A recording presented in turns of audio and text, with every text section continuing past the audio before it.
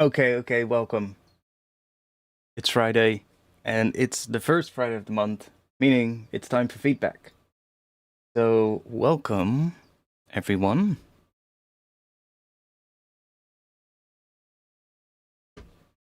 As usual, I hope we're gonna get more tunes coming in. We probably will, but for now we only have a couple.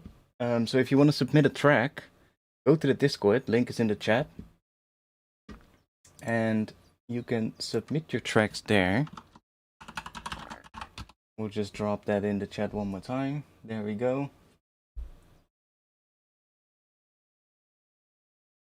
Seems to all be working. Good.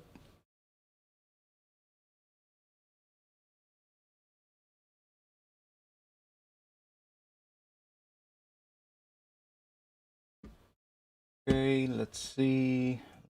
Do that. Everything seems to be lined up. Oh, I actually guessed it right this time.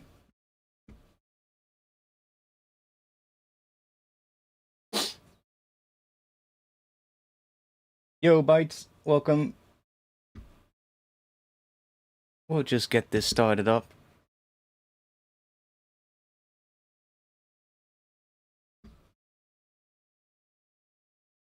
Hope you all doing good.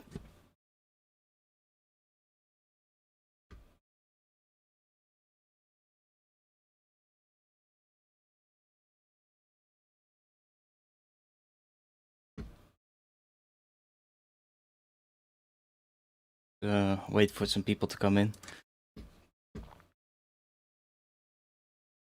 I've been actually looking into some PC stuff, honestly. Like, I hope the stream is gonna go fine, because I had a crash earlier. I think, yeah, yesterday. And my PC just suddenly crashed, and I was like, what the fuck? What's happening? It hasn't done it again, so I think we're good. But I've also been looking into, like, I really want to upgrade my GPU, and I thought, like, I was gonna go and I thought I had it all sorted out, or at least all figured out. But I was doing some research, and I found out that a lot of people are reporting issues with my motherboard and the newer graphics card. So I was like, God damn it. A lot of people are reporting issues that it doesn't work. And so now I'm kind of like in this sort of like dilemma of like, what am I going to do? Am I going to risk it and see if I can make it work? Or do I have to upgrade more than just a GPU? Honestly, I don't really want to, given the prices of some of the things right now. But I might have to upgrade more, you know? And if I'm gonna have to upgrade my motherboard, then, well, good chance I'm gonna have to upgrade my CPU. And yeah, that's probably gonna be a whole bunch of upgrades then that I need to do. So, might have to postpone it for a bit and figure some shit out.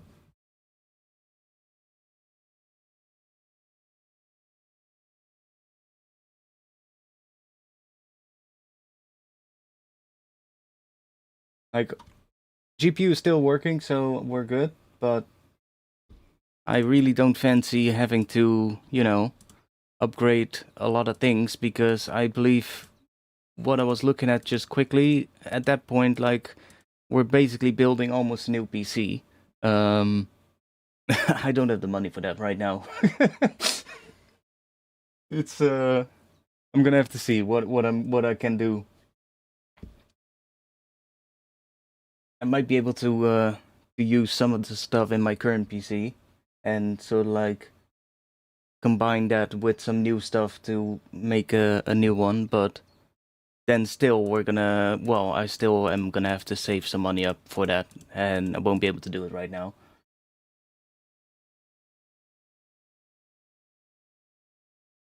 Change the motherboard, is it not possible? Yeah, it is, but then I guess I'm also gonna have to go for a new CPU in that process. I don't know if they still. Let me check. Like the thing is I'm on an i7 7820X, and the issue is it's not necessarily the motherboard, it is the people are reporting issues with that type of CPU, and at least with that socket, and the newer graphics cards. So if I would upgrade the motherboard, then I would, I would still be and keep the CPU, right? I would still be on the same socket. So at that point, I'll have to go to a different CPU as well.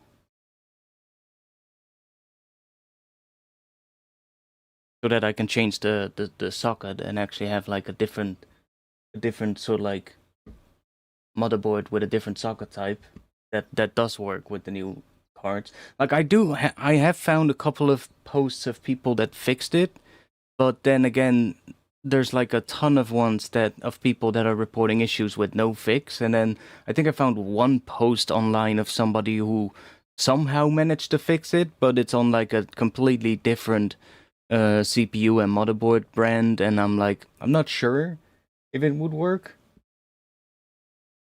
Maybe I'll try it and just see if it works, and if not, I can return the GPU or just keep it so that I have it already and I can, but if I'm gonna build a completely new PC and save up for that, then I might also want to get a different GPU, Because right now I cannot get like every GPU because I'm kind of bound to what my current motherboard will be able to handle.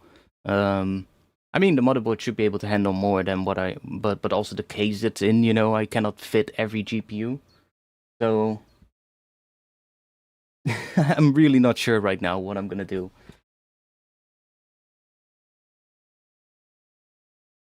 I'll have to do some research and see maybe like how much I would have to save up if I do want to get like a new build or something. Been a while since I built a computer, so would have to look it up and see what the one I really don't fancy the RAM prices right now. So maybe somebody in chat knows. Are like DDR4 RAM, is that still used right now in the motherboards, or is it all DDR5?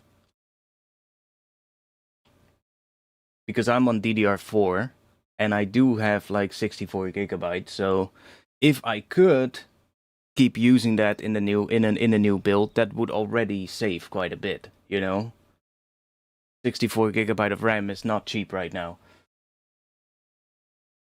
And it will kind of be a waste, So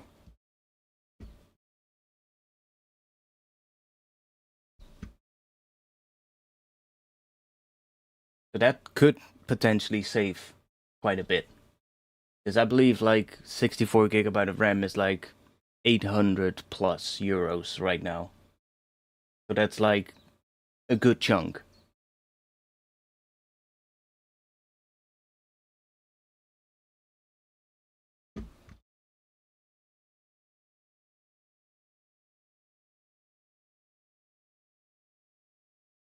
Like ideally, GPU wise, I would like a 5080, but my current case does not really fit that. Unless I do some hacking, I change the inside of the case a little bit. Maybe with a little bit of metal work, I might be able to make a bigger GPU work. But 5070 Ti is the biggest that I can fit right now. But it's the issue with like I see a lot of reports of people that just don't that can't get them to work with the setup that I have right now, and that kind of makes me scared. If you get what I mean. Would really suck if I bought a 5070 Ti and then it doesn't work. Like people are reporting issues that they literally can't get the PC to boot at all. Like it just gets stuck in a boot loop where it doesn't boot at all, and that is not great.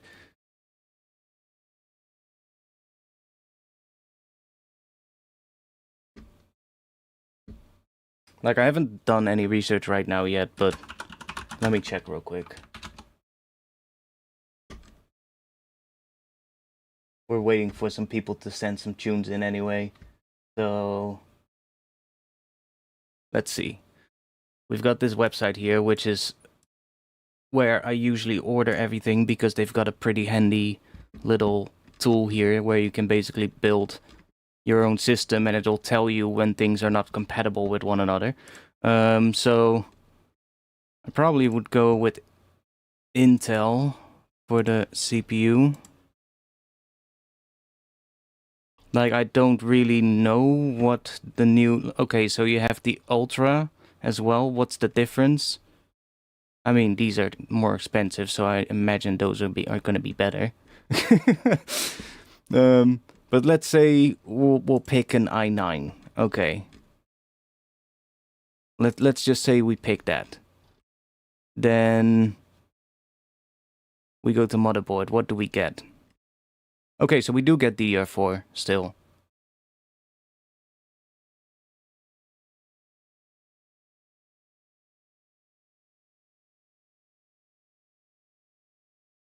Oh, but only 4 slots. My current motherboard has 8 slots, which is a little overkill, but it also kinda means that if I only have 4 slots, that I won't have the full 64 gigabyte. I would only have the... Like, back when I bought the RAM, like, it was so much cheaper to just get 8 gigabyte RAM cards, RAM sticks. So I would still have to upgrade RAM if I want the 64 gigabyte again. So that sucks.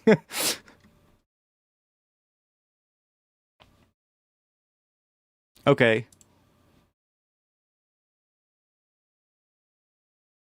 So if we go to RAM, where's the RAM? RAM. Jesus fucking hell, mate.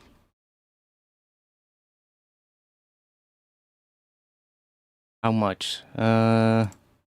If you want 64. What are the prices? Fucking hell. Okay. Holy shit. Okay. Dude, I remember buying 64 gigabyte of RAM and I think I spent like... I don't know exactly anymore, but it was only a couple of hundred. It wasn't this kind of money.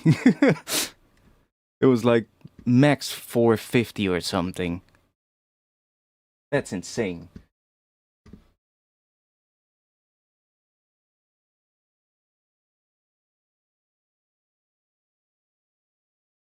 Okay. Well, I'll do some research and see what we can figure out. Yeah, I know, right? Absolutely insane.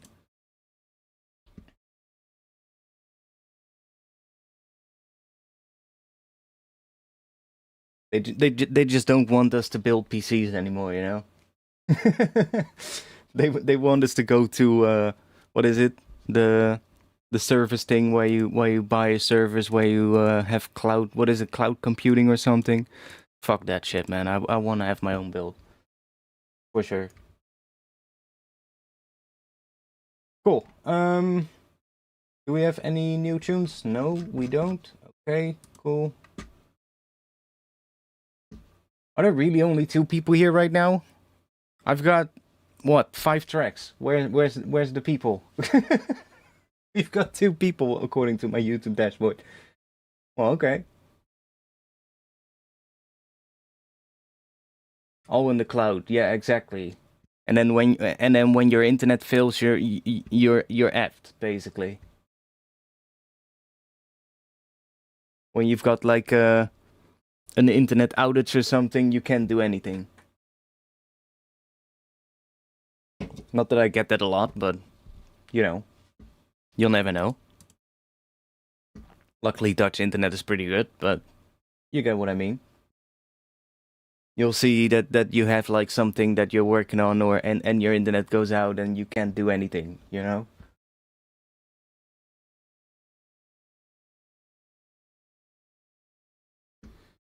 I don't dare send you my shit. Yeah, dude, you should. Just send it.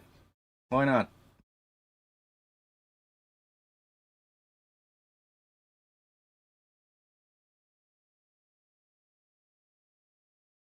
So people coming in right now, we're doing feedback. If you want to submit your tracks, go to the Discord. Link is in the chat in just a moment. Submit your tracks in the live stream feedback channel. And we'll go listen to some music. Okay. Yeah, dude, just send something in. I don't care. It's all good.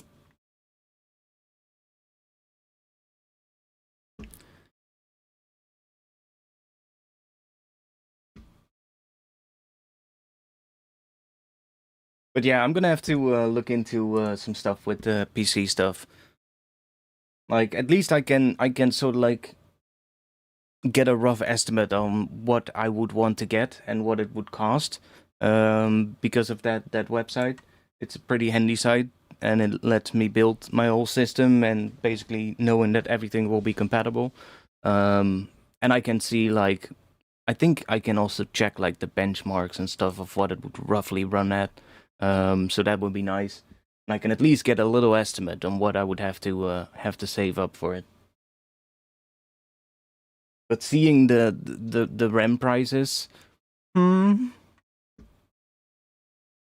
not great.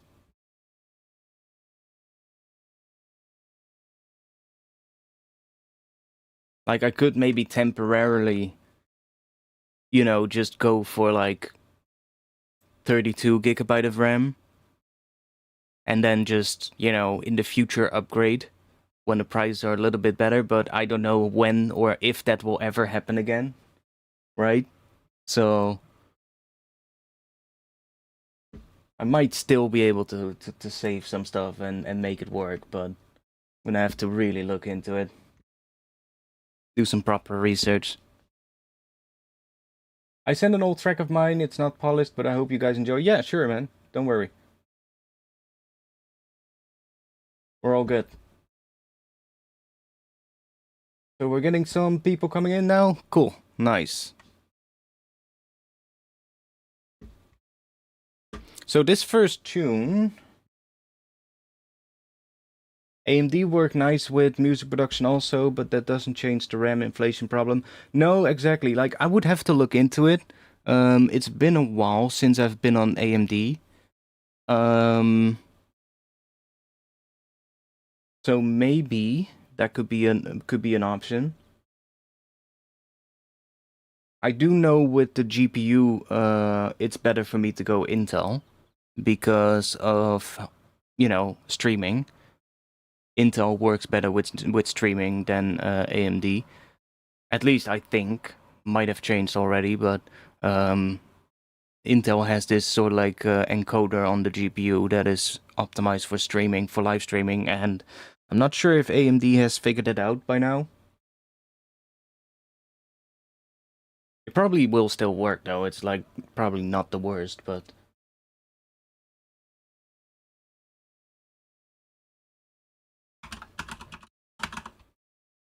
what is the difference in prices, by the way, between AMD and Intel CPUs? So if we have, let's say, about 480, 500, something like that, for an i9. Okay, so it's sort of like similar.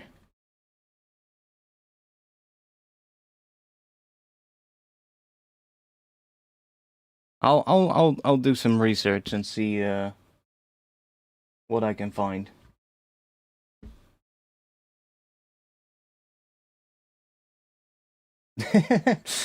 Yo, Angel. Hope you're having a good one then.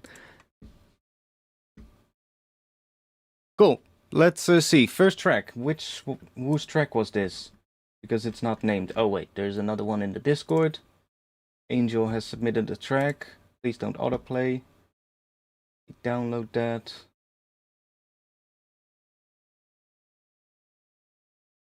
First track is Pyro Beats. And I'm seeing a lot of people are Or some people have given it a fire emoji and a laughing emoji, so I'm kind of scared. What are we gonna get now? Yeah, I would have to look into the whole thing with that.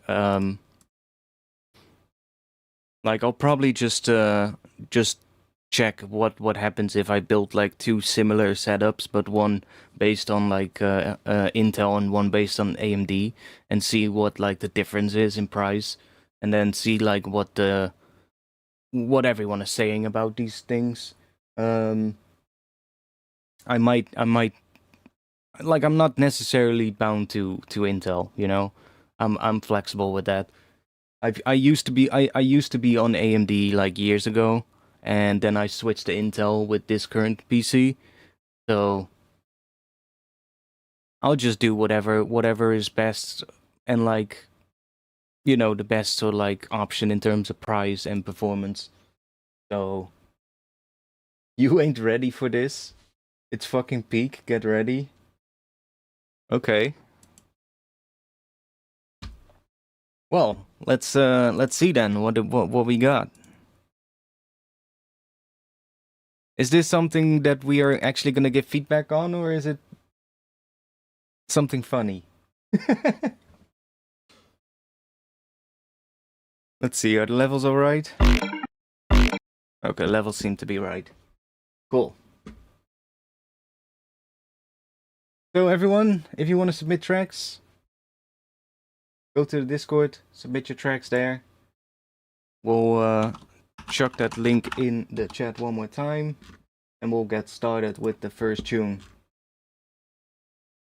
Now AMD is close to Intel, I assume. Yeah, I would have to, like I said, I would have to really look into it. Like I'll just read some reviews and some things people are saying, and figure out what would be the best option. And also see, like, you know, where I can maybe shave off some money by using some of the stuff in my current PC that is still good, because there's definitely a lot of stuff in there that is still usable. Like, for instance, like the SSD drives are still good, you know, so I might be able to just reuse those. The RAM is still good. It's just that, sure, it's maybe not like 16 gigabyte sticks, it's 8 gigabyte sticks, but if I could find a motherboard with 8 slots, that would be perfect.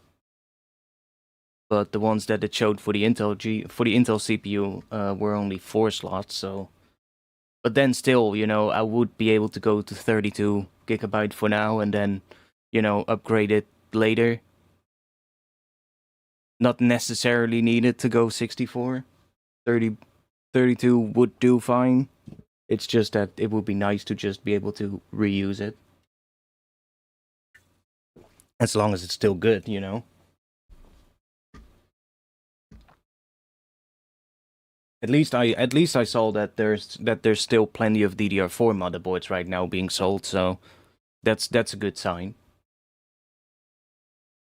I thought that by now it would have all gone to like DDR5, which would have meant that I would have to upgrade my RAM as well. But if DDR4 is still an option, then. But then again, I also would have to look into like what the difference is between DDR4 and DDR5. Like I said, it's not like I keep up with these things a lot. Like I usually when I need to get like new parts or a new PC, I'll start doing research and I have to refresh my memory and be like, okay, so what is what, and what is best right now. But mainly the prices right now are just insane of some of the things. So yeah, that's gonna be the biggest thing. Just looking into like what is gonna be the best option in terms of price compared to performance. Cool. Let's have a little listen. Pyro Beats. ROT. Don't know what it stands for. ROT Demo 1. Let's have a little listen.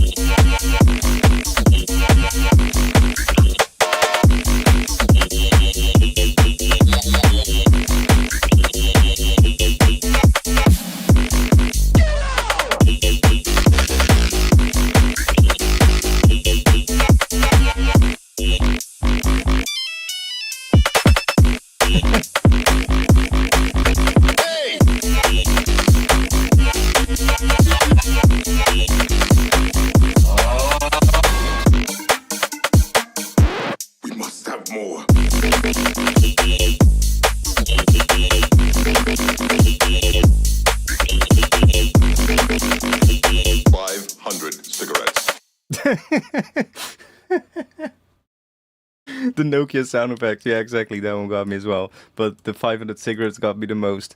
I actually kind of like it. I was gonna say like it would be nice if it switched up the groove, but then you kind of switched up the groove here, so not really gonna say anything about that. Like this section, I was like, okay, but just having that same sort of like repeating thing, and then I was like, maybe it would be nice if the groove changed a little, but it actually did, so that's good. I'm not sure about some of the sound effects though.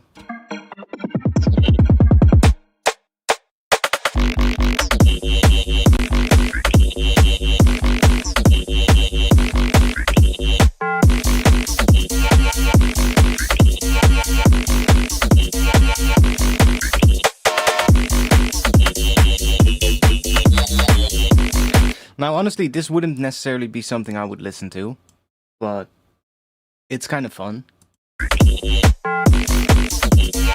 I can see this being fun to produce, though. That's the thing. Like, it wouldn't necessarily be something I would be listening to, but producing it, I can see that being quite a bit of fun. Taco Bell sound too? I wouldn't know anything about Taco Bell because we don't have Taco Bell out here. I think. At least. I don't think I've ever seen one out here.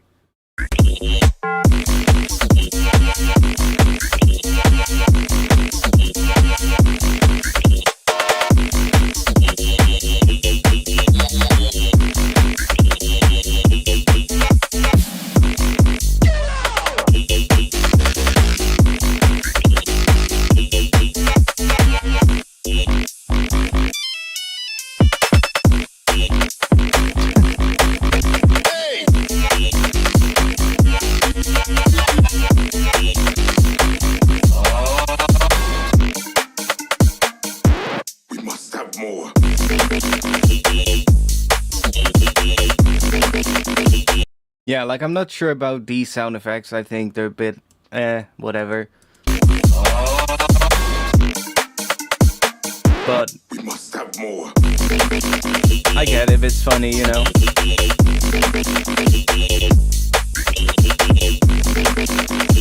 500 cigarettes.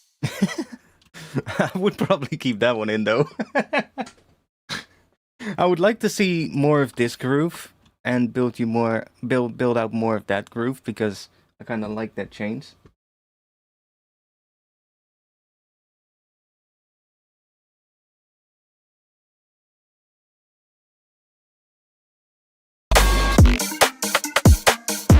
We must have more.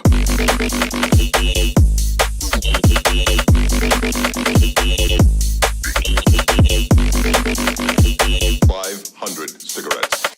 How would it sound if it was drum and bass? Yeah, could be cool. I don't even know what tempo this is, honestly.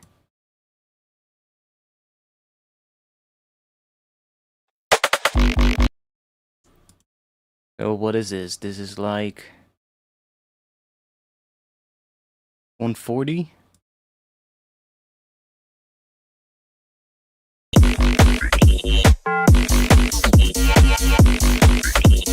Or not? We must have more. Yeah, it seems to be 140.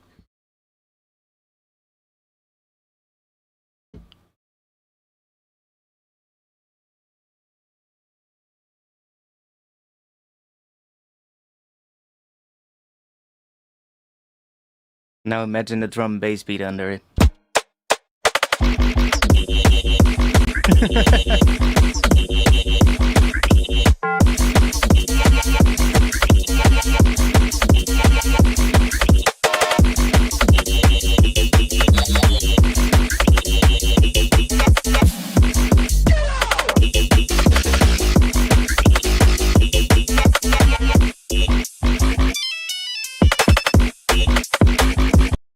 I could see it working somehow.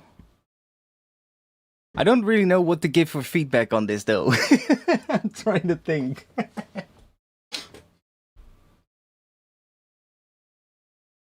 Maybe I need 500 cigarettes.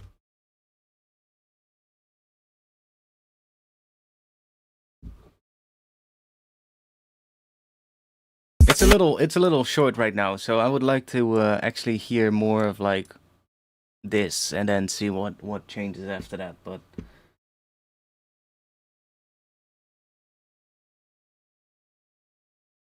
that Nokia sound and the RS peak, it's actually, I don't know, man. I guess as a joke, it's okay, but if we're gonna turn this into a tune, then not sure about that.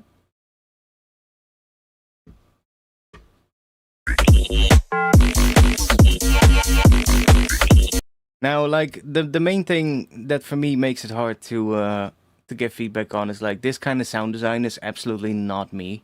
Like I don't normally listen to anything like this. Like the main bass synth sound design and stuff.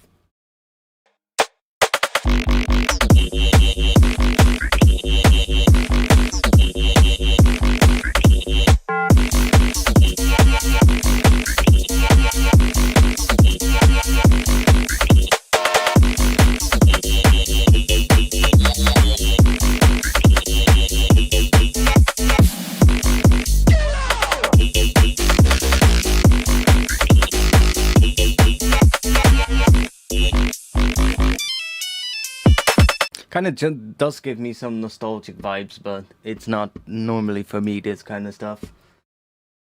I just like it. I mean, I do see the potential with it though. There's probably plenty of people who would like it, just not for me.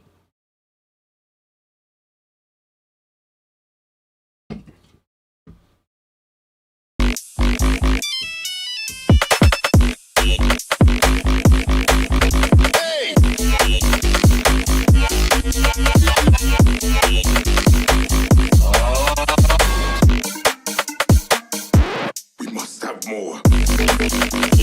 What is that vocal from? It actually reminds me of something. It sounds familiar, but We must have more. sounds familiar. We must have more. I think I heard it somewhere before, but don't know where it's from. We must have more.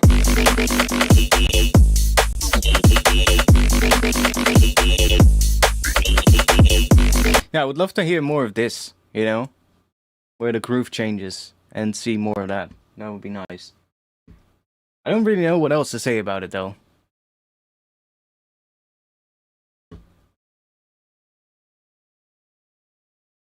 But I appreciate the effort.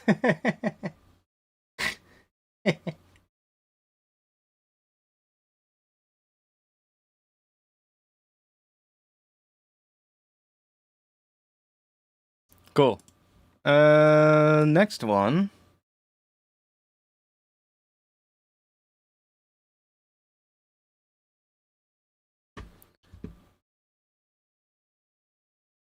What do we have? Switchblade. Oh, this is NG. Wait, is this another was you were the person that submitted metal before, right?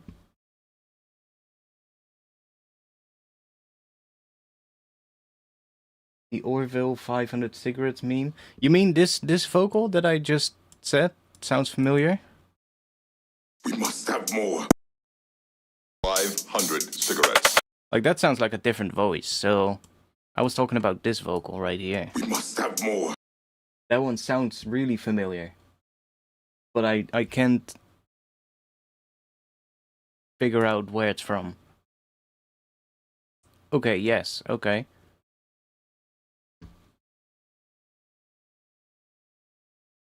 I mean, it sounds like a different voice to me, but who knows? It could be from the same thing.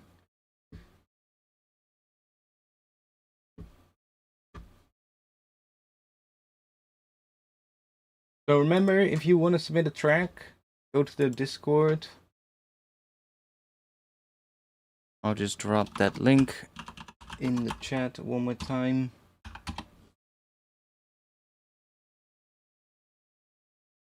Two different characters in the same scene. Okay, I mean, that makes sense.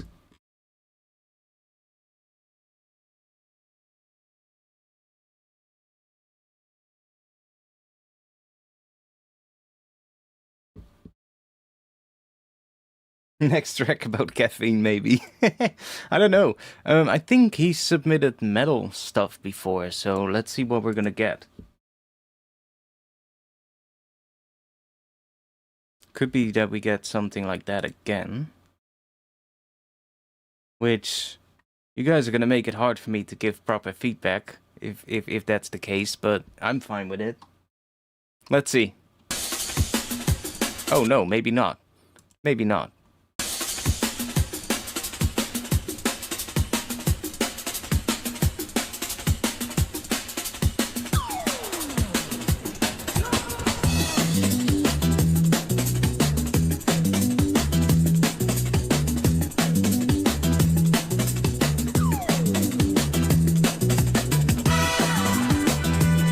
Okay.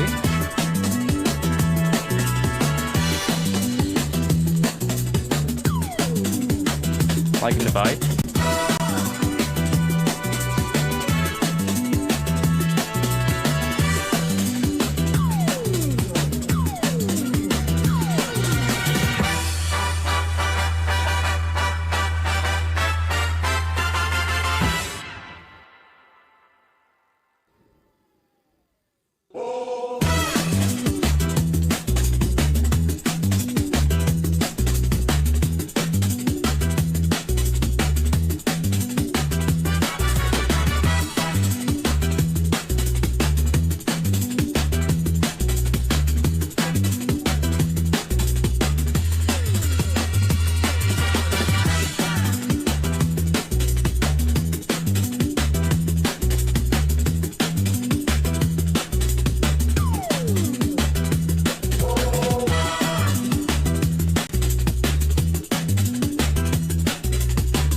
It's a little quiet though, right?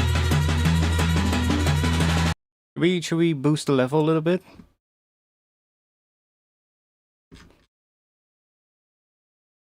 Spy and base. I mean, it does sound kind of interesting. Let's see what we get if we just boost it a little bit. Probably should put that on the master track here.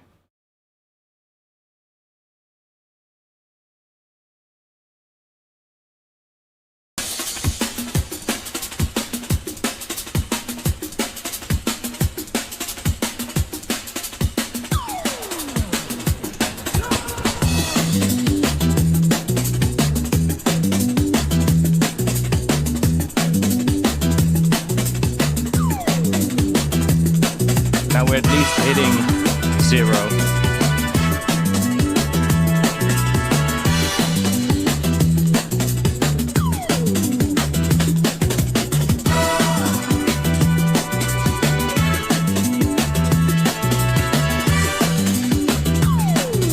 Getting also some slight, like, Latin vibes from the brass and stuff. It's kind of cool.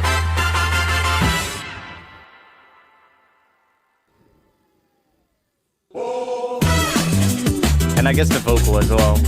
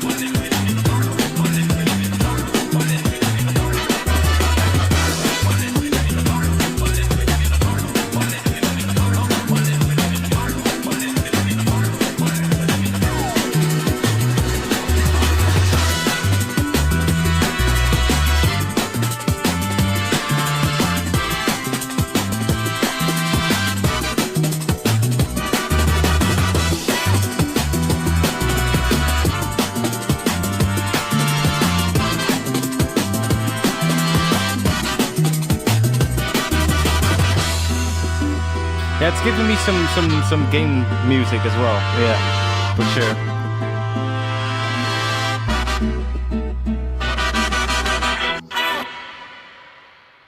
Not sure about these bosses though, but okay, I guess that works.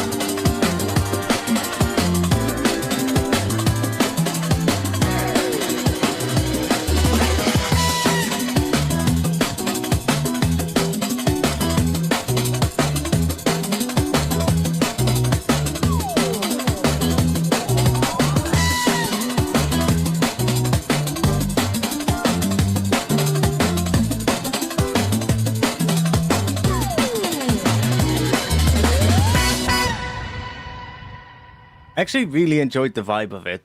I do agree with somebody in chat. The drums in general, it's not just the heads, but the drums in general sound a little bit phasey.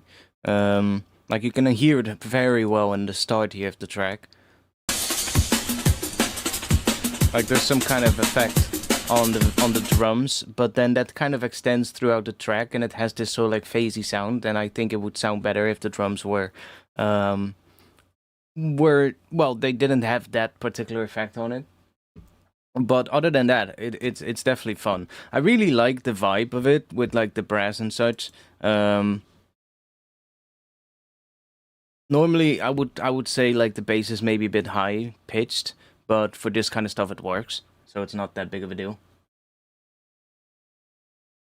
Like if it was like actual traditional drum and bass, then the bass would probably be too high pitched. But for a vibe like this, I think it works just fine. But yeah, it's mostly the drums that I think you should improve on.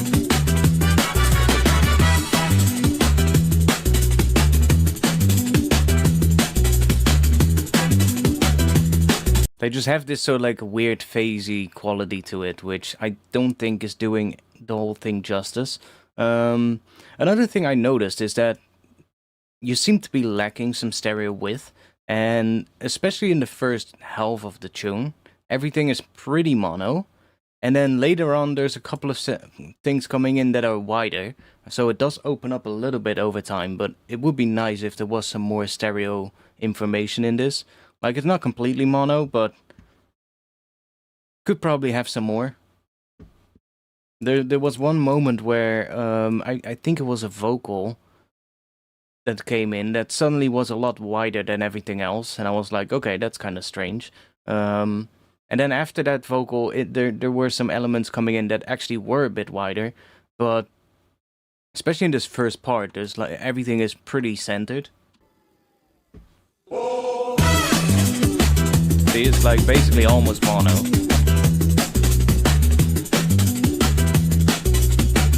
Yo, Greedo, welcome.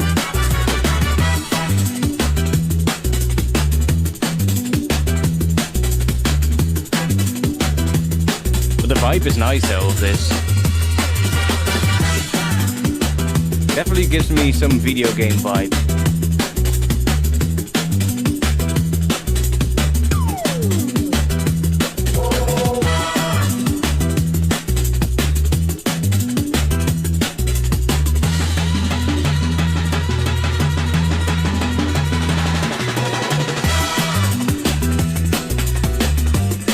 But like, it would be nice if some of that brass, for instance, was a bit wider, so you had a bit more stereo width on that. Maybe like the high end of the drums as well. And you could probably do that pretty easily if well, first of all, I would try and fix the drums so that they don't sound that phasey. But then, you know, like if you just run the high end through like some really short convolution reverb and just make it really short so it doesn't really add long tails, but it just adds a bit of width.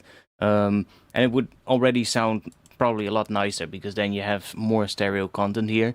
And then the brass could be a bit wider, maybe double it up, or like, you know, maybe even run that through some convolution as well so it gets a bit of width.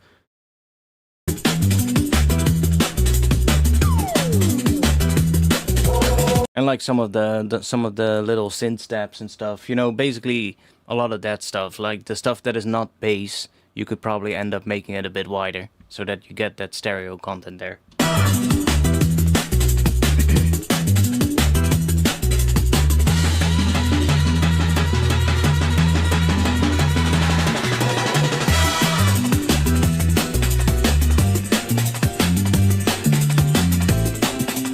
These steps right here, the synth steps, could maybe be a little bit louder as well, a bit more up front. Like, I like when they are coming in, but keep the same drum programming. Yeah, exactly. The drum, the pattern and stuff is good. It's just that the sound of the drums is not ideal right now. That's the main thing.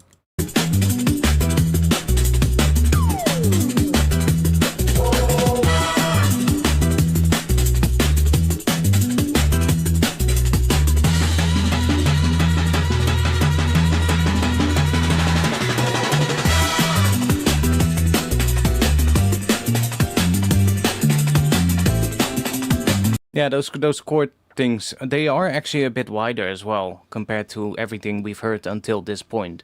But they also sound a little bit buried in the mix, so I would probably bring them more up front, maybe make them a little bit louder.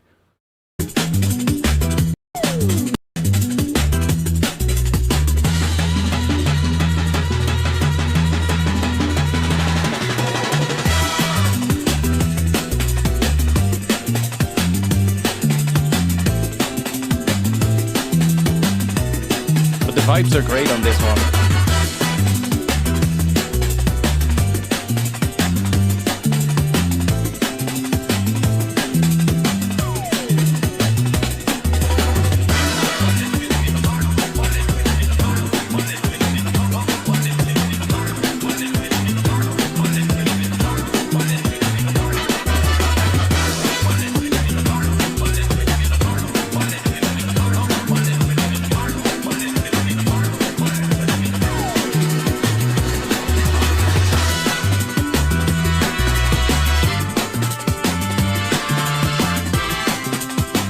Yo, Decode, welcome.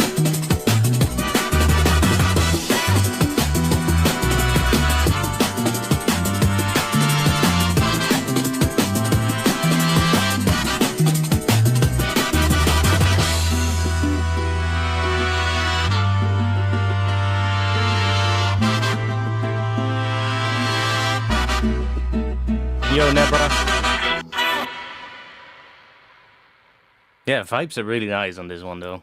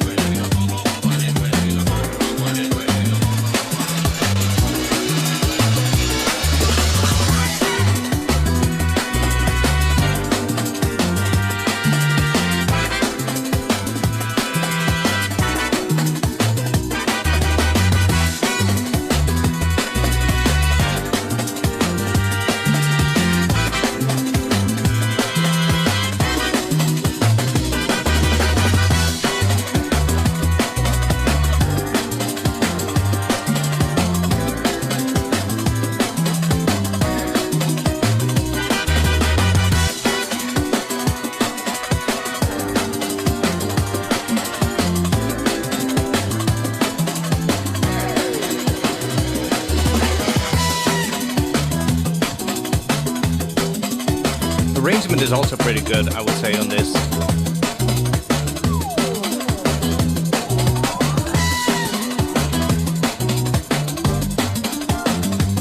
Yeah, brass stuff is great. I love it.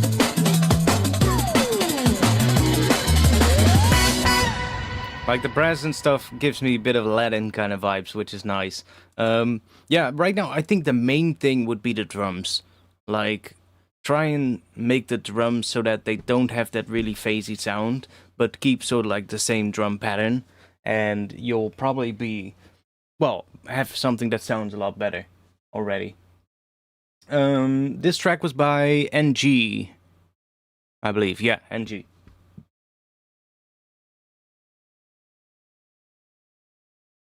But really good submission though. Like I really enjoyed that. It was actually kind of fun.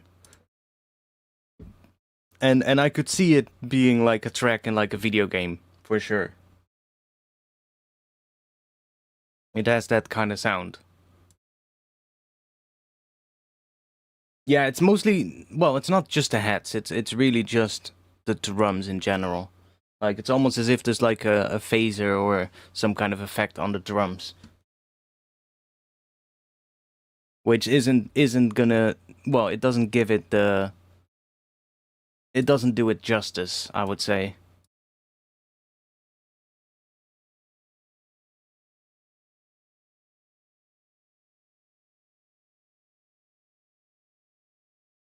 Okay, we have another track. Let me download that.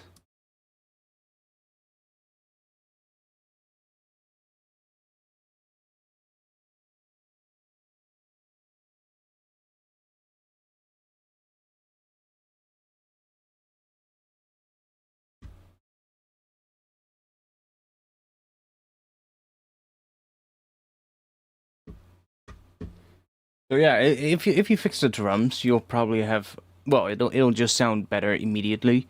I don't really think there's too much else that would need to be fixed. Like some of the balancing could be slightly better, and you know, a little bit of the working a bit on the stereo width of everything. Like I said, the brass could have a bit of width.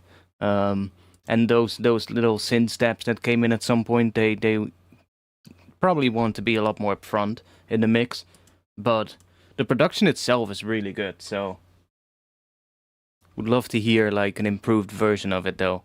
Like, I enjoyed it a lot. Next one is going to be Carter. So we're gonna go and probably get drum bass. Oh, let me also make sure that we don't have the... Oh, I already turned it off, good. Because this one seems to be louder.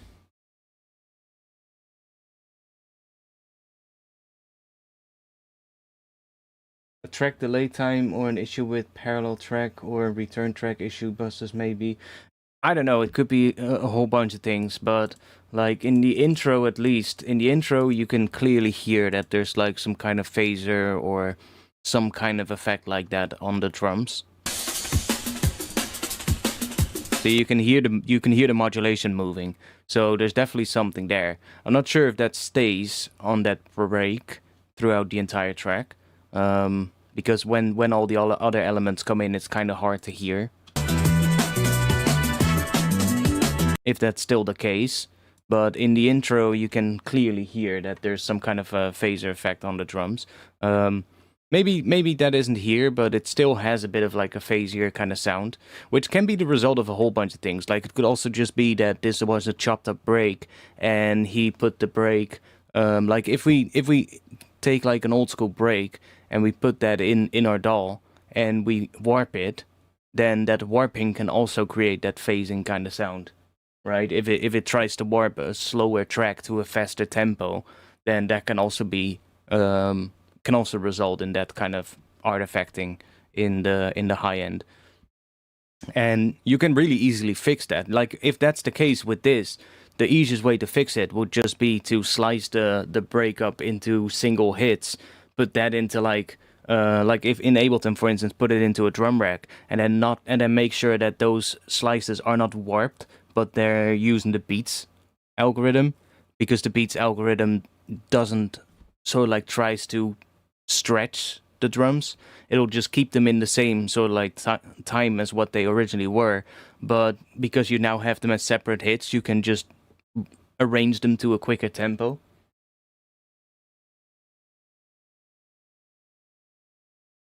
Because like if we have I don't know if I have like something here. Like most of these loops here are gonna be quicker or slower tempo, or a drum bass tempo, I should say. And there's a couple ones that aren't, but if I play those, then we might get copyright claimed. Well, that's not a big deal because we will get copyright claimed no matter what. Let's see. I mean, these are recs, so cool. So if we have this, for instance, which has a good amount of high end as well. Not sure what the tempo is of this, but looks like it's completely wrong right now.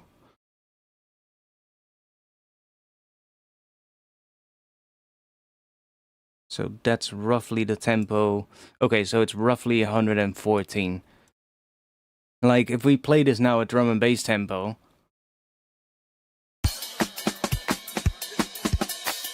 see, it also gets a bit of a phasey sound compared to if we just play it at the original. Like, it's less noticeable than when you actually put like a phaser on the drums, but the warping just sort of like creates this artifacting as well, which isn't always the most pleasing to listen to. Auto Pen Tremolo Ableton plugin also gives this. Yeah, could also be the case. Like, the easiest way for me is to, you know, just go in here and sort of like make sure these warp markers are in the right place, and then just right click, slice the MIDI, and make sure that all of those slices are set to the beats warping mode, and that way it will basically, you'll just have the same exact sound as the drums already have in the original drum loop, but now you can arrange it to whatever tempo you're working on, which is gonna be best for the sound quality of the drums. But like, it depends on what is creating that sort of like phasey sound on the drums.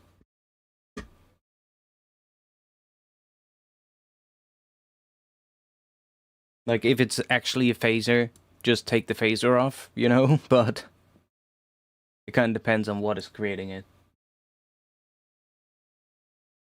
Yeah, warping in Ableton is great, but it can also, especially on stuff like drums that have like cymbals in it or hats, then especially on the high end, you'll really start noticing that artifacting.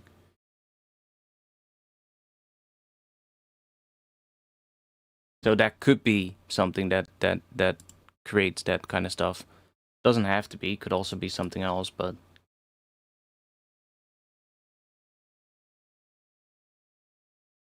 usually with drums, I'll definitely try and keep it unwarped, or at least keep it on like an algorithm that doesn't do any stretching, because that's when that artifacting starts to happen, is when you stretch it. Now it's even more noticeable when you take like a fast loop and you stretch it to something slower. Then it becomes even more noticeable. It's less noticeable when you take a slow loop and stretch it faster, but it's still, you know, it still adds like weird artifacts that you probably don't want. There's two options in really with drums, in my opinion. One would be to stretch it using the repitch mode, which is going to actually, you know, make the pitch higher of the drums, which can actually sometimes be a desired effect. Like, take an old school break and pitch it up so that it gets to the tempo you want it to be in. That could actually be an effect that is actually nice, you know? But if you don't want that and you want to keep the pitch the same, but you want to arrange it to a quicker tempo, then the beats algorithm is the way to go. You just have to make sure that all the warp markers in the right place, and you can, you know, either chop it up to like a drum rack or something, or something like that. Or if you want to keep it as audio, then just make sure that all these warp markers are in the right place, then set it to the beats algorithm, and it will just keep the drums all at the same length. Won't do any stretching, but it will just sort of like cut out some of the stuff. It doesn't really work when you have like a a fast loop and you want to make it fit to a slower tempo, because then you're gonna get these gaps in between every hit. But if it's like a slow loop that you want to fit to a faster tempo, then it's just gonna cut some little pieces off at the end of every drum hit.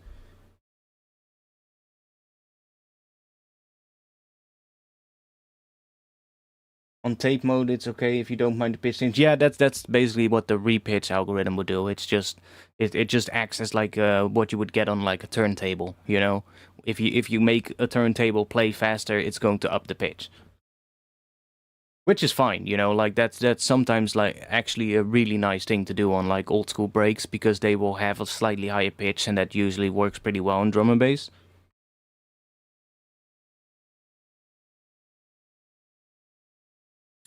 Anyways, next track. Carter, take it.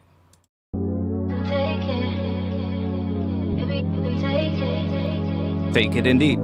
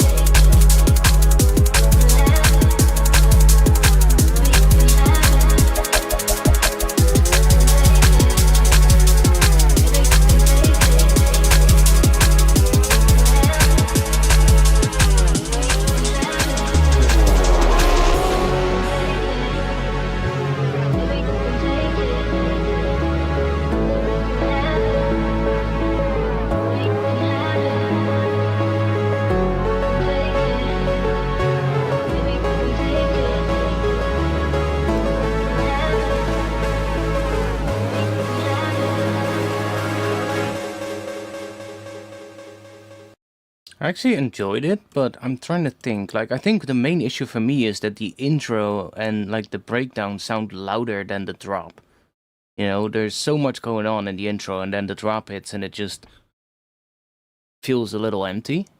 It's fine as to like stuff that comes in the drop, because it does sort of like add stuff in later again, but I'm thinking it might actually be cool to have like a little, like the fact that the intro is so full is fine, you know. I think it would might actually benefit from like a short break before the drop hits, so that you give it some time to sort of like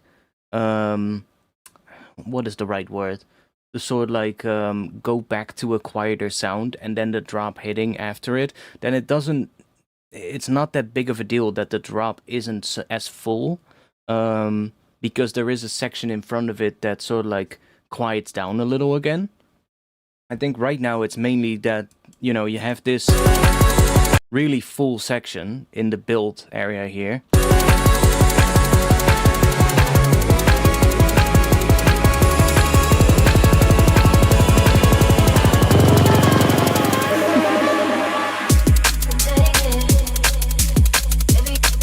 And then kind of goes, it feels like the energy goes back down in a way.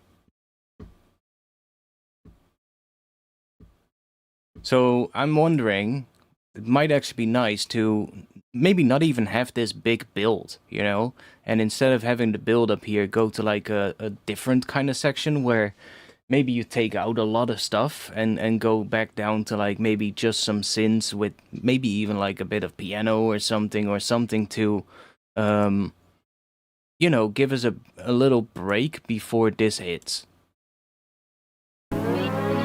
And maybe do like a lot more of a subtle build in that section.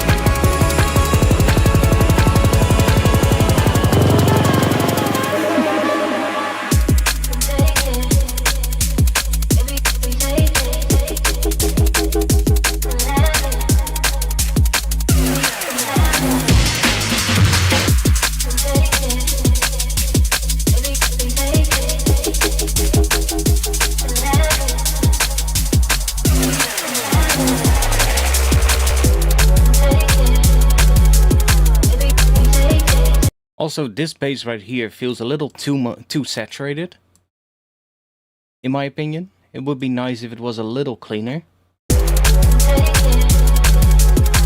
Or just feels like it's too loud, maybe. Like, I think there's just a bit too much saturation on this bass for my taste.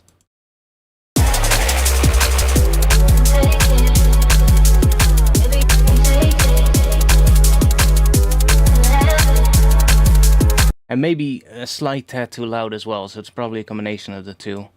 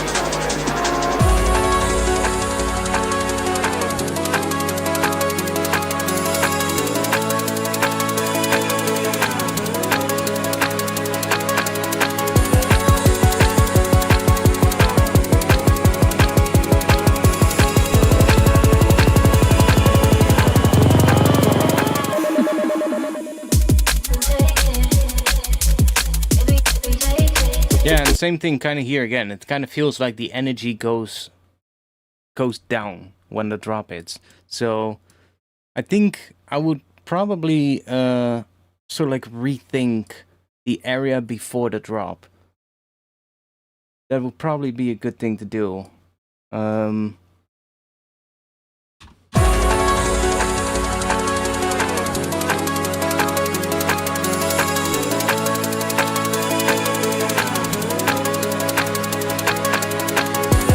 I just think for this kind of drop, I think it's too much to have this sort of like big build in front of it. With like the kick drum, you know, coming in and sort of like speeding up. And it's basically your typical kind of build up. But I don't think it's the right choice for this. I think it would be a lot more interesting if it went to, you know, something that maybe doesn't even have that build. Like maybe just a very subtle build. Or maybe not even a build. Like just something that goes back to synths and maybe a slight piano layer, like I said earlier, and maybe even having like a filter closed down on top of it, so that really builds down towards like almost nothing at the end, and then the drop hits, so that the contrast is going to be bigger as well. Because right now it just feels like you're building up all this energy and then that goes away again. I do like the vibe of it though. I just think the arrangement, I would make some slightly different choices. But yeah, you can hear it, right? Like this, if we just play this, how loud it feels, and then we play this. It just feels like it's a lot quieter because of how full this section before it is. And that is, I think, well, it just takes away from the energy that it should probably have.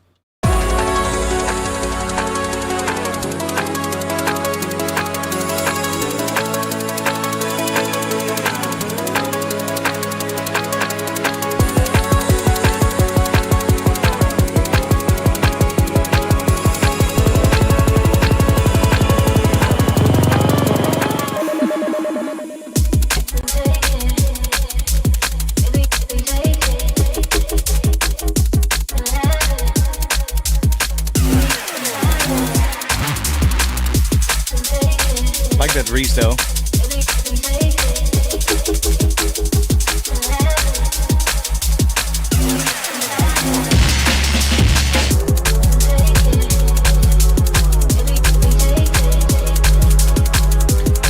And again, this bass, it's the same as the one we heard earlier, but it just feels too saturated. I would like less of that. So like, let's see, it's like this harmonic right here. I would want to hear less of that and be more focused on just the sub.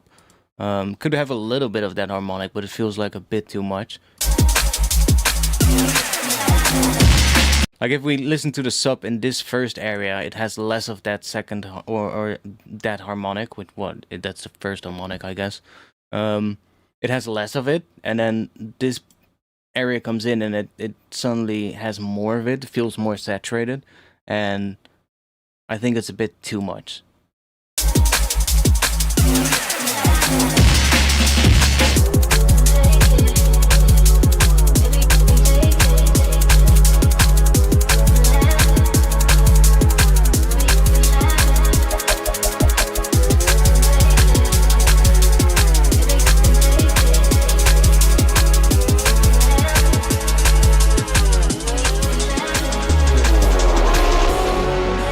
See, already when we do that, it already sounds better.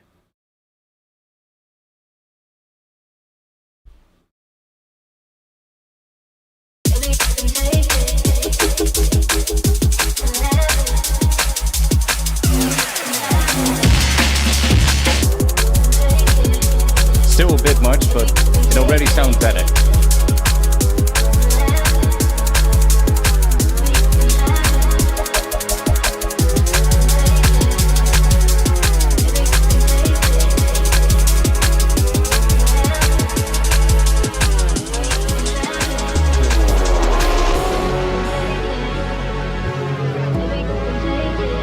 Just taming that a little bit might actually just work.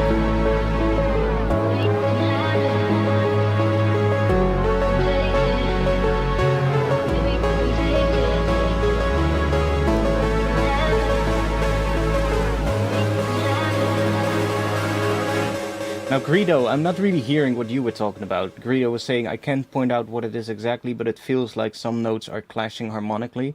I'm not hearing that, actually. There's maybe just the only one that maybe you are talking about is, I think it comes in here as well.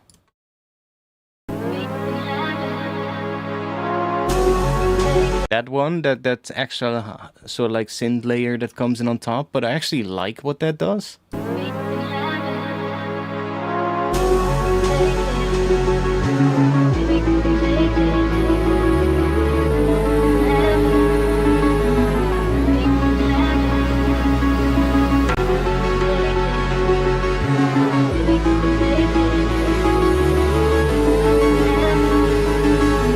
Maybe that what is it? It sounds like a female voice or something.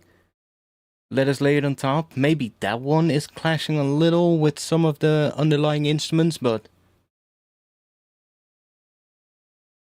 that's maybe the only thing.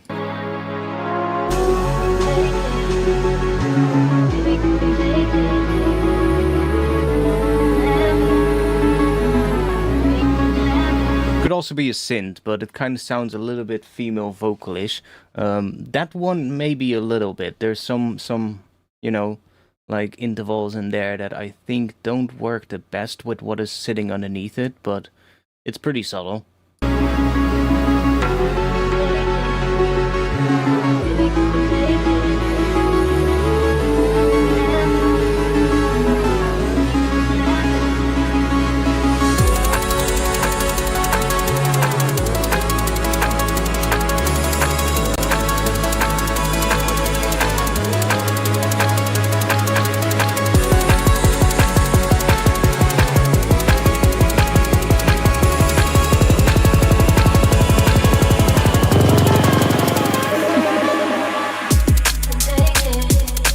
Yeah, I think the main issue for me is just that the energy feels wrong in terms of like in the build and then the drop.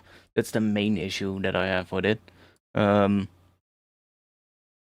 I would probably just change the arrangement of this, you know, this whole build area. Something feels wrong musically, but I can't exactly point it out. My commentary might be pretty worthless. It's hard to pinpoint for me. It's good, man. It's good. I didn't enjoy this one, though, so let's see what we get next. Holy shit, we get a long tune. Maltese. Holy shit, mate. We even have to turn that off. What do we have here? A 12.5-minute tune. Dude.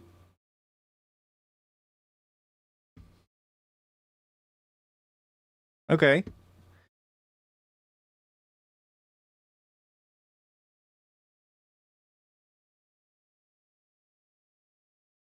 I mean, it looks like it's mostly like an ambient kind of thing. But let's see.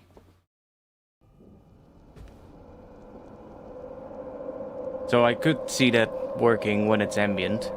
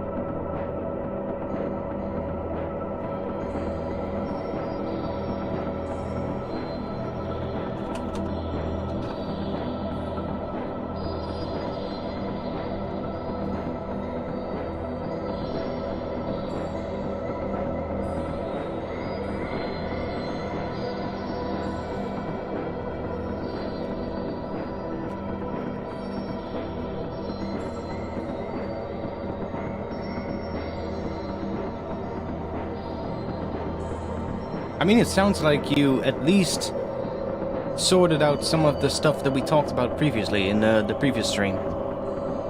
Like, you had this really muddy, so like low mid area in a lot of your tunes, and so far I'm not hearing that right now. That's good.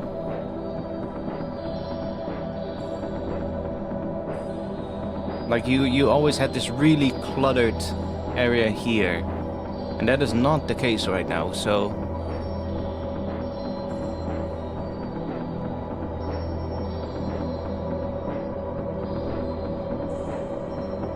Like, what isn't can still come, of course, but so far so good. Maybe dragging a little bit, but, you know, it's also the kind of music that I would, you know, see more as background music to something else, so... It's fine. We're also coming from a drum and bass tune, of course, so... that might skew things a little bit.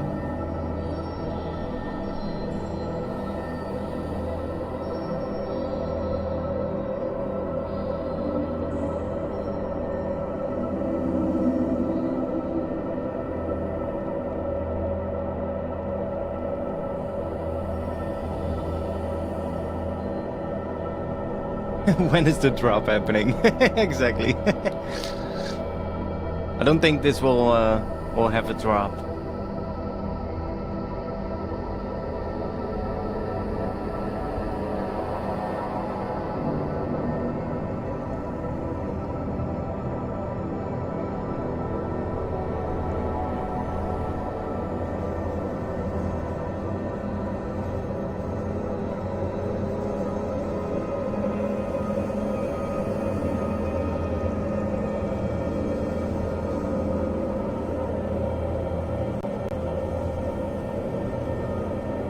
It's really kind of giving me some like dark ambient kind of vibe.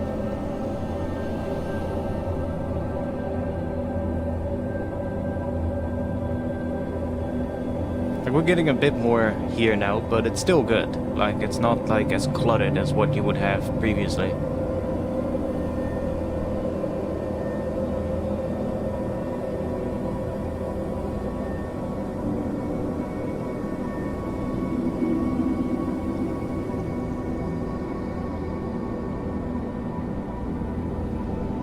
I would like to see a bit more maybe in terms of changes in terms of dynamics though.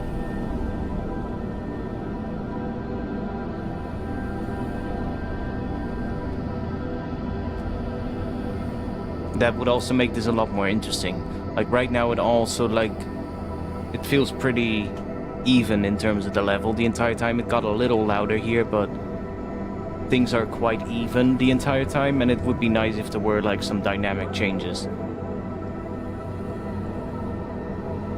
Especially with like dark ambient and stuff. Like there's a lot of like use of dynamics most of the time to keep things interesting.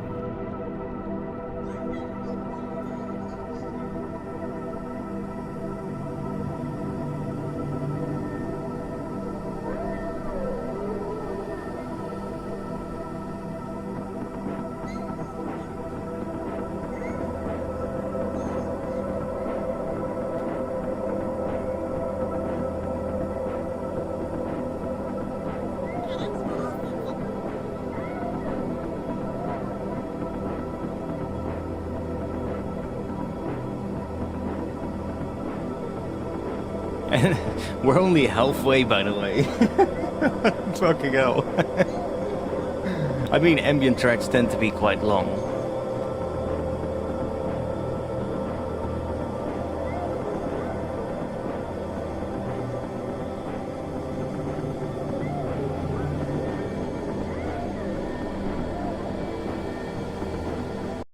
Can you share vision settings? I mean, we can look at it real quick. So there you go.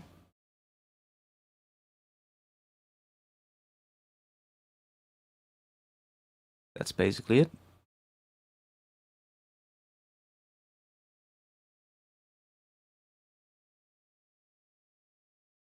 I think it's pretty default still. I might have changed a couple of things here and there, but it's not that much that I changed. I'm not the only one hearing voices in the track, right? No, there's like some, it sounds like some kind of voice things in it, yeah.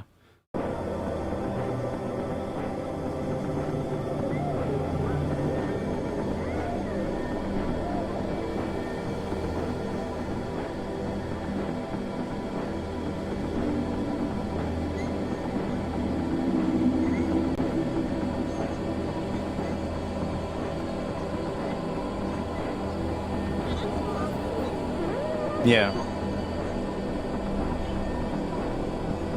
Some like inaudible voice samples that you can't really hear what they're saying, but that's fine, you know? You hear that stuff in ambient quite a bit. And like Foley stuff and that kind of stuff. Weird, that sound was kind of odd. This one.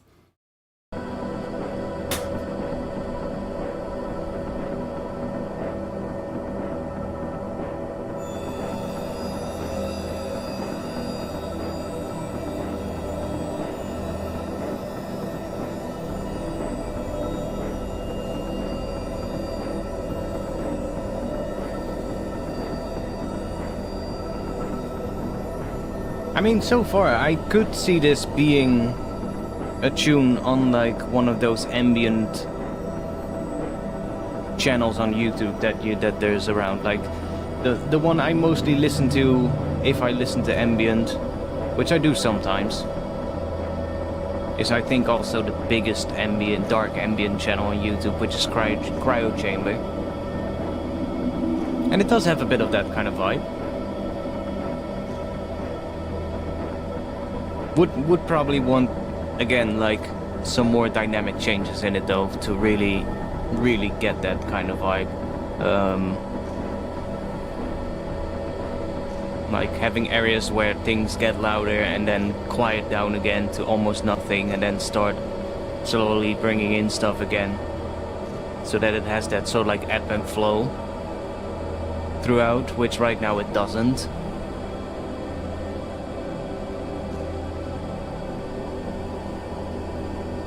And then often it can be nice to have like some kind of, I would maybe say like chord progression in it, but just a really slow one, you know? So that every once in a while it changes to like a different sort of like underlying note under everything that's like a different note than what is played throughout the most of the entire piece, so that there is this moment happening where things slightly change harmonically. Of course, it's like gonna be subtle because it, you know, it's gonna be really slow, but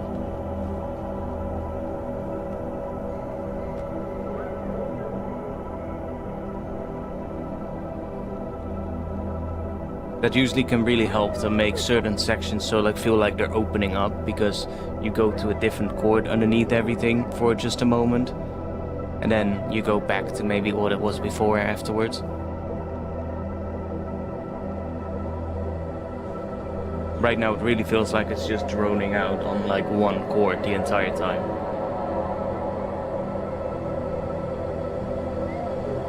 Also, I've been wondering if it's acceptable to submit an unfinished D&B tune. Yeah, of course.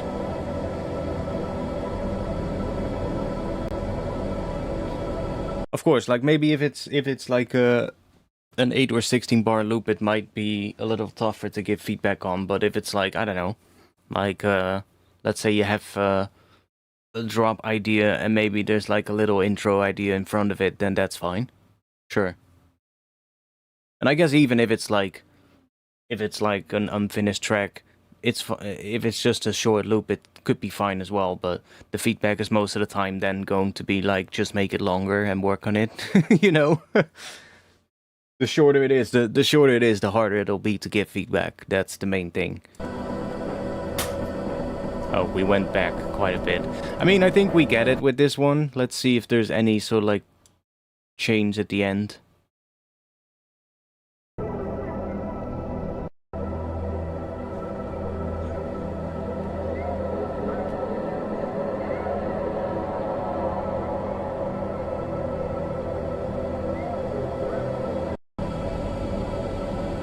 I don't think so.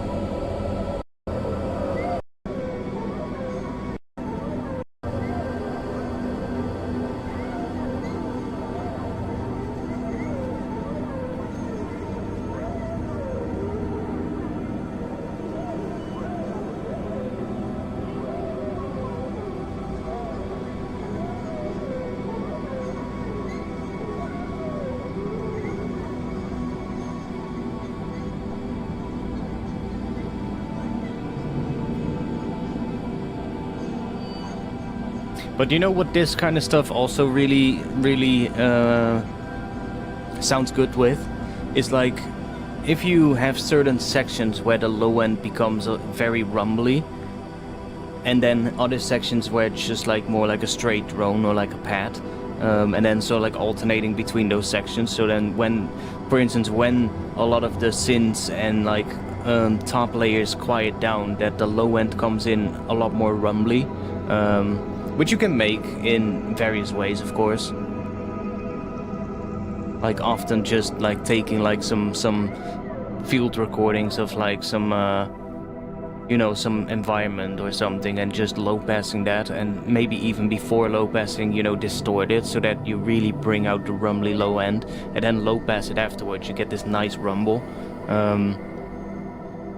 and you hear that a lot in like dark ambient.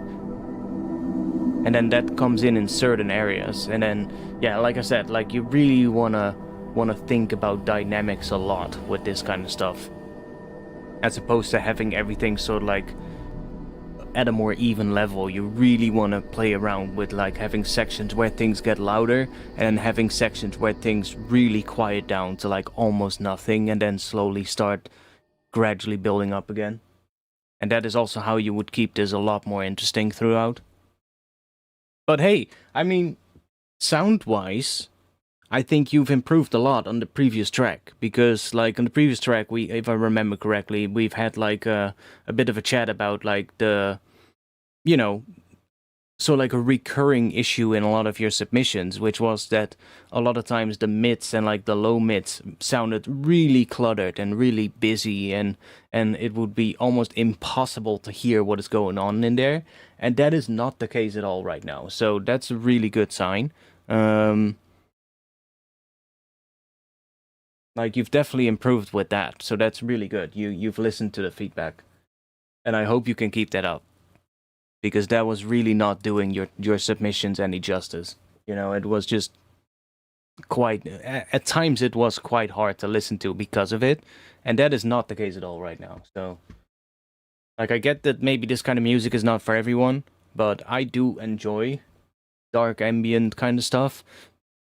This one, I kind of feel like it borders on like dark ambient. It's not dark enough for me.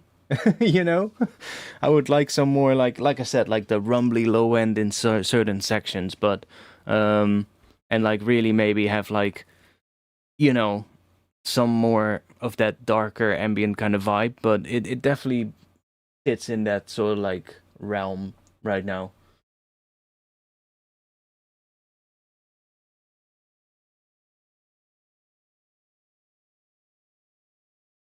Let me check. Do we have any new tracks? No. Okay, cool. So I don't really know anything else to say about this one. I think texture-wise it's all nice. Just would like a little bit more variation, you know? And definitely in terms of dynamics, that would be the main thing. But sound-wise, it sounds a lot better than what we had before, so good job. I don't think he's here, by the way, today, but he will probably check out the feedback later when he has time. So, next one is Aftermath Audio. And I think this might be another cinematic kind of thing.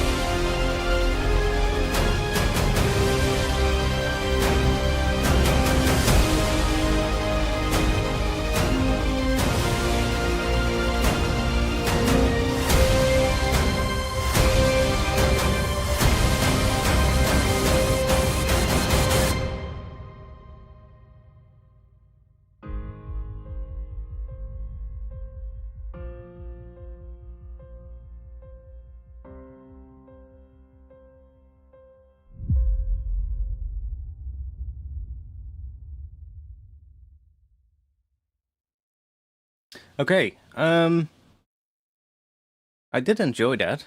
There was a couple of things though that I would like to see improved. Let's see.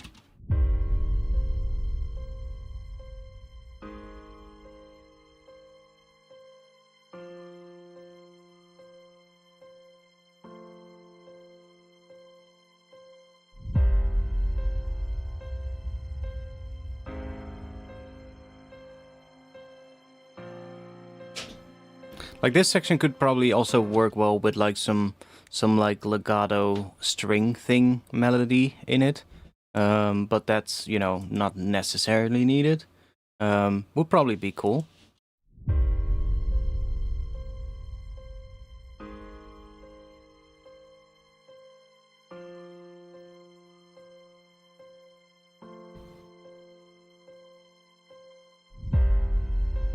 Like coming in on this hit, for instance, having like a legato string melody coming in.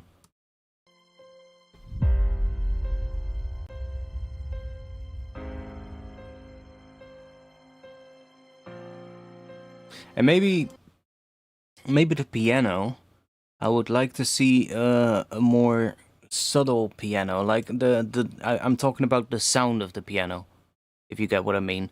Like maybe a piano that is more like a bit more intimate, like the lid of the piano closed down, if you get that kind of thing, you know, where like if we have let's see, if I grab, let me just grab Noir real quick. I think that one gives us the option to do that.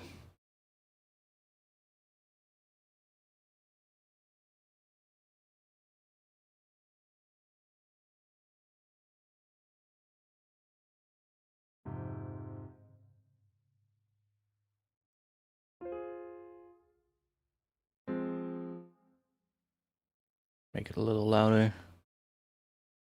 So I think right here we does it do that? Oh yeah, of course we have the color and the tonal shift here. So like you got like the a bit more of a sound like that, where it almost sounds more low pass, but it's more like the lid of the piano is closed down a bit more. So it gets that more like intimate sound versus having it more like that, where it sounds more like that, which is more open. And I think it would be really nice if it had more of a sort of like more like closed sound, which makes it more intimate sounding, you know?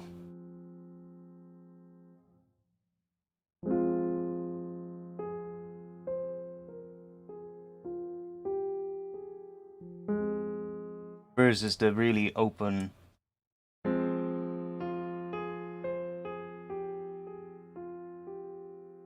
It just sounds a lot brighter that way, and I think for this kind of stuff, it immediately sounds maybe a bit darker, maybe a bit more smooth if the piano has that sort of like more intimate sound.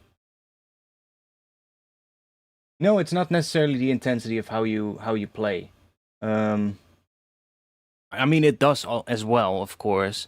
Like if we play a really loud note, loud chord, versus a really quiet chord, sure. But like, there's also the color of the piano itself, you know. And usually that is indicated with like if you have the lid of the piano fully open or half closed or fully closed, it gives it a different tone. Where when it's closed, it makes it sound darker because there's less brightness on it. And that kind of stuff is, I think it would work really well.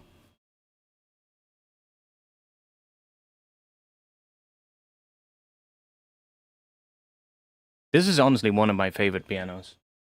One of my favorite piano libraries.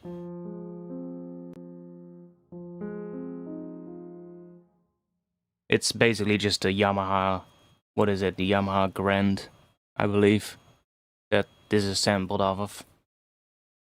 But it's a really nice sounding one. But yeah, it's like that kind of difference, and I would like to see it more like darker versus what you have right now. Oh.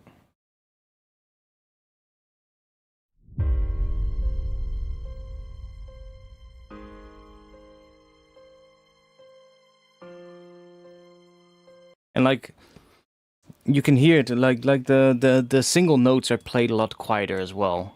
So those already sound a bit darker, but the chords itself are played, it feels pretty loud, or at least with a lot of pressure, and that way they already sound more brighter as well. So what you do want to do sometimes is, if you have everything played a bit quieter, that you know, use some like compression or something to kind of bring it up a little bit in level. That can work. Because piano does tend to be quite a dynamic instrument. So sometimes you, especially if you use like really quietly played stuff, you might want to bring it up with some compression so it at least sounds more like the right level. But you'll keep that tone.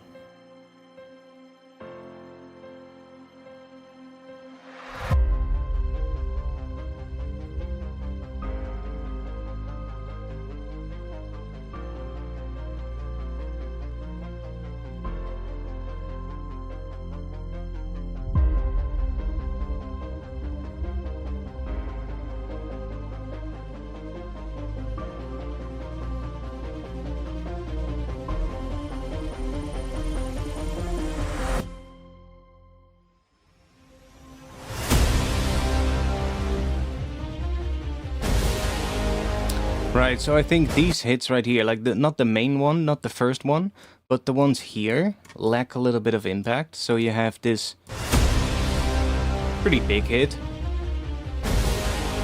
And then these ones kind of feel like they lack a little bit of punch or a little bit of impact at the start of it.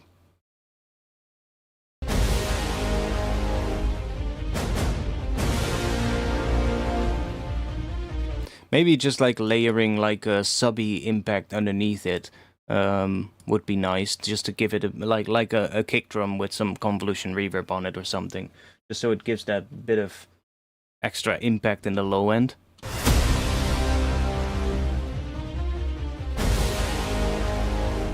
And gives it a bit more of slightly more like transient information.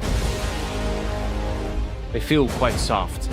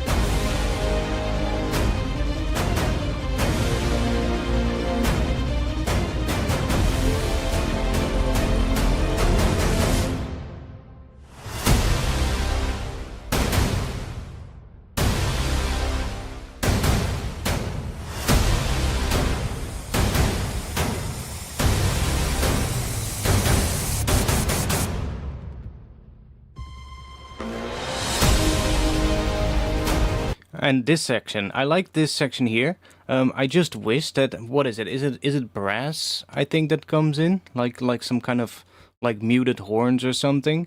I would love those to feel a lot bigger.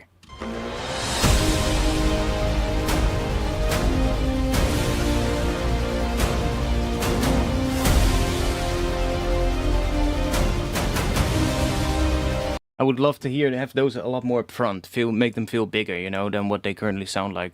They're a little bit far in the background, and it would be nice if they really sort of like the emphasis of this section was on that. So like I think it's like some kind of muted brass kind of sound, and it would be nice if that was really the focus of this area of this section.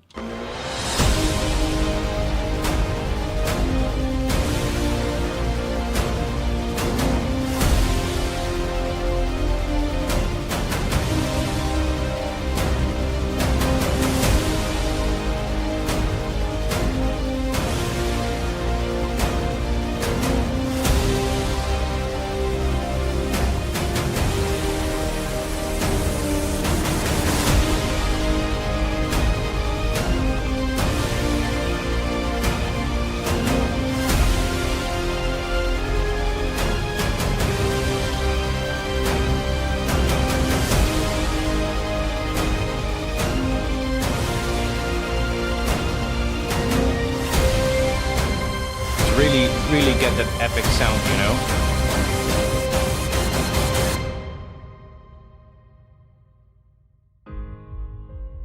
Yeah, and then again, the piano here, it just sounds too bright to me. Like, I think with a darker sounding piano, which, again, we talked about it already, of how you could do that, I think that would work so much better.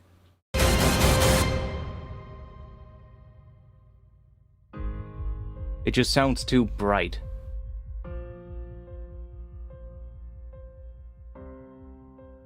Which, yeah, you could do in multiple ways.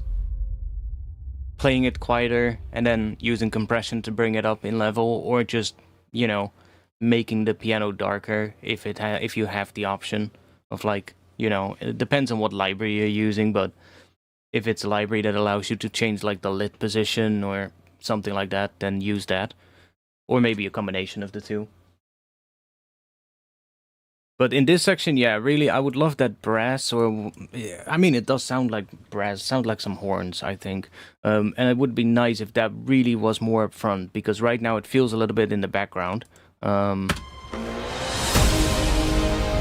it really, it's trying to be that epic kind of last section, but it doesn't really at the moment, because it's not as much up front as I would like it to be.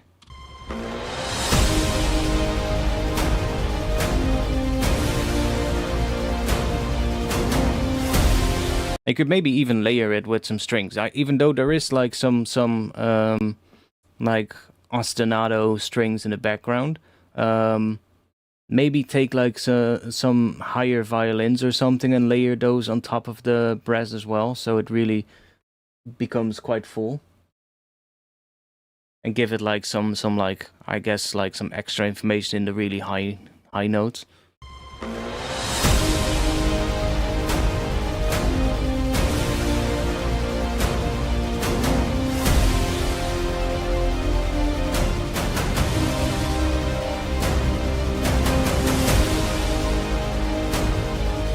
Maybe you could even bring back, like I said, like right here, you could have like a legato string melody. You could maybe even have something like that here as well, sitting on top of everything.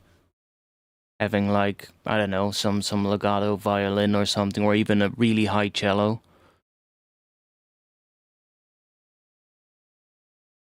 Yeah, the brass just, I just would like that to be more epic in this section. But the idea is good, though. I like it.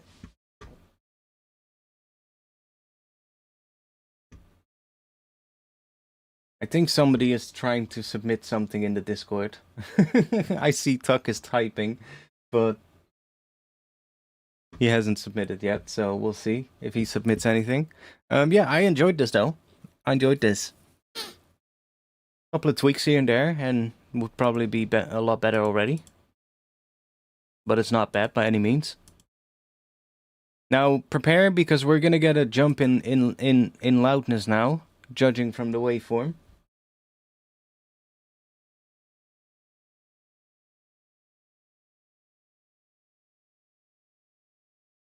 Yep, Tuck is still typing. Oh, there we go. Made a while ago. Cool, let me download it.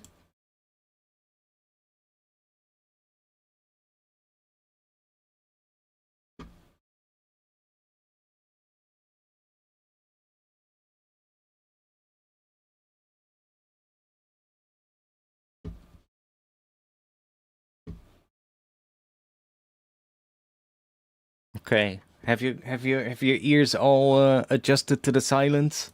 Then let's see. Let's get ready for this. This is DMD with Invaders final version. Looks like we have a bit of a weird stereo thing happening here, but that could be fine.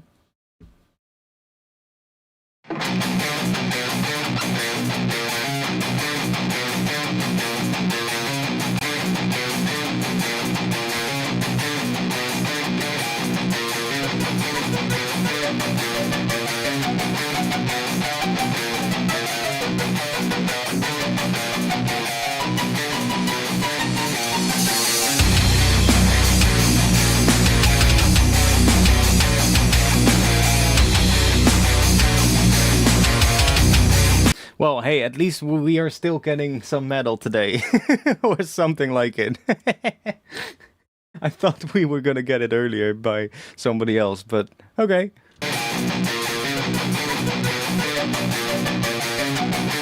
Not sure about this melody though, this synth thing here.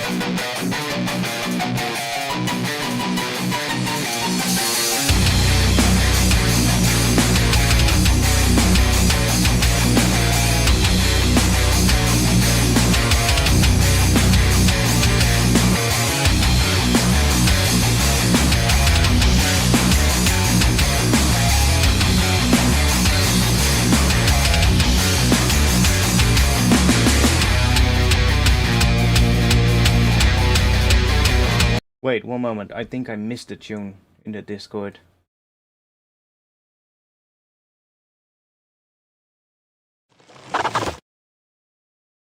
Why is this not in the...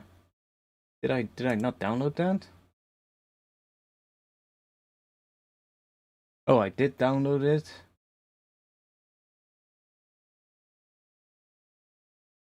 Or not? Huh? Let's see. I just didn't put it in my DAW.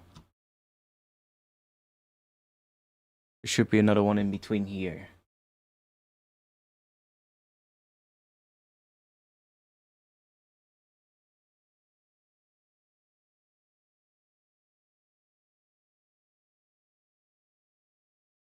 That one. Okay, we're good.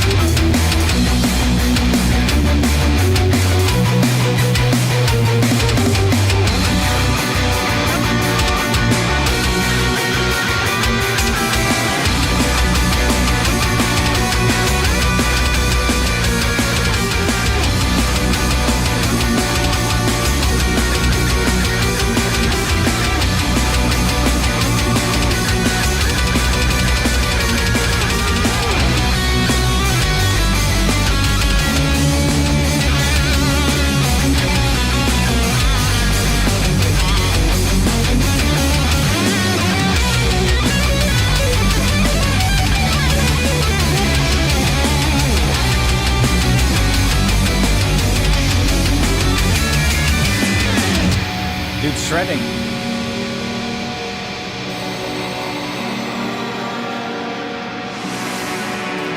A little bit of too much stuff here, I think, but that's an easy fix.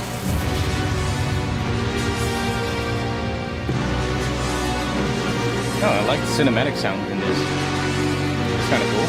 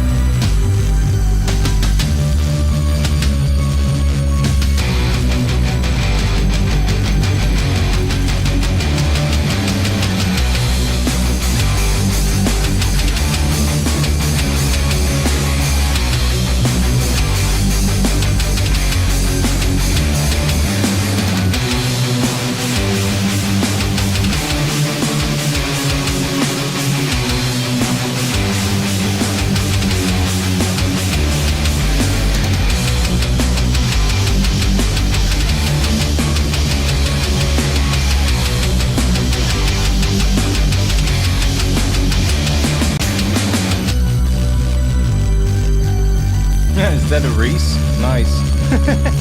I didn't even notice that at first.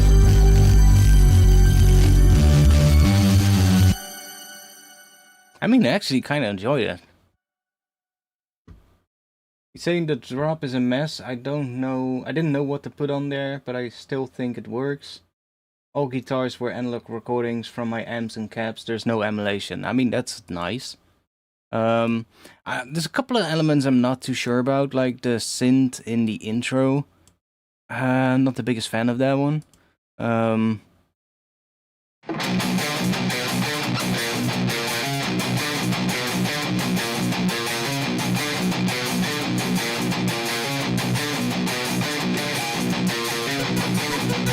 Like that flux synth. Don't really think it fits too well.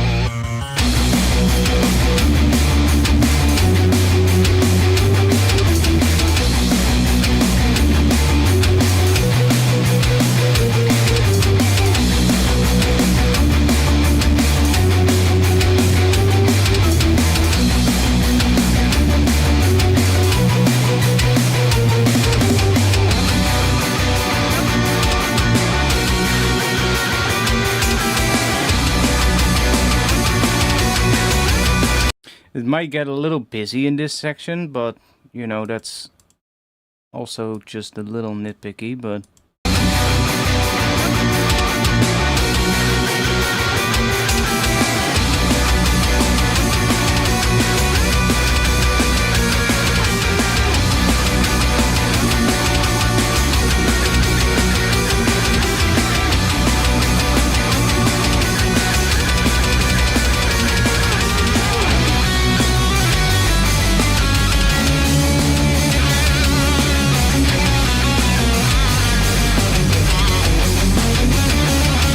I appreciate the guitar stuff here, though. I like that.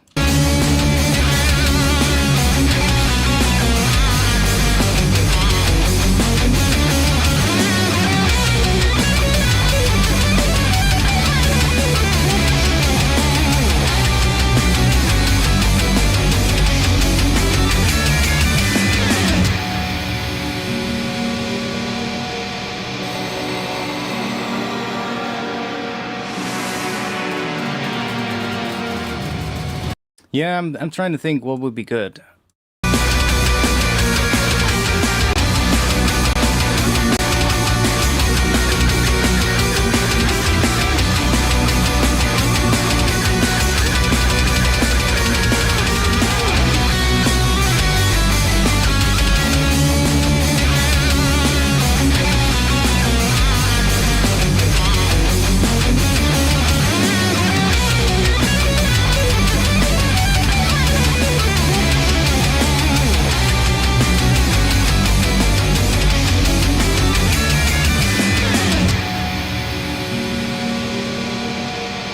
I'm not sure either.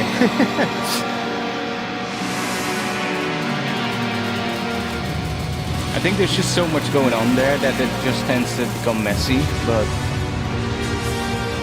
I love the cinematic stuff here though. Didn't expect that, but... works pretty well.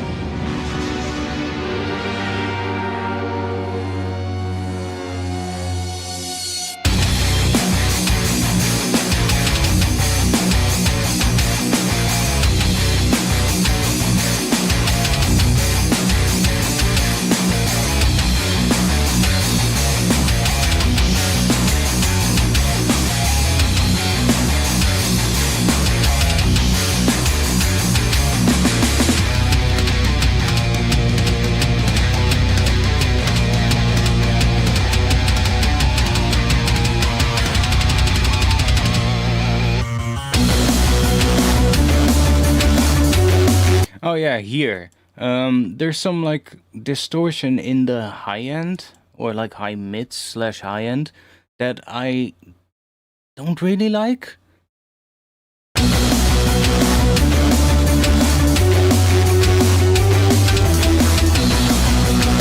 It sounds like it's part of the bass, but I could be wrong. Like there's this sort of like high end kind of stuff happening on top of it, which I'm not liking too much. I don't think it works too well.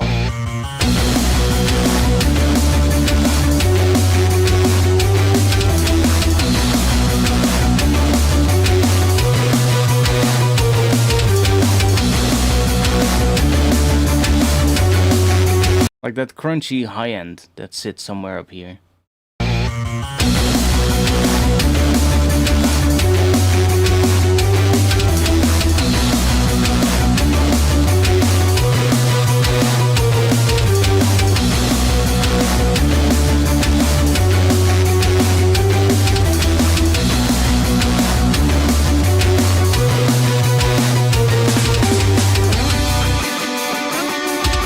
It's only that section, because then it goes away again, and I don't think it returns later in the track. It's literally that section where there's this, I don't know, it's like this weird crunchier high end or something that, like I say, it feels like it's part of the bass, but I could be wrong.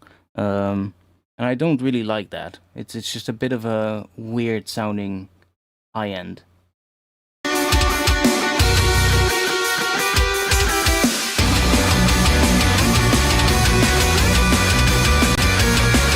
Maybe it's still there here, but because this is a lot fuller and denser in terms of like the instruments, you don't notice it that much. But that drop honestly is the part where I didn't know exactly what to do. So what I did is I put a random preset of Fab Filter 7 on the main Reese and layer it. Okay, well maybe that's it.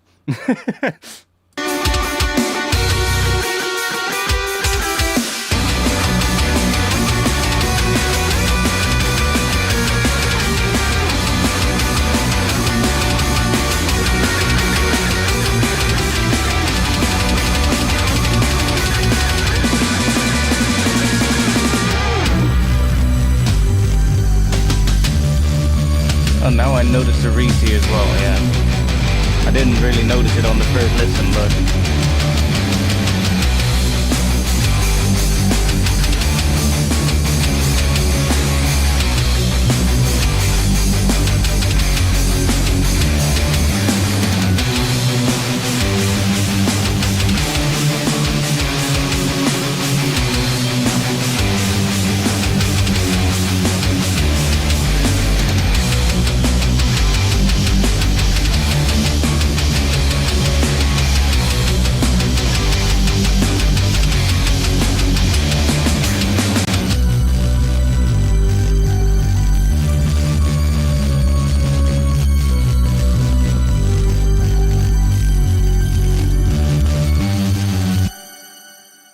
Hey, nice one though.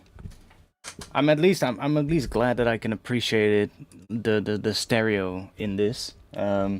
Because earlier this week I had another one of those issues with my hearing, where you guys know every once in a while I get this issue with my hearing, and it came back earlier this week, and I actually wasn't sure if I was going to be able to do today's feedback stream, but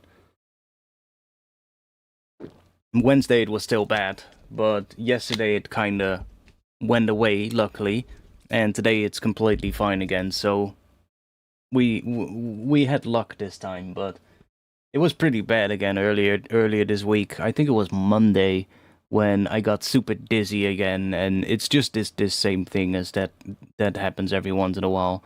And it I do have to say though, it does seem to get better, because I didn't have any issues for quite a while, and when it happened this time, there was again the dizziness that comes with it, that is normal, but the hearing loss wasn't as bad this time. Like, I remember the first couple of times then when it happened, and anybody who doesn't know, like, I have this condition which is called Meniere's, where I have hearing loss in one ear, and that hearing loss fluctuates. So it kind of some days it'll get a lot worse, and other days it's completely fine. And the days when it gets worse, the one thing that comes with it is that you'll get really dizzy sometimes, and it does tend to get better over time. Like usually when it first happens, it's the worst, and then over time, as the years progress, it gets better. And this time it wasn't as bad. Like the dizziness was manageable, like just a bit lightheaded, which is okay, whatever. I was still able to work and everything, so that's completely fine. But back in the day when that would happen, I would also notice that my hearing went completely shit in one ear, and I would almost not hear anything in the ear that is affected. But that wasn't the case this time. Like there was a little bit of it, but it wasn't as bad, so it was manageable.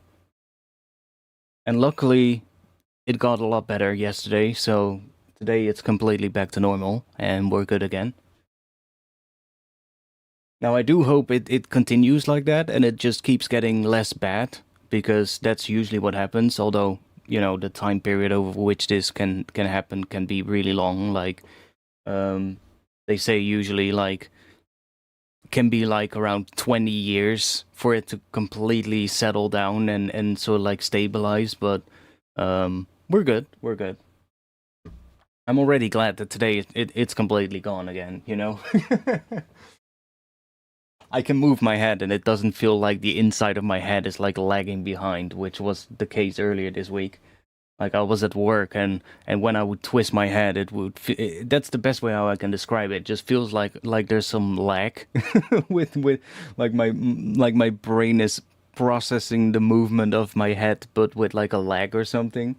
It's super weird, but there's not really any cure for it, so it is what it is, and I just have to deal with it. But I'm kind of glad that it wasn't as bad this time. Now I just hope that I didn't jinx it and that it doesn't come back like really bad next time. But at least, you know, like this was the first time in like maybe half a year or something that I had any issues with it. So that's already getting a lot better, because I've had moments in the past where it would just come back every couple of weeks and it would just get really bad. So what's the name of your trouble? I mean, they call it Meniere's disease, which I think it's not really the best way to describe it, because it's not like a disease that really, you know, it's not like something that, you know, you get like, because when I hear disease, it's more like, oh, you're ill, right? You have like a health issue that is causing, you know, that is a big issue, but that's not really it, you know? It's just, I would see, maybe it's more of like a disorder or something that I would call it. It's just basically an issue with your inner ear, and, well, you can read it here. I mean, they call it a disorder here, but the actual name for it is Meniere's disease, so kind of weird.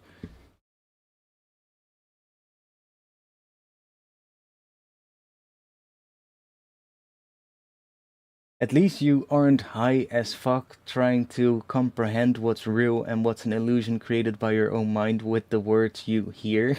Okay, no, I'm not. No.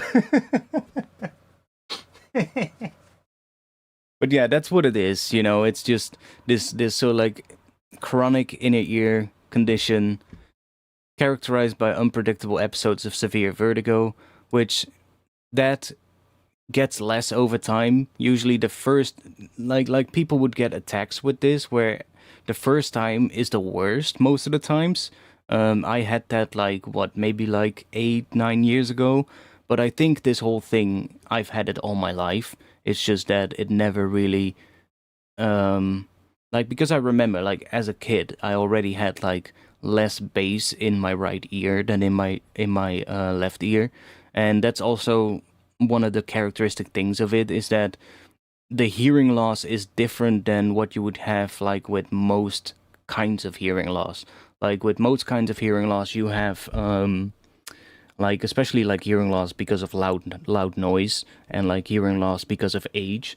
It usually happens in the higher frequencies, right? Where you have like you know the deal, right? They always say like children will be able to hear really high pitched sounds, whereas adults or like elderly people won't.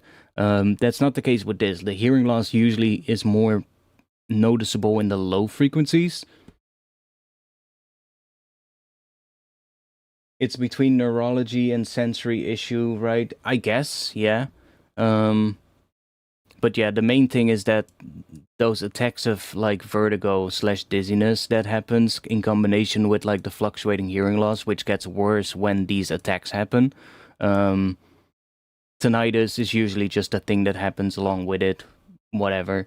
And a feeling of ear pressure. That is also a really thing. That's usually what I'll notice first. I'll usually notice like this sort of like feeling of like a pressure on the ear that is affected, and that's usually when I notice that, I usually know that it's probably gonna end up being like I'll probably get dizzy a couple of days later. Um, Not always, but most of the time that will happen afterwards. And then when that dizziness comes in and the ear pressure gets worse, then the hearing loss will also get worse. But then when that goes away, the hearing just comes back again.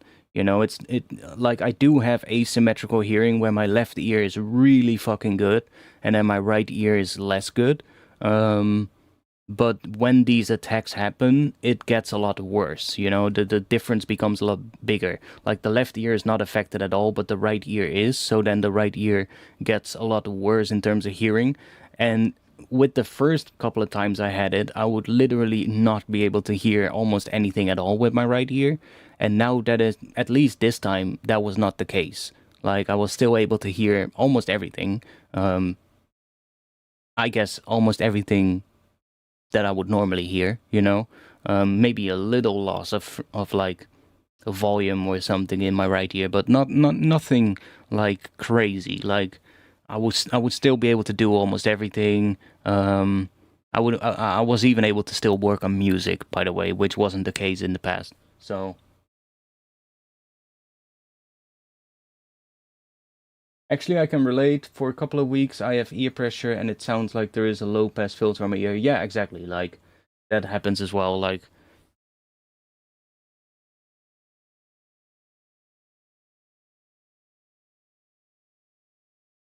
my father-in-law has the same condition, and he can't go in the car with the rear windows open because the vibration created by the air induces him into these episodes.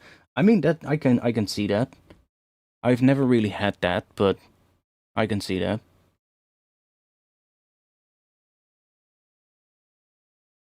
It's also something that is genetic, you know, so you can get this passed down from your parents. My dad has it as well, so he just never got diagnosed. But when I went to the hospital to get, figure it out, and I got diagnosed with it, and I explained it to my dad, he was like, "Oh, that sounds really familiar."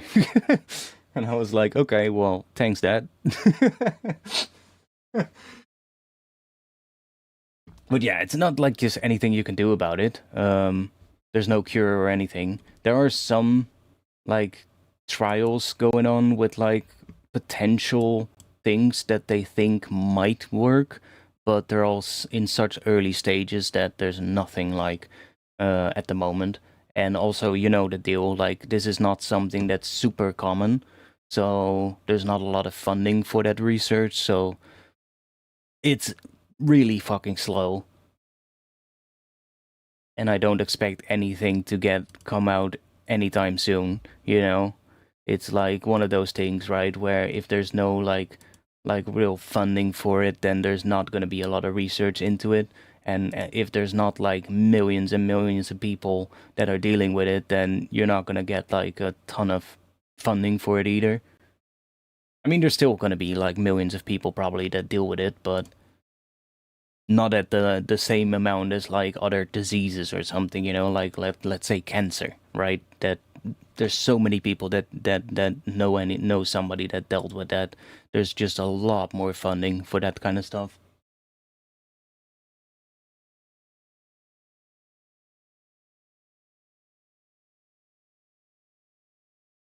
And And I mean, for me, it's manageable, right? If it like stays the way it is now, it's completely fine. It's already a lot better than it was before, so I'm glad with that, and I hope it stays that way because if you remember, I think it was like what, like maybe a year or 2 years ago, I had like a little period where it got really bad, and I skipped a whole bunch of streams because of it. It wasn't anything like that right now, so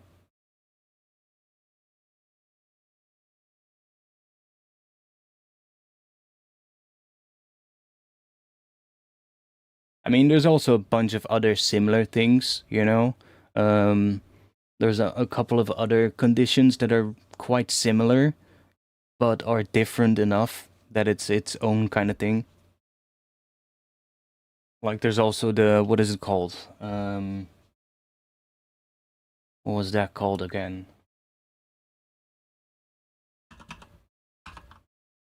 Was it this?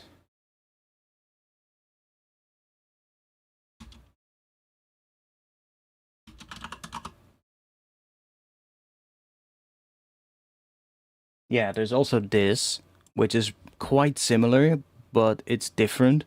Sudden sensory neural hearing loss, commonly caused by sudden deafness, is a rapid and unexplained drop in hearing that occurs all at once over a few days. That's quite similar, but there's a couple of things that like especially like the attacks of vertigo that don't necessarily happen with this, so it's different. But it's often sort of like bundled in together with the Meniere's disease because there's a lot of overlap between the two. Not sure this. I think this condition also can affect both ears, which is the main sort of like difference, I think. Which luckily Meniere's usually affects only one ear. There's a very few cases where it affects both ears, and it's super rare. And for me, that's not the case, luckily. So also, that's not about you have some crystal in your internal ear. I heard about that. I'm not sure what that was, but there's a whole bunch of different conditions that are kind of similar and have similar symptoms. So that's also what makes the diagnosis a lot harder, because a lot of these things is like they can't really test any of this, you know? You can do a hearing test, of course, but that is just gonna sort of like test the amount of hearing loss, right? It doesn't really test for like what the hell it is or what is causing it. It just tests like whatever hearing loss you have. It's not like anything like an MRI or a CT scan or whatever. Any of these kind of things are not able to sort of like see what the underlying issue is. So it's really hard to diagnose it. You really just have to speak with a doctor, and then they will ask you things about the symptoms that you get, and based on the symptoms they will so like be able to give you a diagnosis. But it's not like there's any tests or anything to like with a lot of things you'll just do a blood test and they'll be able to see like what is the issue. That's not the case with this. Like there's nothing like that they can do. It's really just based on like the experiences of the patient, like the symptoms that they have and that they explain, and based on that they will sort of like give you the diagnosis.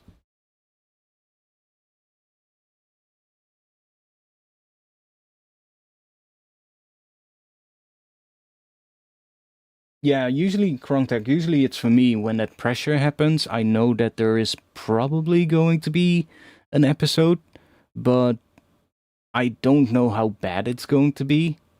Like sometimes it'll be a lot worse, and other times it'll be like sometimes that pressure will just be there for like a day and then it's gone and there's no other symptoms. But other times that pressure is there for like a day and then the day after it gets worse and then it gets worse again, and then on like the third day or something I get dizzy and then the hearing starts to go away in that ear, and then it can last anything from like a day up to like, you know, like a week and a half or something.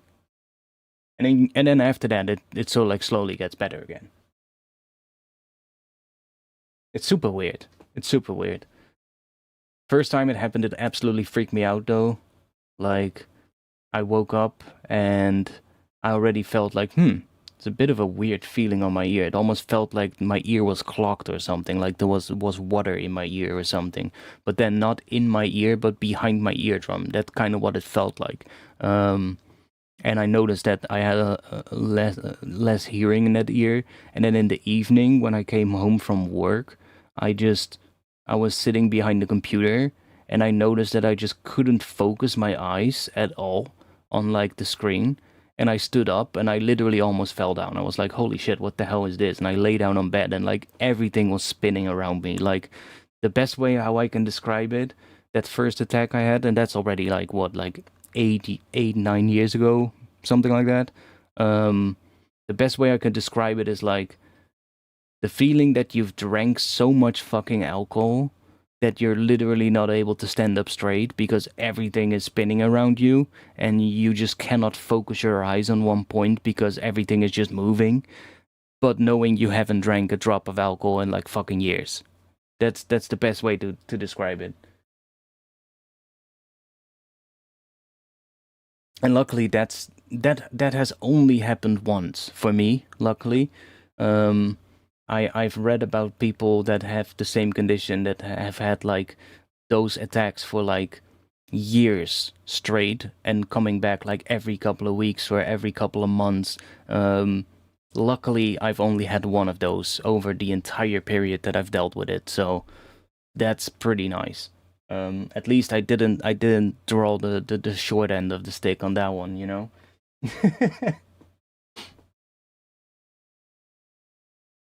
But it's still, you know, when it happens, it's still annoying. It's still, I at least learned to not get freaked out anymore by it because, you know, I know that it's not permanent.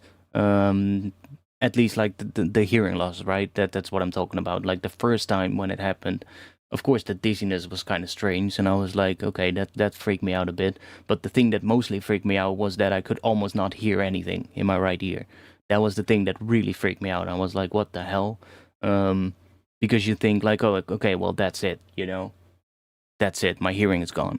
But no, that it does come back at least. And there is, I believe, there is a chance that with every attack you get more hearing loss, but so far I'm not really noticing that.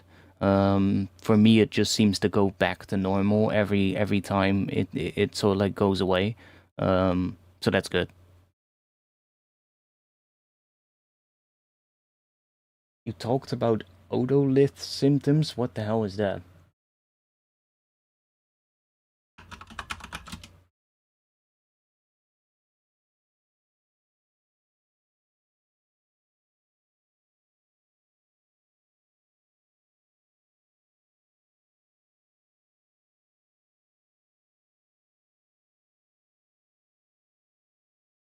I mean, there's probably a bit of that, to be honest. Otolith symptoms are inner ear balance issues caused by the dysfunction of the otolithic organs. They primarily cause non-spinning feelings of imbalance. I mean, that was maybe the case now. I didn't have the like absolute dizziness where everything was spinning. It was just more like, you know, that, yeah, exactly, that swaying kind of feeling when you move your head, that it feels like everything is lagging behind or something. That's the best way how I can describe it. That was more the case now. So if that is what is happening now every time I get one of these, then that's a big improvement because I can completely deal with that. That's completely fine. Still annoying, but it's not as annoying as getting like severe vertigo where everything is spinning and you literally cannot stand up. Like that's way worse.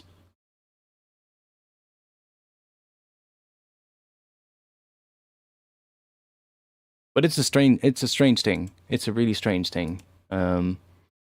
Like before I got diagnosed, I didn't even know that you could have fluctuating hearing loss.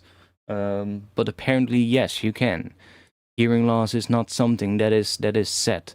It's not something that like, oh, now you have hearing loss and it will always be like that. I mean, sometimes it is, like if it's like hearing loss induced by like loud sounds, for instance, if it's there, it's there. You're not gonna get that hearing back. Maybe with hearing aids, of course, but like without that, you're not gonna magically get that hearing back because if it's caused by loud noises. But with this condition, the hearing loss just fluctuates. So it's gonna be different depending on the day, and that's kind of strange. I never really knew that can happen, but apparently it can, depending on what causes it.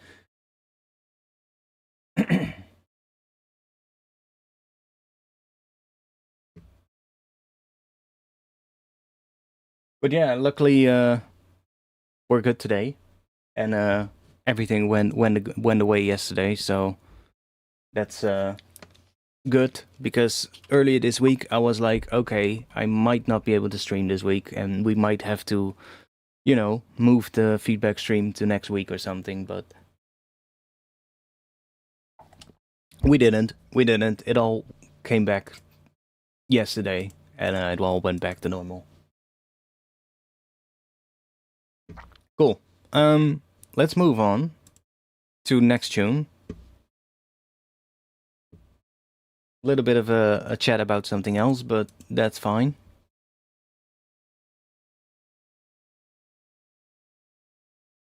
I feel like it's always better to just be open about these things, Back in the day, I would not talk about this at all because I was like, oh, I'm not sure what that means if I open up about that. But honestly, I would rather just talk about it,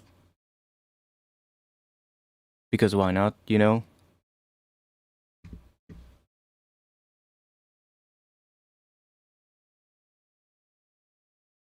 Yeah, like I hope it stays that way. Like the thing with this is they say that usually the worst attacks happen early on, and then as you get older, they get less and less bad, and then eventually it completely goes away, where it just stabilizes at a particular level of hearing loss, and the attacks of dizziness and such don't come back at all. And between that first episode and then the moment where it stabilizes, which that period can last like up to 20 years or something. But that between that, it sort of like gets less and less bad as you get older. That's kind of what usually happens with this. So I hope that that is a sign that I'm now. I believe there's like multiple phases of it that they describe, where the first phase is like the worst, and then you go into like a slightly less bad one, and then the third phase is like where most of the dizziness goes away, and you just get like the fluctuating hearing loss still, but with like lesser amounts as what you had before. Which I hope I'm now in that phase actually, and then the fourth phase I believe is where it completely stabilizes, and you're just gonna be at a new sort of like point where it just stays like that. And I think I might now be in that third stage where the dizziness isn't like the complete vertigo attacks, but it's just like, like some slight like lightheadedness and like like I said, that feeling of like almost like a lag in your brain when you move your head. But what really makes me think that is because the hearing loss wasn't that bad now. It was like there was maybe a tiny change in my hearing, but it was like very minimal, almost not noticeable. Anyways, next one.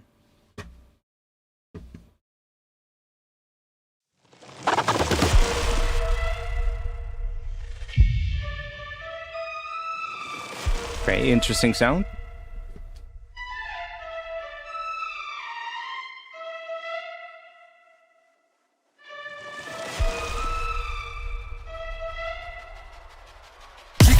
Cyber only if you naked. She can come cyber only if you naked. She can come cyber only if you naked. She can come cyber only if you naked. She can come cyber only if you naked. Back. That's the question. Back.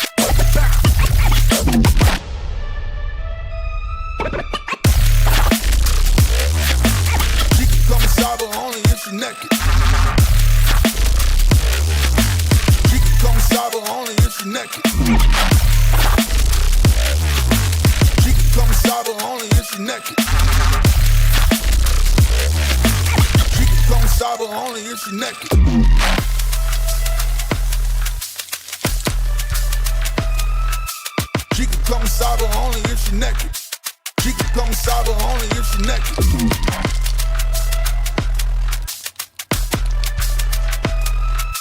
She can come inside, but only if you're naked. She can come inside, but only.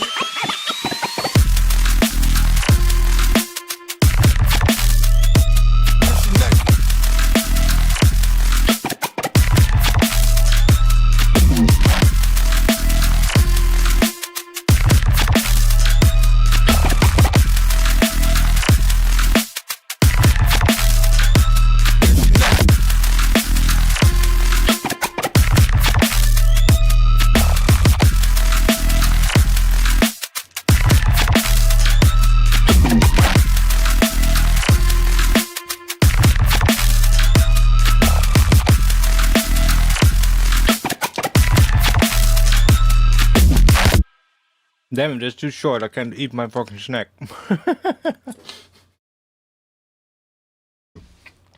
I actually enjoy that. It's a little switch up, but I do really enjoy it. It's just too short. Wished it was longer. I like the vibe of this, man. I like that sort of like dark sounds happening here. Like the strings.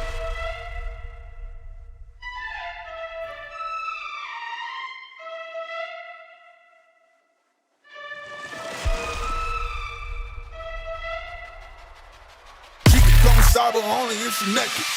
She can come inside, but only if you're naked. She can come inside, but only if you're naked.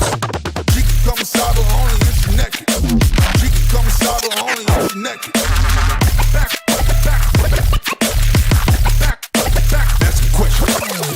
Back.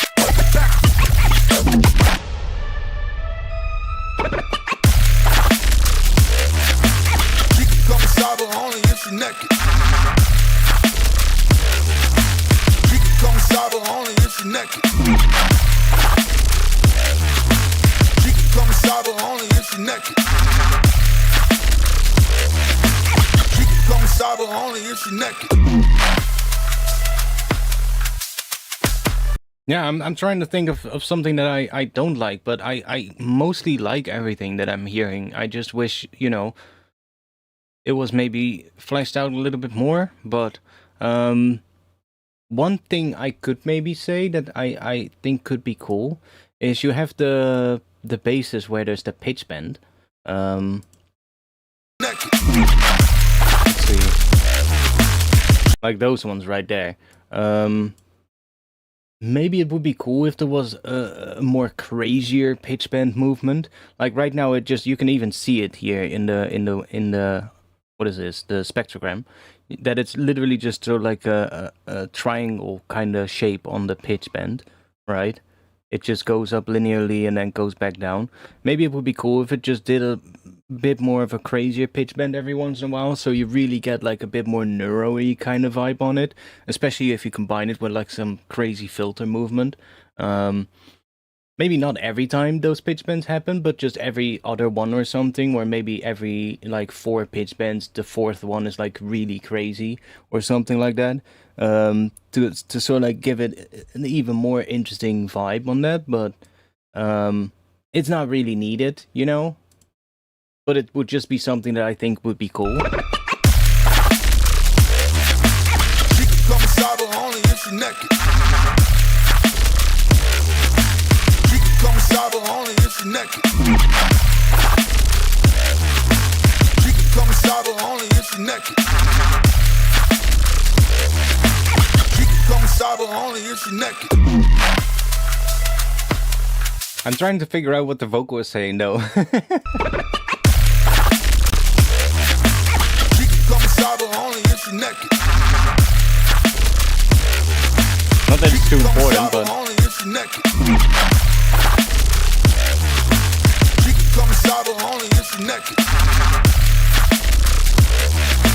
She can come inside, but only if you're naked.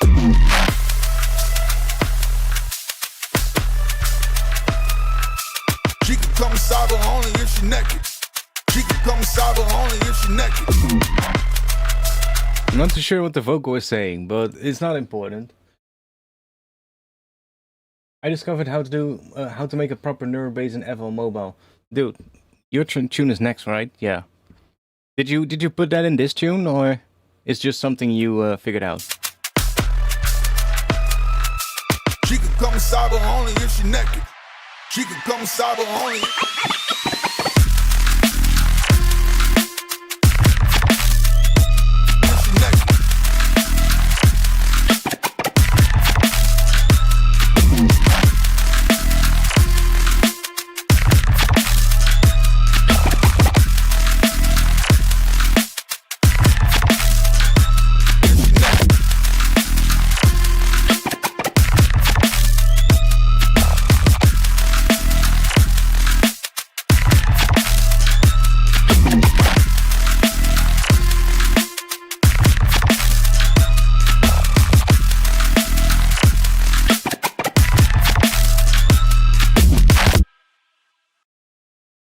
I enjoyed this, man. Really, really nice one. Not really much else to say about it, to be quite honest. It's just, I mean, that's a good thing, you know. Take that as a compliment, because there isn't that much really that sticks out to me that is bad, or bad is maybe not the right word, but something that I would necessarily change. Not really anything going on like here in this one. So good job. No, this is an older one. Okay, then I'm definitely curious to hear some of like your proper neuro bass in some next submission. But you know how that works.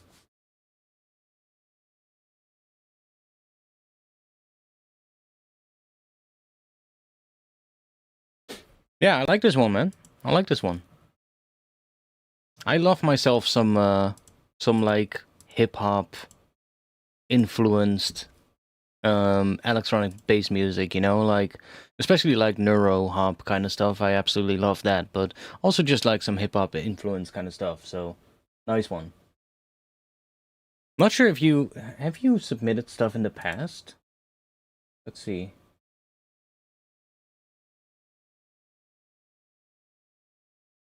I don't think you have, but I might be wrong. Would love to hear more, man, because this sounds cool.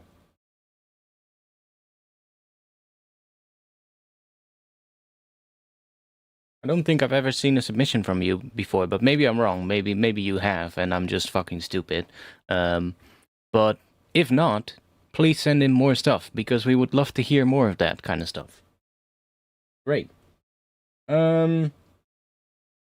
Next one. Wrong tag. Let's hear your tune. So, guys, he makes always music on FL Mobile. So, have you? By the way, have you figured out? It looks like you have figured it out. It looks like we have stereo.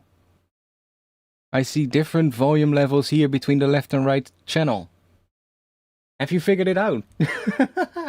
Nice. Because he had some issues in the past with all his submissions being mono. This is like a 2-year-old tune. Okay, but okay, so you didn't make this on FL Mobile. Or are you still trying to figure that out? Why the exports are mono?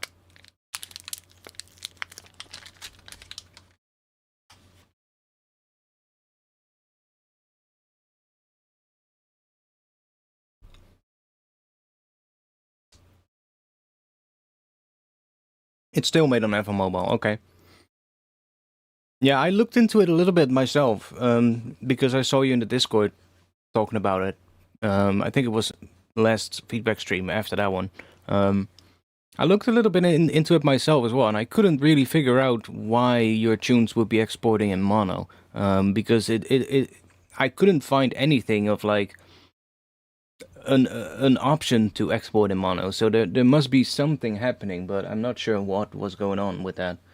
And I couldn't figure it out just from like, I don't obviously have FL Mobile, but just by looking into it and like browsing around, I really couldn't figure it out. But yeah, I figured it out actually. Nice. Good to hear, man. Good to hear. Cool. Let's have a listen to this one.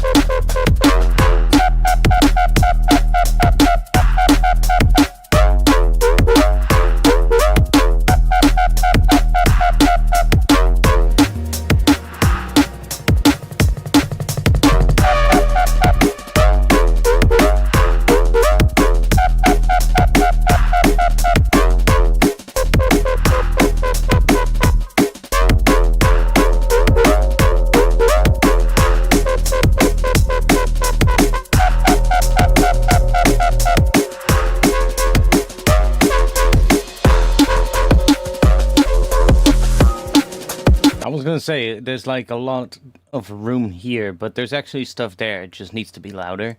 Like those hats and stuff are just really quiet, and it just needs to be louder. The snare is quite distorted. I would probably use a little bit less distortion on the snare, but you know, that's just my own taste, I guess.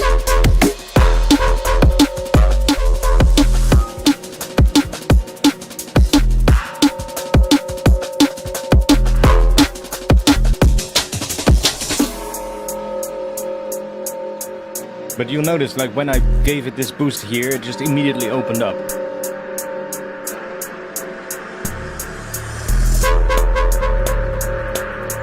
Now I hope that there's not going to be a really loud sound in this area.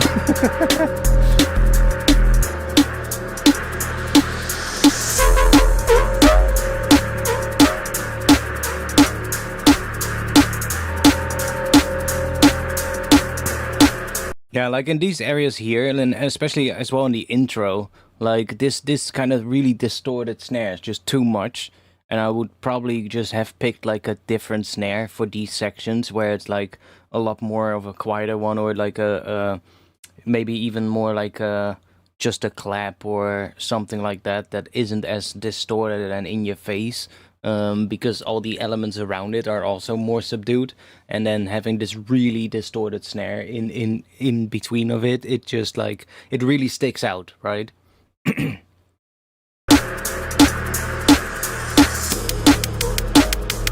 And like in the drop, it might still work, you know, even if it's so saturated. But in like these areas where everything around it is a lot less sort of like heavy, that snare starts sticking out a lot because of it, you know. And that's also why I often say that I don't, if it's like a really heavy drum and bass track, I usually don't like it when people use the same drums that they use in the drop in the intro and breakdown, because of the fact that the instruments around it are most of the time just not as heavy, right? So if you then have this really, you know, heavy saturated drums in the drop where, you know, the basses are really heavy, there it might work. But then in the intro, you know, the contrast becomes really big between the more like pad elements that are just quieter in general, and then the drums that are still at the same sort of like distortion levels and like saturated levels as they are in the drop, you know. And that to me never really makes a lot of sense. So I usually would pick different drums for those sections, because of that reason.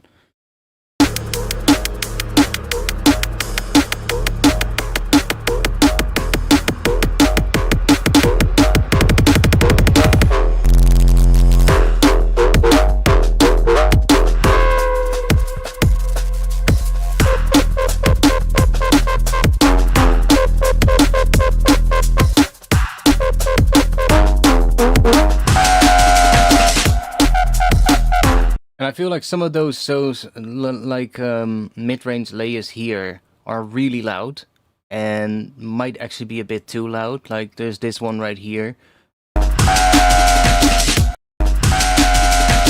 Like that sound probably could do with a couple of decibels less, you know? It's just a bit loud compared to everything else.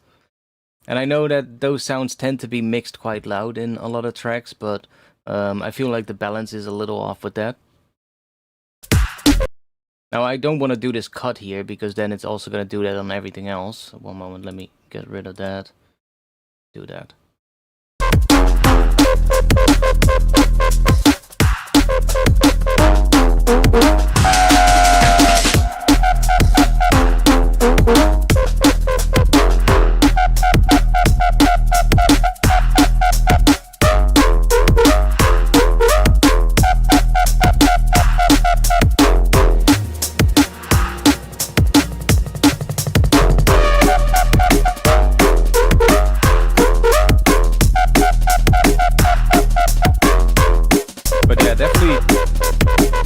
Loves to have a bit of a boost in the high end though.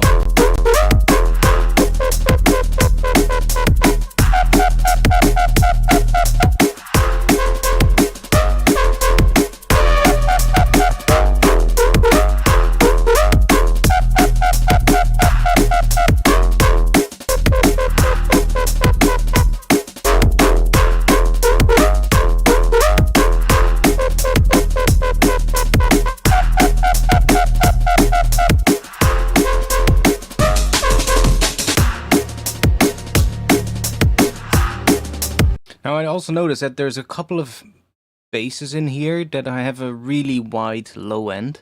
So, you know, probably something you want to be careful with.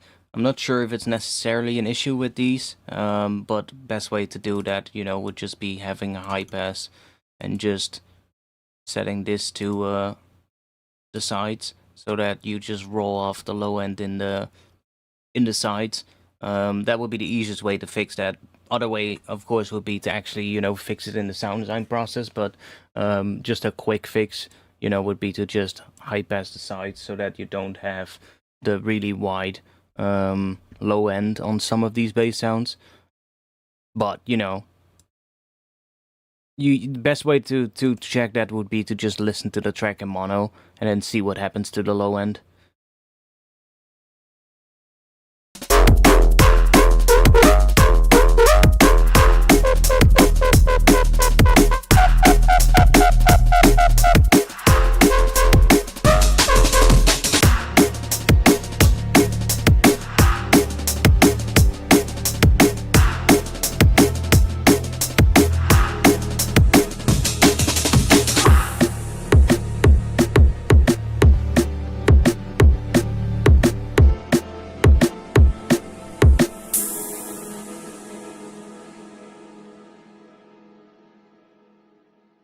Yeah, I think it's maybe a little bit too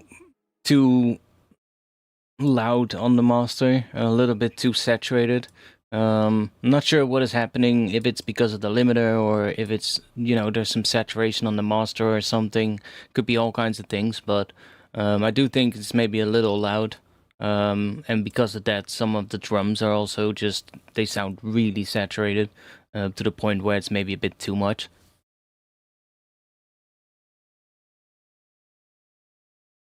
Now I do wonder, there was this area here where we had like a lot of stereo in the sub. Let's see.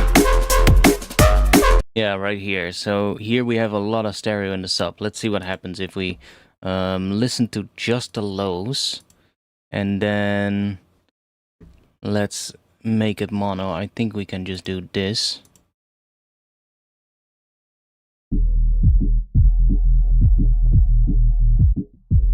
So it sounds like it still works.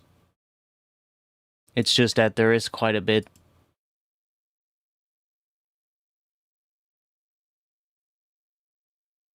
See those sounds there?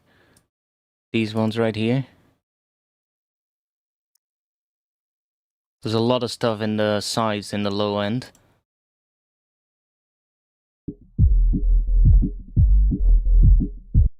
Might be a little bit of phasing happening there, but...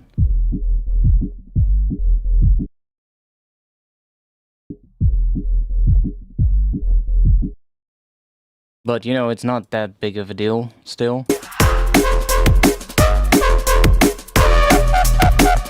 But I guess for that, the easiest way would just be maybe even put like a little mid-side EQ on the whole bass group and just, or like on this particular bass sound and just, you know, roll off the low end in the sides and you basically fix it.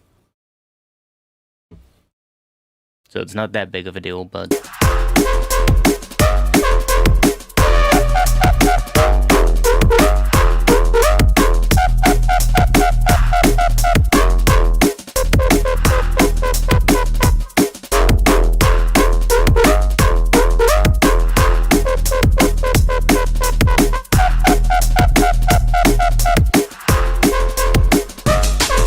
Like, there's just a couple of, like, those layers in, like, this area here that are mixed quite loud. And I would probably just decrease the level of those ever so slightly. It's mostly just sort of like the mids on the basses, you know, the layers.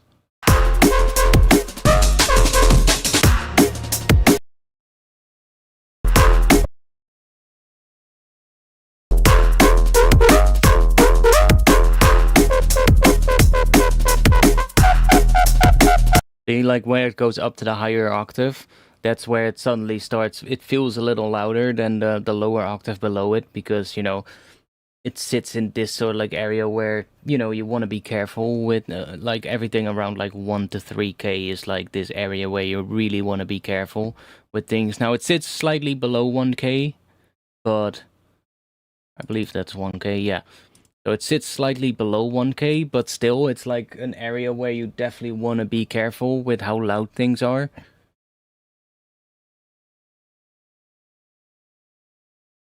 Probably the reverb with stereo on those basses. Yeah, reverb will add low and will add stereo. So if you have like reverb on the bass, then you definitely want to make sure that after the reverb there's like a mid-side EQ that cuts the low end from it, because otherwise you're gonna add unneeded so like stereo information to the low end. So that's definitely something I would advise, yeah. I mean, for an older tune, I still enjoyed it. And I'm normally not the type of guy who listens to jump up, so could be a lot worse. Oh, we have another tune in the Discord.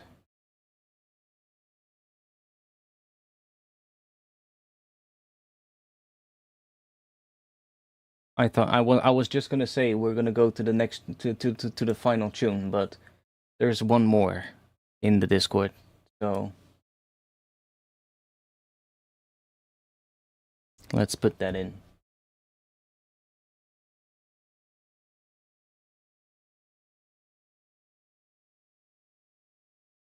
Yeah, I enjoyed it, man. I enjoyed it. So next one, whose track was that?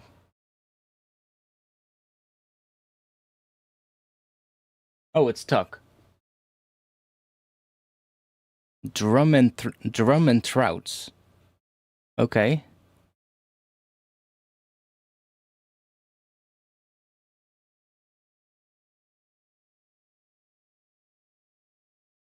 Drum and Trouts. Refresh my mind. What is a trout? I've heard that word before, but I don't really know what it is.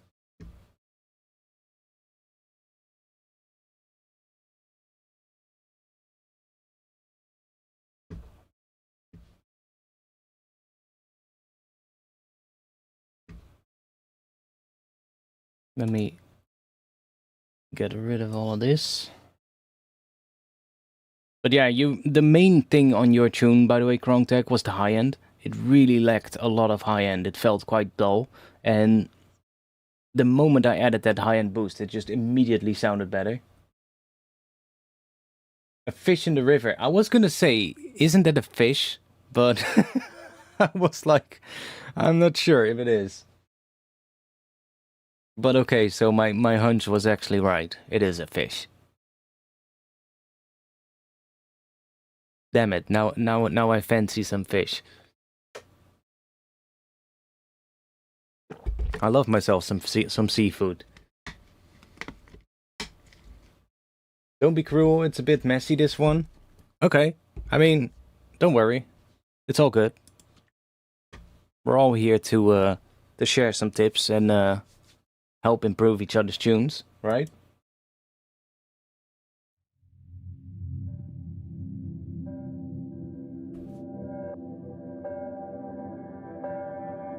But now I do fancy some fish, though.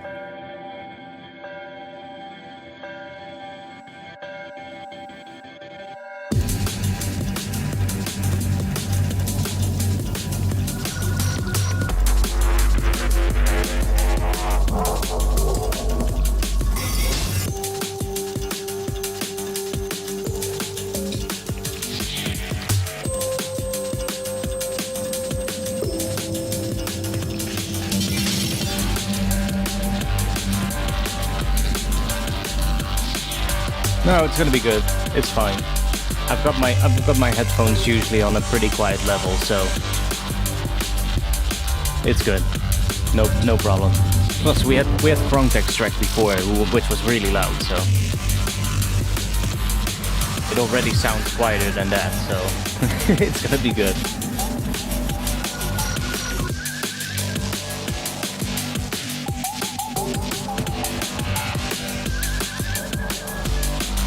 And like right now, my hearing is back to normal, right? So like only when the attacks happen, loud sounds do annoy the right ear. But when it's back to normal, it's completely fine. Like I can listen to loud music, no problem. But when the attacks happen, when the episodes happen, I cannot listen to loud music. At least this time I could. You know, this time I was able to. But back in the day, when the worser versions of the attacks happened with my hearing, when they would happen, I would not be able to listen to loud music. I would only be able to listen to like chill, laid back music, because otherwise my ear would just go like, yo, what the fuck, man? Please not. But no, it's fine.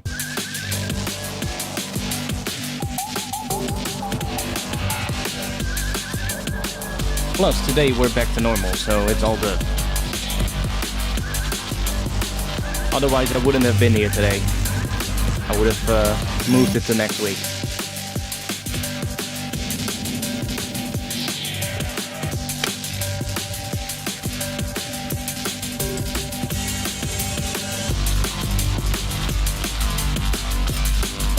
I actually think we might be able to boost this one a little.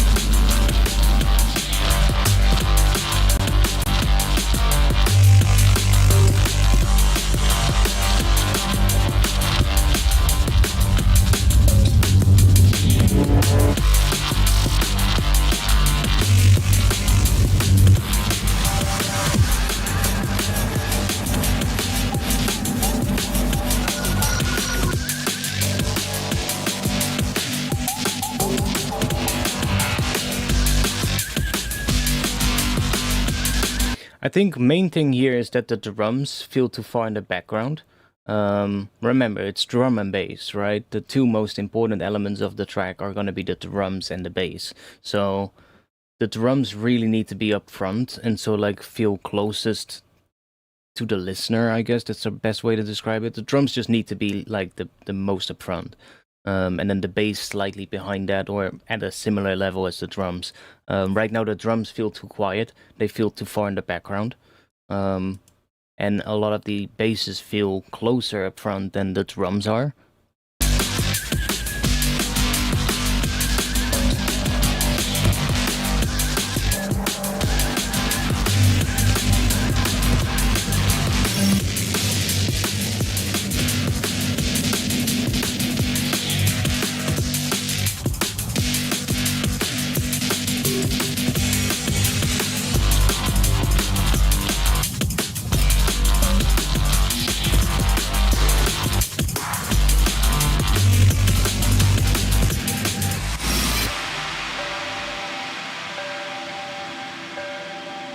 I do agree though, it's a little messy maybe. Like a little messy production-wise, but...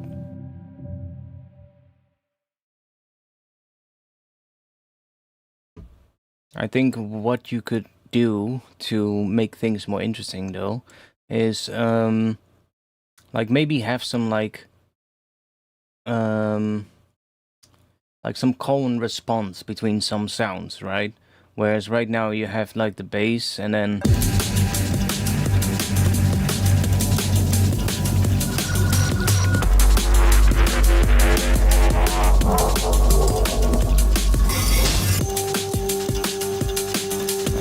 probably not the best moment to listen to. I feel like this is still the intro.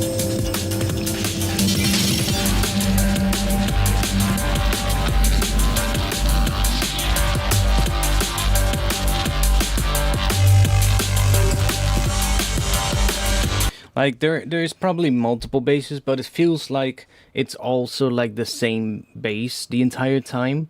And it would be nice if there were like multiple, like different, at least two, like different bass sounds that are quite distinctive from one another, and that were sort of like playing a little pattern together, you know, like where one plays first and then the other responds to that.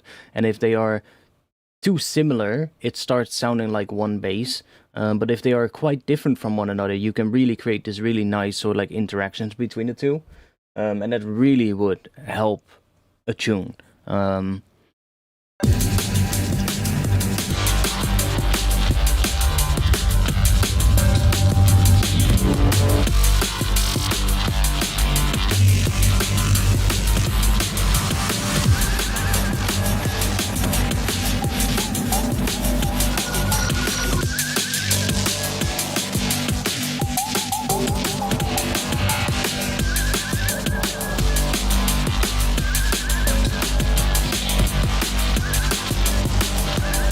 Notice that whistling sound in the background? I'm not too sure about that one. This is not my favorite sound in this. It almost reminds me of the... what does it remind me of?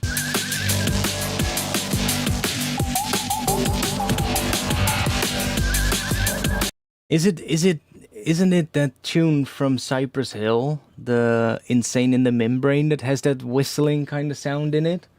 It kind of reminds me of that, but not in the best way. And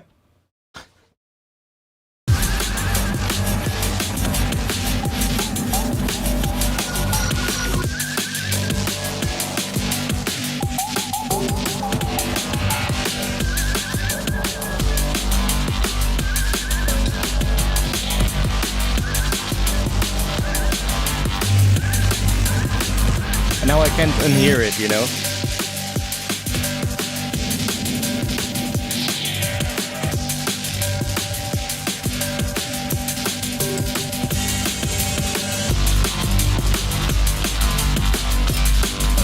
But yeah, with this tune, like as well, like the basses are just playing the entire time, right? And if you have like this call and response thing between two basses that are distinct from one another, you can also play around a lot with like leaving gaps in the bass line, having like areas where there's like no bass, and then, you know, use those to have other elements come through, or even just, you know, utilize silence. And that silence is such a great tool for like creating groove. Obviously, like the placement of notes and stuff like that is gonna contribute to groove a lot, and like melody as well. But like silence is often such a good thing to use in music production, not just when it comes to bass, but when it comes to music production in general. Like gaps and silence are really gonna help a lot to make something feel feel nicer, you know, to listen to. As opposed to having just this wall of sound the entire time, which tends to become quite messy, you know? And silence really helps to sort of like break things up and so like, you know, make things less messy in a way, if it's done well. A drunk musical soul.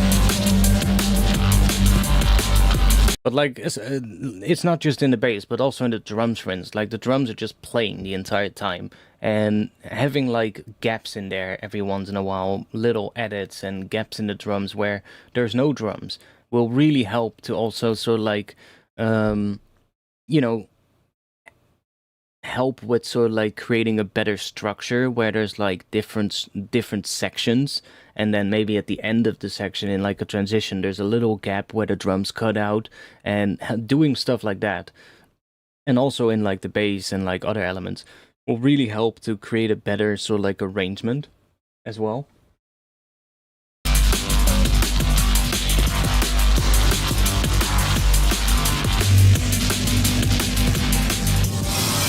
So like silence is such a good tool for like music in general. And I feel you should probably play around with that more.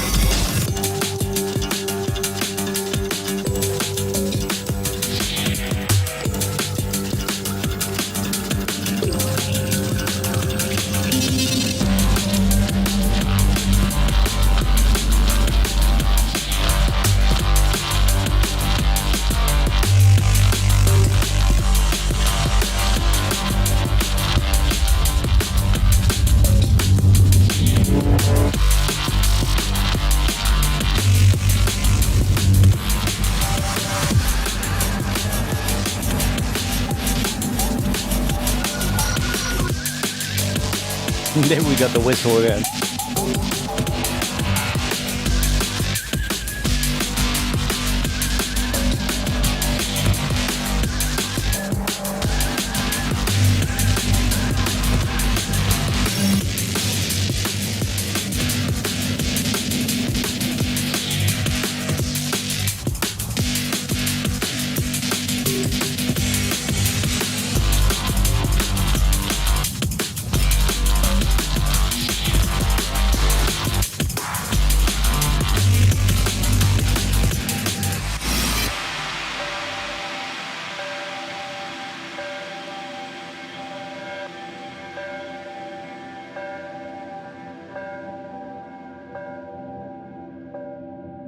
Anyways, I think that's some good little tips that you can probably work with. Definitely would like to see you utilize some of that kind of stuff and see what you cook up then. Just really try and so like create interesting patterns that are like a call and response between multiple sounds that, and don't be afraid to put like silence in that sort of like sequence as well. Doesn't have to be that every little section has to be filled up, you know, like silence is really a really great tool and usually leads to very interesting patterns if used cleverly, you know?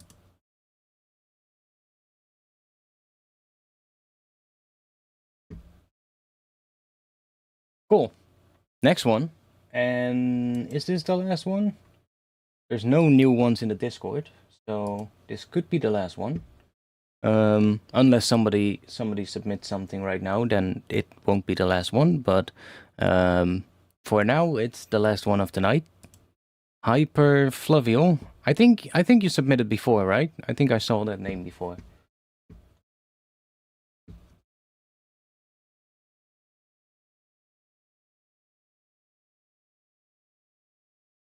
So the track is called Dance Floor. Let's see what we got.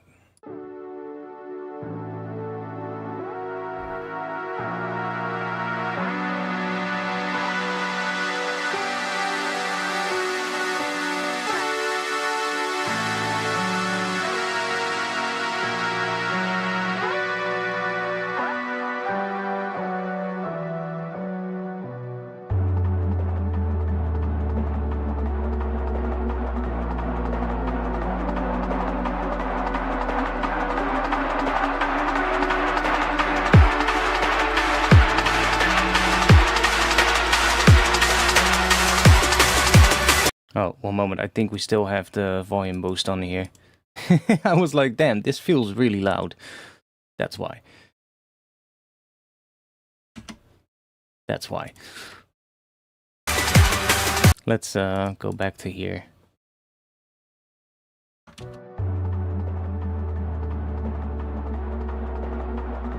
We need to bully a snare for the last one. Let's see.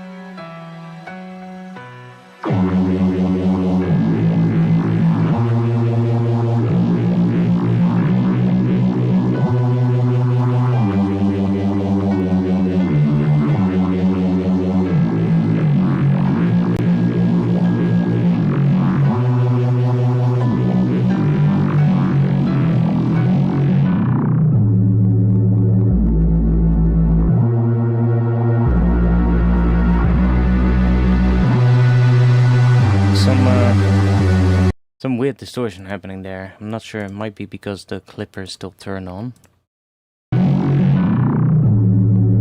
No, it's in the audio. So you hear that when the filter closes down, there's this sort of like crackling distortion happening.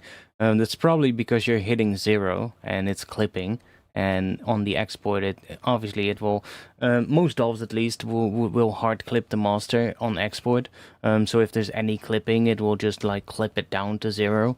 And that usually, especially when the things going above 0 are low pass sounds, you will get this crackling sort of like distortion happening. And most of the time, if there's like higher frequency elements, you won't really notice it that much, but when it's just like low pass, you'll really start noticing that crackling distortion happening.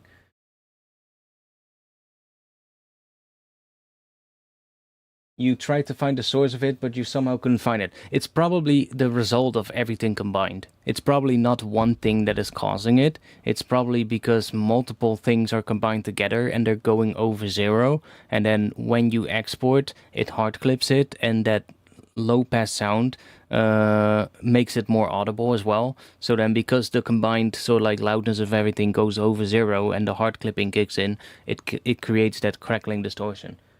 So it might be that when you like play sounds by itself, you don't hear it at all because they're staying below 0. But then when you play them together, it goes over 0, and that's when it, starts appearing. I'm not too sure about the chord progression though. Somebody's saying, isn't that the emo chord progression? I'm not sure. I don't know what that chord progression would be, but I'm not too sure if this chord progression works necessarily well for drum and bass. Whatever. That's also a taste thing, of course.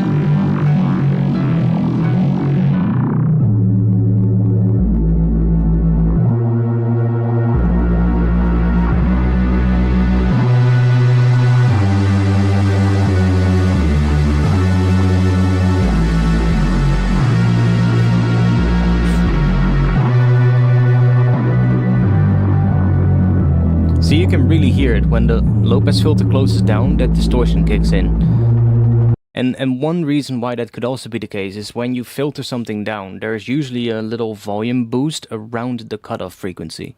So when you filter it down, the low and the filter goes more towards the low frequencies, it gives it a little boost around the cutoff. So those low frequencies suddenly might get slightly louder, and you can hear it when the filter closes down. You get that distortion. So easiest fix would just be having the bass slightly quieter in the mix, so it doesn't go over 0. Other ways would be maybe, having like a compressor after the filtering so that it evens that volume out, or even using something, that just keeps it from going any higher in level, which could be other things as well. It doesn't have to be a compressor. It could also be a limiter, which, a limiter kind of is a compressor, just set up in a particular way. Like a compressor with like no attack and release is a limiter. But yeah, usually filters do that. Like even if you set the resonance to a place where it doesn't look like there's like a volume boost on the cutoff point, just the way how filters work is that usually there will be a volume boost because they change the phase of sound, and because the phase change around the cutoff point, it creates a different sort of like the frequencies will layer in a different way, and that usually results in an increase in volume. Like you can most of the time see this as well. Like if you have a sound that is full spectrum, like all the frequencies are there, and it hits 0 or whatever level, doesn't have to be 0, can just be any level.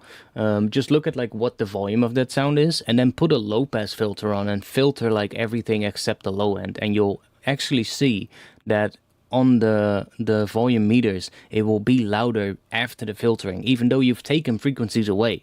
And that is because of that sort of like boost in volume that you get around the crossover or around the cutoff. So even though you take stuff away, it might actually end up being louder.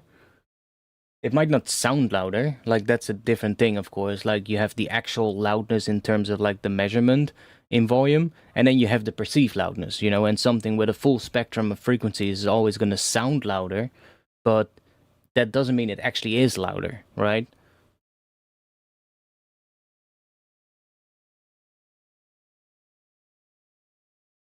Like those are two different things. Like you have actual loudness, like the level that you're measuring, and then you have perceived loudness. And those perceived loudness is a weird thing because it also relies a lot on like frequency content and like arrangement even. But and it's not as easy to measure, right? There's like, of course, there's like RMS and LUFS that tries to measure perceived loudness, but it's a lot harder to measure than, let's say, just the actual absolute values, like the actual loudness in terms of volume, because that's just literally just looking at the numbers, right?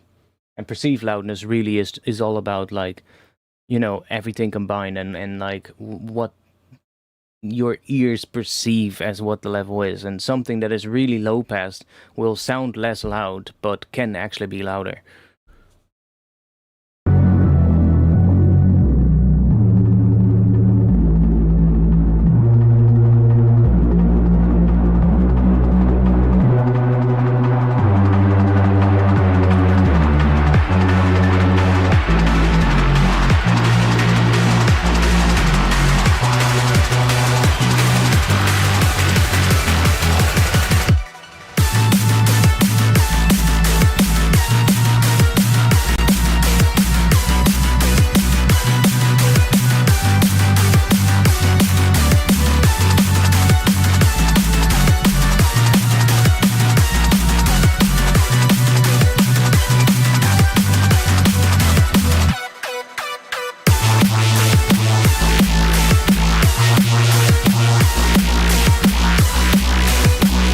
Syndicate.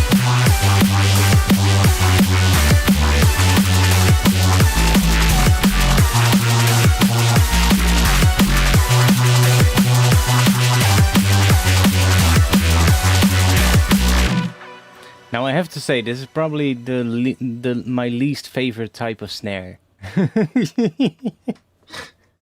I mean, I wasn't necessarily going to hate on the snare, but these kind of snares are usually, I don't like them.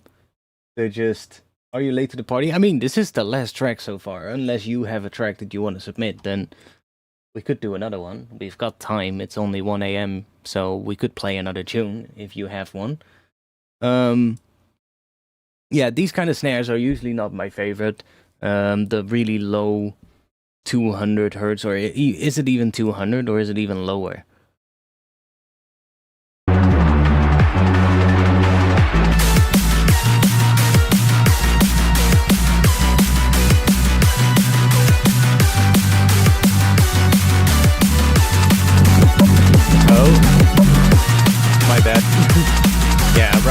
200.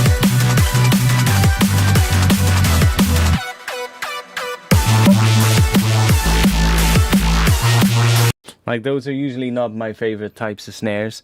I usually like the snares to sit a bit higher in pitch, like anywhere from like 300 up to like, well, as high as you want, really. Like probably even up to like 1K. I'm not usually a big fan of the 200 hertz kind of snares. They remind me too much of like old school dubstep and like or old school bro step, I would have to say, which is such a fucking name I hate so much, but it is what it is.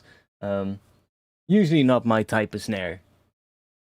The emo progression consists of chords connected by chromatic intervals that don't sound dark, as is usually the case with chromaticism, but rather very sad and nostalgic, just this tune. Yo, Krongtech! Good one, man. Have a good evening, or whatever the time it is in your place. This is the first snare I made in my life, using Kick 3. Hey, it's not a bad snare, it's just usually I don't think these kind of snares work too well in drum and bass. But that's also my own opinion. I know other people love these kind of snares, I just don't. Like, give me a snare drum that sits higher any day, and I would usually love it a lot more. Like, I've got some of these 200 hertz snares myself, but it's... I mean, that is 200 hertz, but it sounds a lot brighter.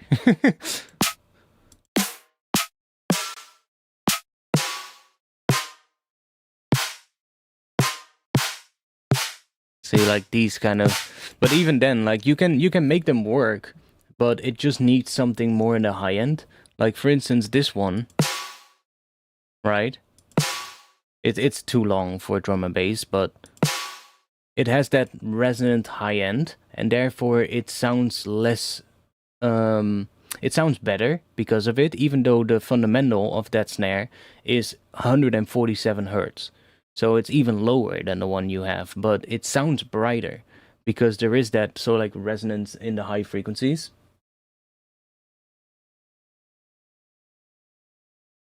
So you can actually use those snares. It's just that this kind of, you know, like a use case of it where it's literally just the sort of like the fundamental with maybe some noise is not my favorite. I do like them sometimes when there is that extra sort of like interesting stuff in the higher frequencies of it, or in like the mids and the highs, which usually, you know, you want to have like some resonance that sounds more like an acoustic resonance from like an acoustic snare, and that way you can actually make a snare like that work.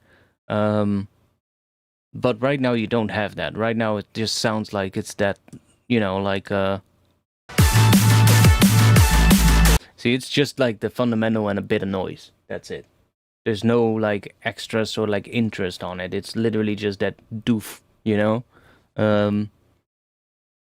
Which, that's kind of the kind of snare that you would hear, like, obviously then in that case it would be longer, but like in the old school bro step days, like, what is it, like the 2010s or something, people would absolutely use these snares a lot, where it was like, obviously a longer version of this, but it would have the same sound, where it was just like the fundamental, and then like the noise on top, right? And to me, like, if it has a resonant layer, it immediately becomes better. Like that. Or that. Right? Both of those are lower than your snare, but they sound brighter because they have that interest. And we talked about this in the past as well. Like, there's plenty of ways how you can make that, but I actually figured out a way not too long ago that is absolutely great for this kind of stuff. And it works so well that I might as well just show it again, because if anybody is watching right now who doesn't know about it,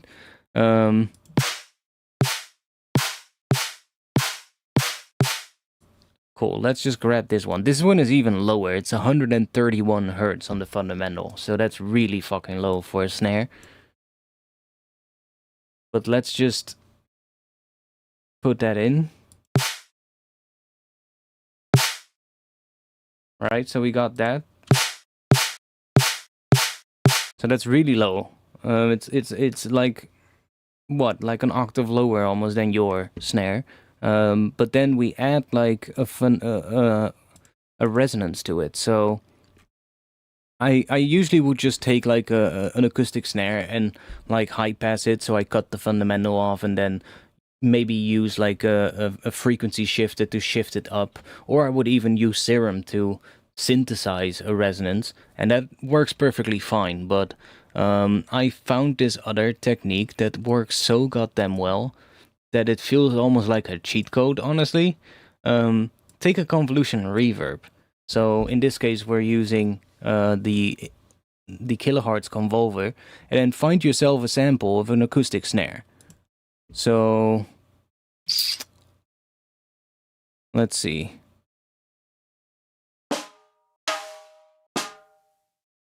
Just find yourself like a sample of an acoustic snare like that. Chuck that into the convolution reverb, and then we're gonna group this and create like another chain so it's running in parallel. So we have this at full 100% mix, and then we're going to mess around with this. So now we already get that, which already is gonna sound. It's also gonna clip, of course. So let's just make these a little bit quieter. And maybe make the convolution a tad quieter. So now we get that. And then we can mess around with like the start position. So we can even cut off, so like the first part of it. And then maybe give that a bit of a fade in. And then we can delay that a little bit so that it comes in after the transient of our actual snare that we have here. And then we can start messing with the stretch, so we can pitch this up by stretching it to a smaller value, or pitch it down, of course, if we stretch it up. But if we stretch it down, then it gets higher pitched. And then we can mess around with maybe the fade out as well, and shortening it.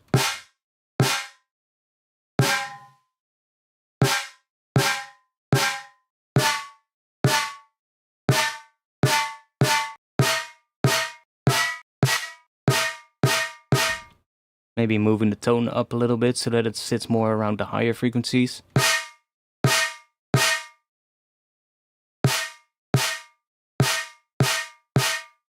Make it shorter.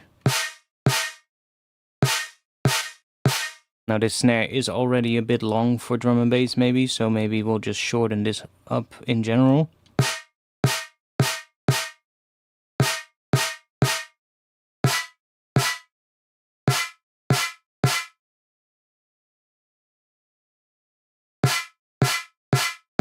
See, and it gives it that so like really interesting resonance. And even though this snare sits just above 100 Hz on the fundamental, it suddenly sounds a lot brighter and a lot more interesting. And if you have a whole bunch of acoustic samples, you can now just drag a new one in and see what happens. See?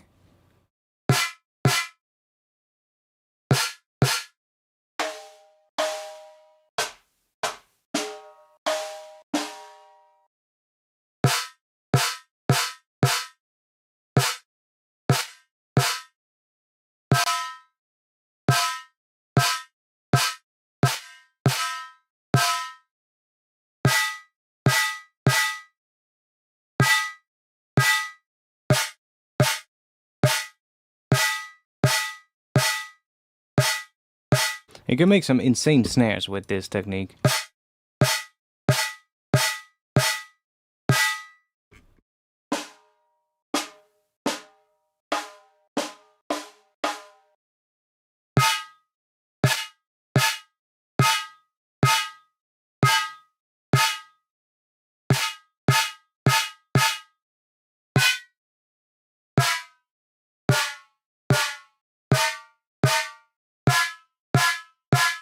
And it's all about figuring out so like the right stretch amount, because that so like changes the pitch of it.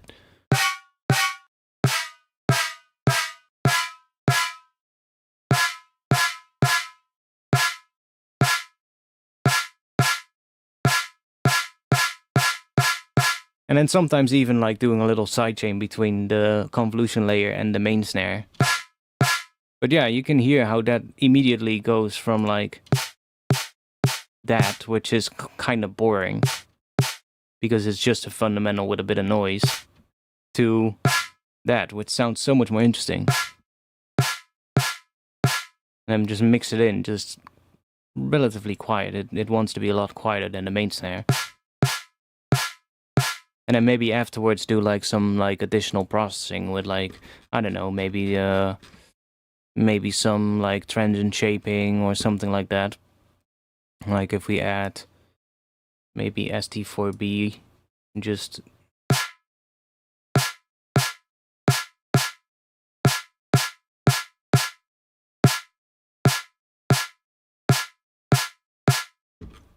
maybe another transient shaper, just do transient master, boost a little bit of that fundamental.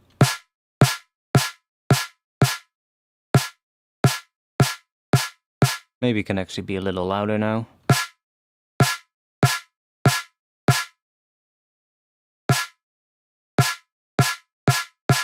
See, and it just becomes a much more interesting snare that way. Yeah, exactly. You're kind of just adding this to it, which is just coming from this sample. So, no, not that one. What was this sample? I don't know which one it is, but it should be still highlighted here. Yeah. So that's the sample. Which, if we have this at 100%, we should hear a similar tone. See? But then by changing the stretch, and so like pitching the impulse up, you get that.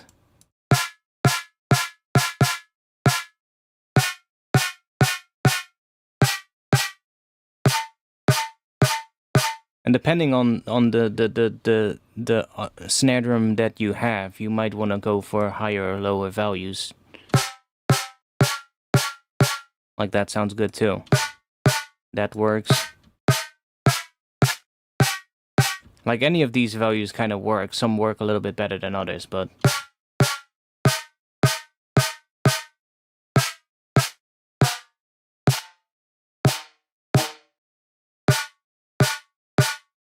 it's such a go-to technique for making snares. It works so well. And you can use any convolution reverb, really. I do like this one because you have the control to change the in point and the out point, because if I just use it like this, like the Ableton one, for instance, doesn't allow you to do that. You can only make it shorter. But then it also so like uses the fundamental of the original snare, of the acoustic snare, and it gets a completely different sound. See, we keep that so like lower sound of the acoustic snare that sits in the fundamental, and it doesn't really get that bright sound. But because we can actually adjust it like this, and we can change the in point so that we're only really using the tail of the acoustic snare, we're using more of the resonance.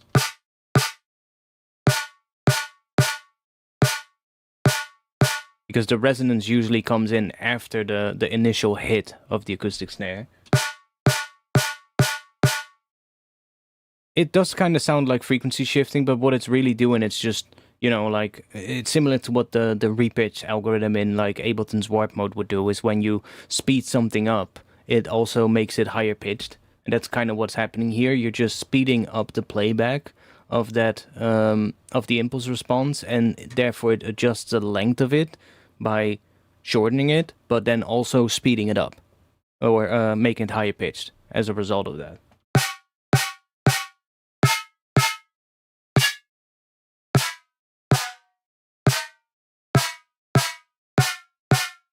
It's such a nice way for making drums, man. I absolutely love this for snares now. It's so good.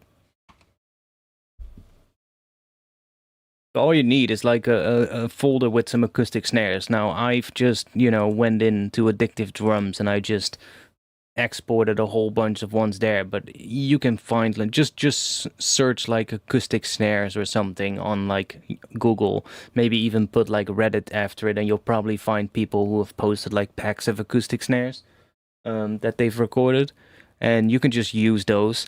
Most of the time, you want to find one that has a bit of like a resonance in it, and it doesn't like you saw. It doesn't even matter what the frequency of that resonance is, or if the snare sounds a bit low pitched. Doesn't really matter, because you just use the stretch to kind of blend it in at whatever pitch you want it to be at. And even then, you can always put like a frequency shifter after it to, like, let's say you found like a position where it has a really nice length and it just sounds good, but you want to play around with the pitch of it still. Just put a frequency shifter after it and shift it up or down and see what happens. But it's so good, man. It's honestly one of the nicer techniques I came across recently when it comes to drum design. And it's so simple, you know. That's why why I say like it almost feels like a cheat code.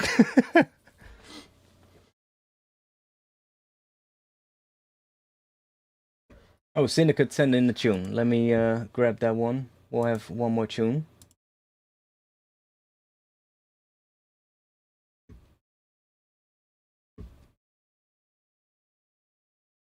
And like it's a lot more simple than trying to design a snare with synthesis, you know?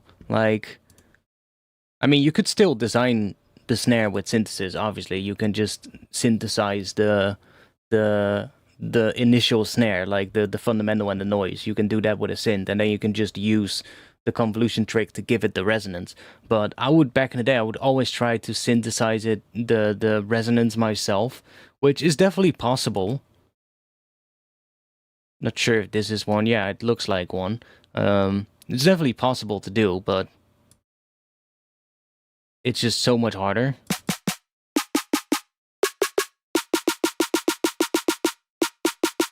Like, I believe this one is creating...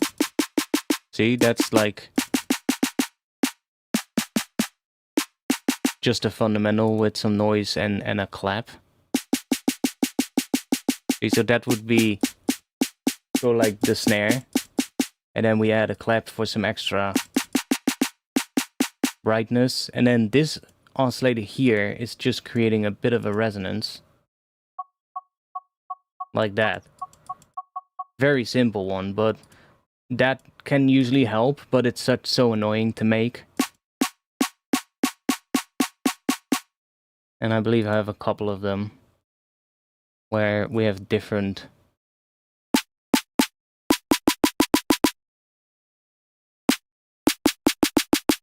So just that extra little layer does help, but it's such a pain to design stuff like that.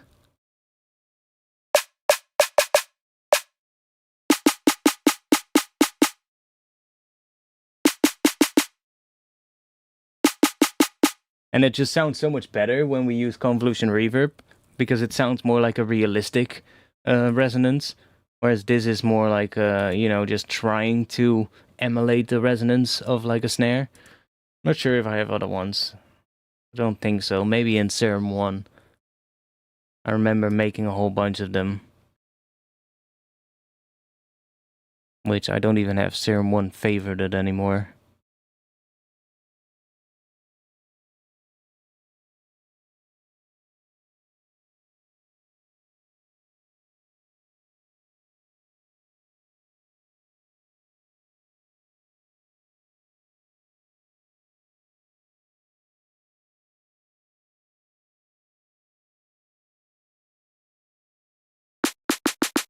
That has no resonance.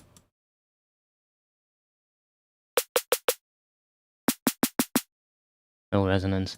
I don't think I have one here in Serum 1. I remember making a bunch of them, and I played around with all kinds of techniques. One time I tried using like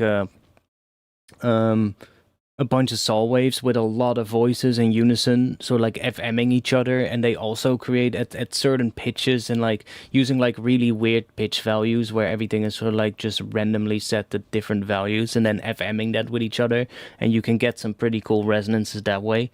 But you know, it's never gonna sound as good as opposed to when you actually use an acoustic snare and use the resonance from that. And convolution is a really cool way to sort of like take that resonance and add it to another sound, and it just sounds so much better.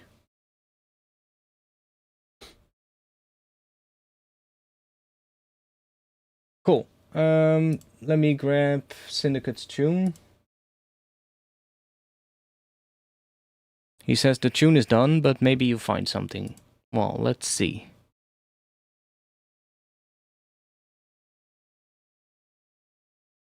Let's see if we find something cool.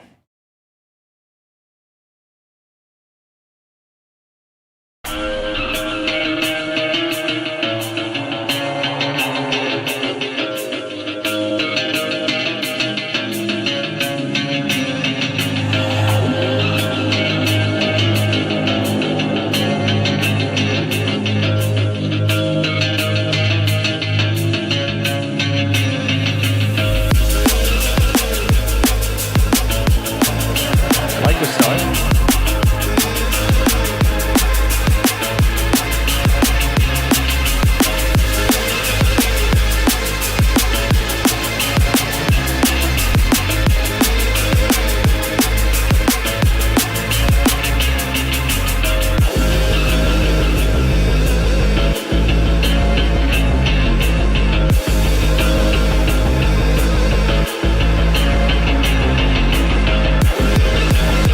Yo, Angel Life.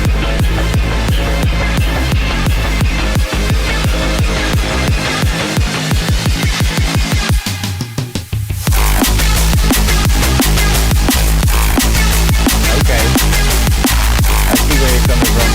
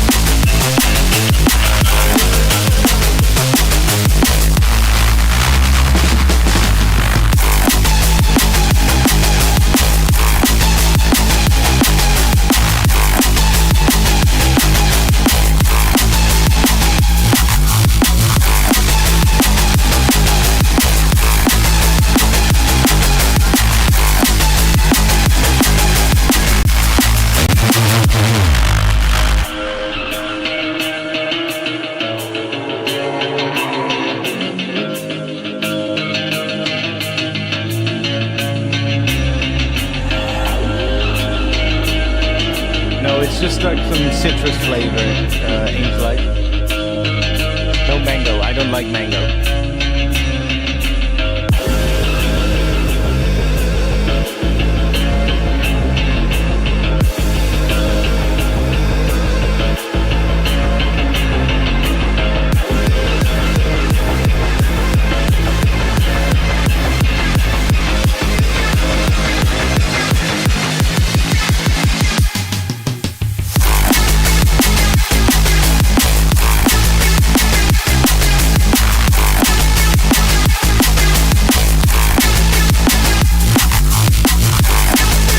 Yeah, tune is awesome.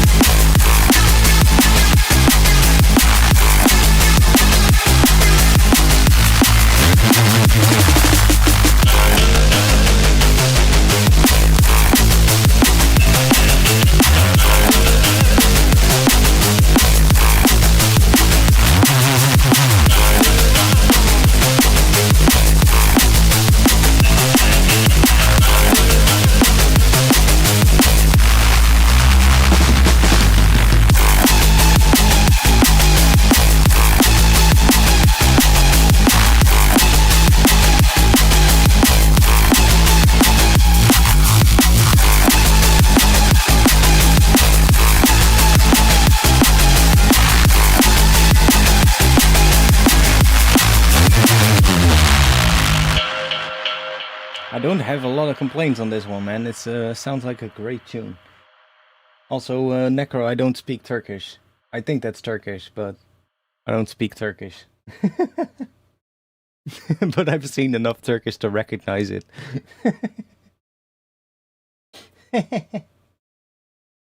This sounds awesome, man. I love this. This sounds great.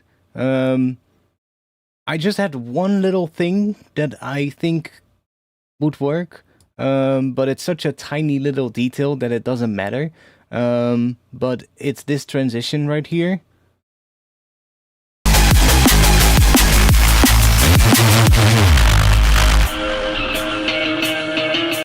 Right here on the transition, add like a little subby impact. Right here. Might even have one. Let's see.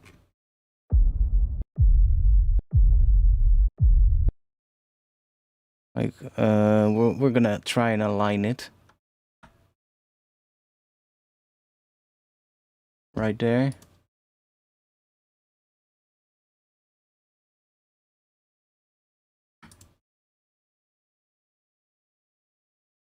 Might start clipping, but we'll see.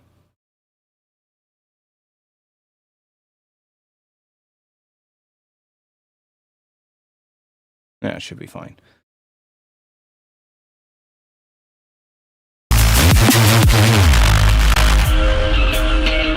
See? Just a little subby impact there. And it just works so well.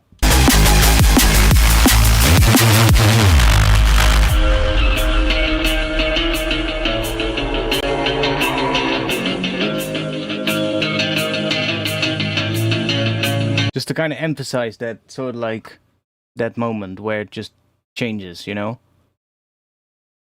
So that the low end doesn't just stop, but it still has like something there. But it's such a minor detail. It's not like it needs it, you know? Because without it, it still works.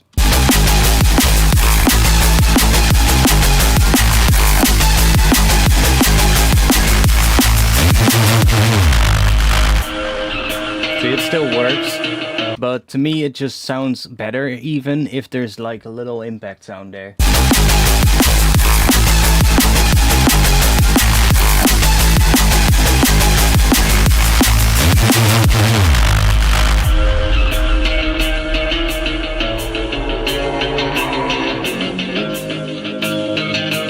So, I mean, that would be a really easy fix, you know? Just find like a subby impact and just put it in there. That's literally all. Nero, yeah, just in the Discord, just live stream feedback channel. He just started yapping in Turkish and left. I mean, I'm pretty sure it was Turkish, yeah. Like I've had plenty of Turkish friends when I was in school back in the day, so and there's a big Turkish community here in Rotterdam, so like every time the Turkish national team wins like a soccer match, or even if it's like Galatasaray or Fenerbahce or something, they win a soccer match, then Turkey gets shut, or Rotterdam gets shut down because Turkish people start driving around honking their cars in like entire convoys of people. And there's actually a whole bunch of people that live in Rotterdam that also get completely mad about it because the whole city grinds to a halt. All the traffic gets to a standstill, and I'm like, well, whatever, you know. It's like a thing here every time because there's so many Turkish people living in like the south of Rotterdam. So then when they win like a soccer match, it just, you know, they all go outside and drive their cars out and start honking through the city. I think it's kind of funny. I love it though. I love it though. I love going to the south of Rotterdam and getting myself some like Turkish bread and like some Turkish food.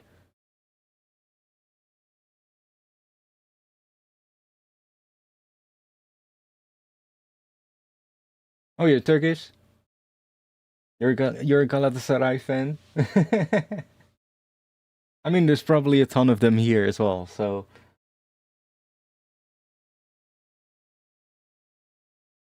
I mean, I love it, you know, there's like, there's so many little Turkish restaurants out here, so that there's literally too much to choose from. So, every once in a while, I'll go to the south of Rotterdam and just get myself some Turkish food. I love it.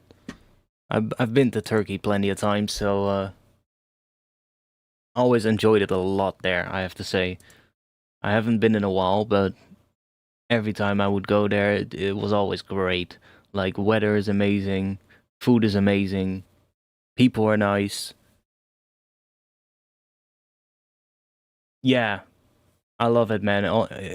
Every little shop you go into to buy something, you'll get offered tea. It's like they'll just call somebody over, and there's some dude running on the street will come over with this tray of tea, like this really sweet tea. I love it, man. And like I said, so many good people there, man. I always had so many nice interactions when I went to Turkey. Actually better interactions than I have here sometimes with the Turkish people.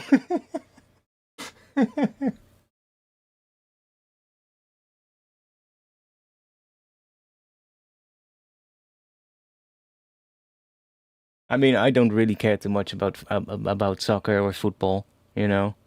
I don't really care too much about it. I played it as a kid, but I don't really I'm not really invested in it. At least not to the point that a lot of people here are.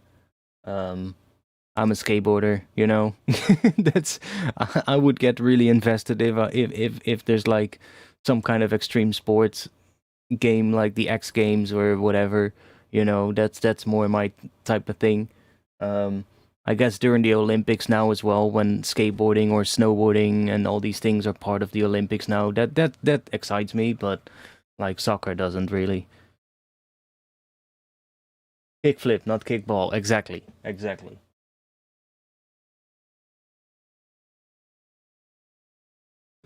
exactly. I love. I still like. I don't skateboard that much anymore. Every once in a while, I get the itch and I still go out. But um, I still keep up with like all the skate films coming out and like the competitions and stuff like that. I still keep up with a lot of that because it just interests me so much. But yeah, this tune was nice, man. I love it. Sounds amazing. Really, really well done.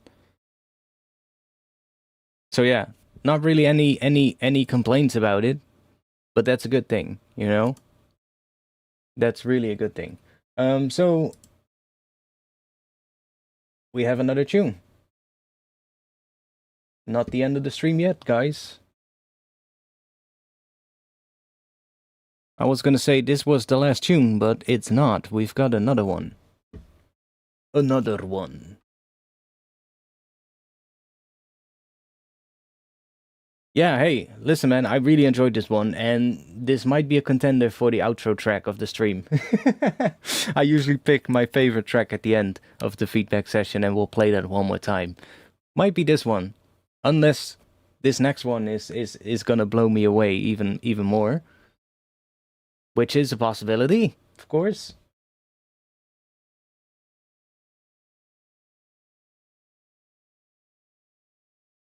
About skate games like Tony Hawk 1, 2. I'm playing a lot of the new skate game, which I know is not everyone's cup of tea, but I like it.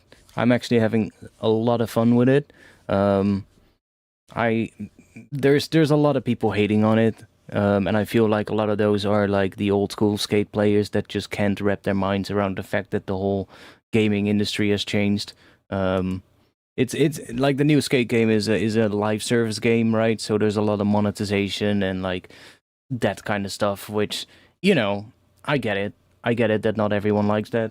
Um, I personally would have loved it to not have all the fucking monetization in the game, but it's only cosmetic items, so I'm kind of okay with it, because the game itself feels really solid and the skating feels really solid in it. So that's the most important thing, and the cosmetics are just whatever. It's like it's cool to have, if there's like some nice items, but it's not necessary. So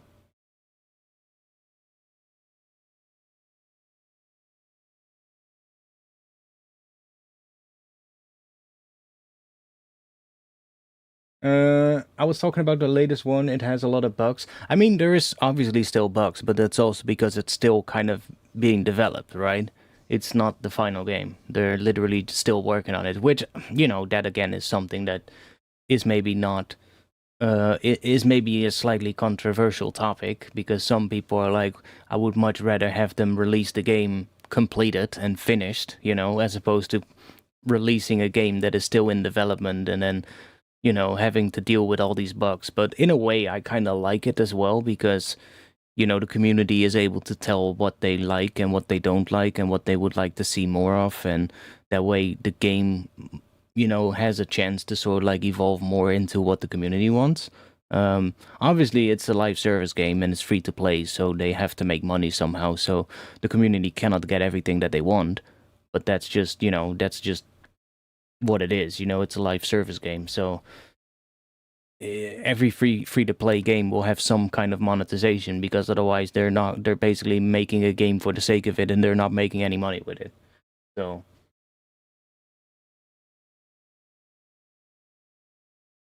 publishers push for studios to make early releases of unfinished games. Yeah, that's probably there's some truth to that probably as well. And it's also, I feel like, you know, like it's just from the publisher's standpoint, releasing a game that is like free to play but with like in-game purchases is a, you know, it's gonna lead to a higher source of revenue whether you like it or not, you know. Like the fact, if you like that sort of like business model, is a completely different topic as opposed to what is best for the revenue in the long term for the publisher, right? And a game that is free to play that, you know, keeps releasing updates that are, you know, like that can be purchased with microtransactions in the game, you know, that is just from a publishing standpoint a better way because in the long term you keep more revenue coming in. Whereas if you have a game that you just pay with a one-time purchase, you know, you're going to have a whole stream of revenue coming in early on, and then afterwards it's going to dry up, you know, and there's going to be less and less as the game gets older. Whereas with something that, you know, with every sort of like upgrade, you release new things and some of those can be purchased, you kind of extend that amount of revenue over a longer period of time. So I get it from that sort of like point of view. I also get the argument that gamers are making, right? Because I would personally love it more if I could just buy a game and it's finished and there's not a shit ton of microtransactions in it. Sure. But at the same time, you know, times have also changed. And companies are also realizing that they're just able to make more money this way. So yeah, it's like it is what it is, right? Is it my favorite? No. I'm also honest about that. But I can see why companies would push for stuff like that. And like the worst thing is when they make a game where it's literally pay to win, right? That's the worst. Where people that pay money will actually have like where it actually affects the gameplay, you know? That is the worst. And if it's just like cosmetic items and stuff, I'm okay with it because nothing of that is really needed for the game, you know?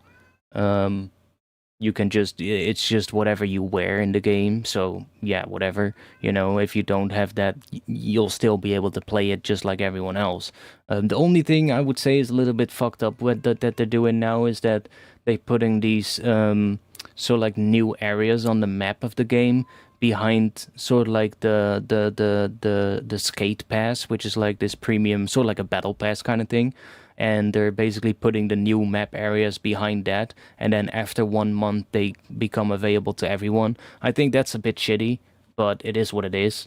At least they're not making them fully paid, you know. You can still get them as a free player, just not right away when they get released. You know, it lasts 1 month, and then after that you can kind of get them. So it's okay. It's not the greatest, but it's okay. Your cat is at the door. You guys are hearing it. Should I let him in?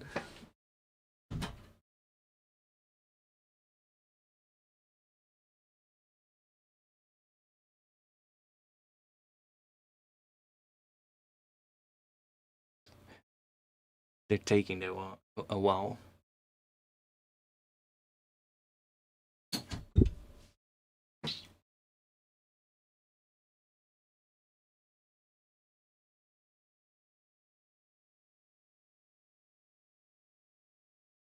You big cat. You want to show your face to the stream? Yeah, that's a microphone. That's a mic.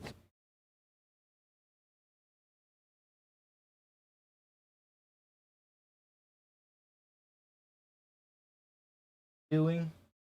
Huh?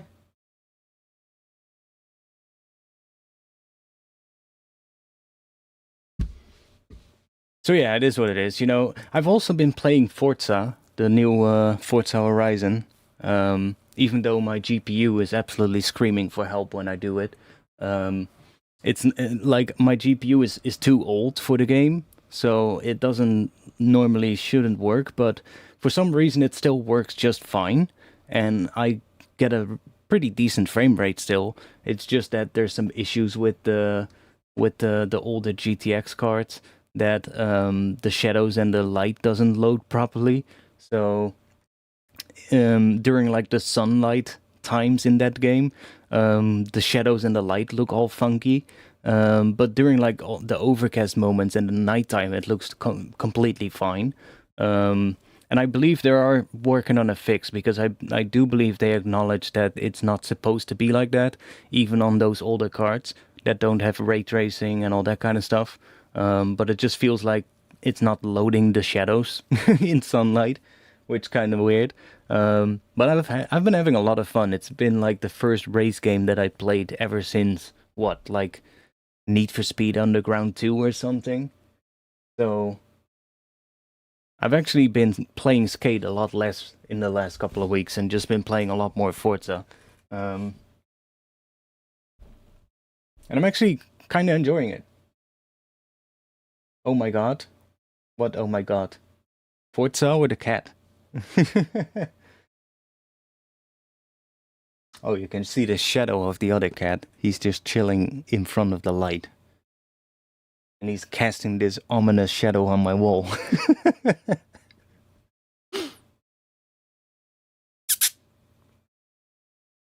No attention. Oh my god, a lot of time. Good shadows without GPU. Yeah, no, it's just like it feels like it's a bug. I think they've acknowledged it at this point as well, even though they initially said that the game is not, that those older GPUs are not supported.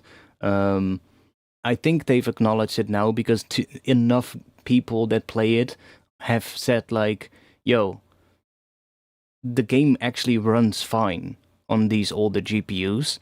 It's just, of course, not on like the highest settings, like the highest graphic settings. It doesn't, then it obviously tanks in FPS. But on like high settings, for instance, it works just fine, and you still get like a frame rate that is around like 50 to 60 FPS, which for a GPU that's almost 10 years old, like that's completely fine. I'm actually amazed that it still runs on my GPU. But and I think because enough people have started saying stuff like that, they've now also acknowledged that they're actually working on a fix. So I'm happy about that for now, but I do wish I had a better GPU.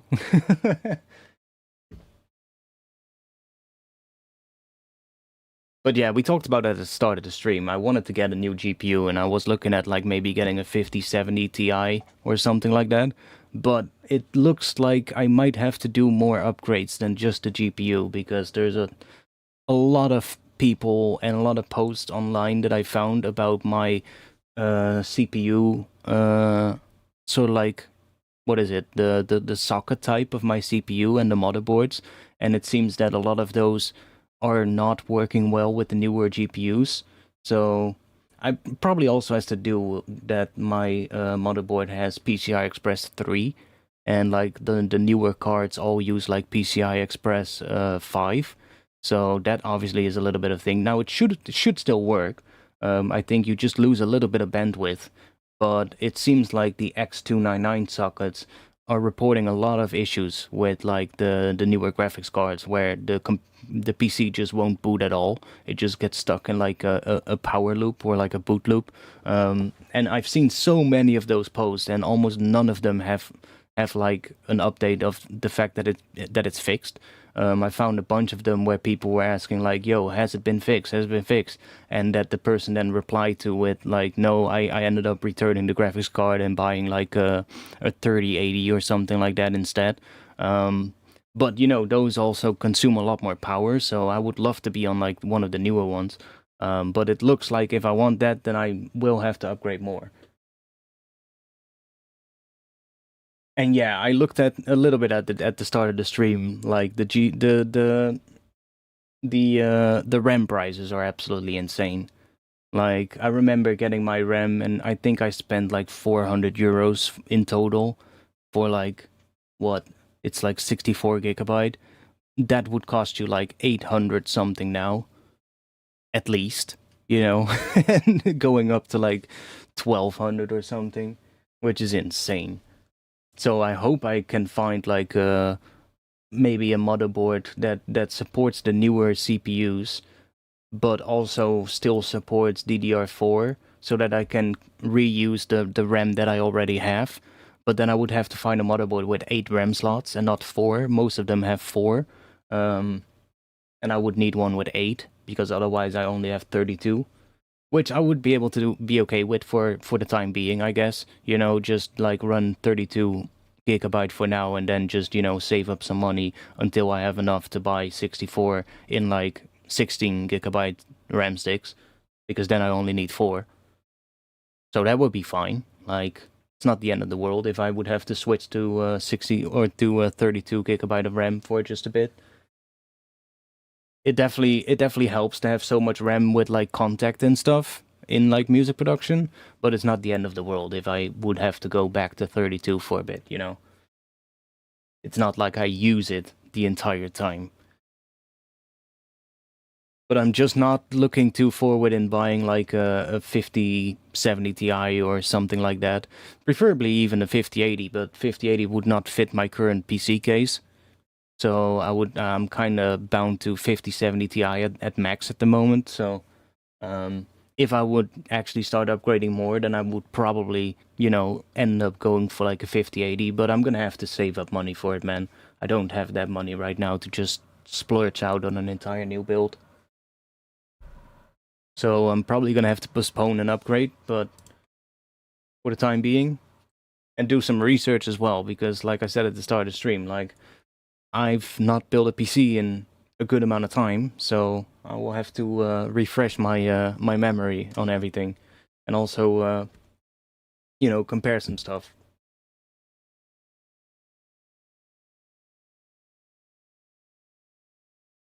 But if I would be able to save on the RAM for now, then that would already shave off quite a bit, because the RAM prices are really high.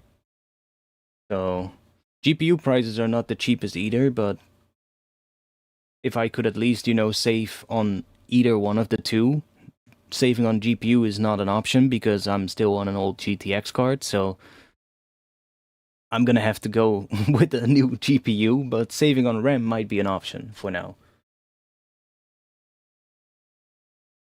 I don't need ChatGPT. I'm good enough with researching myself. I don't need AI for that.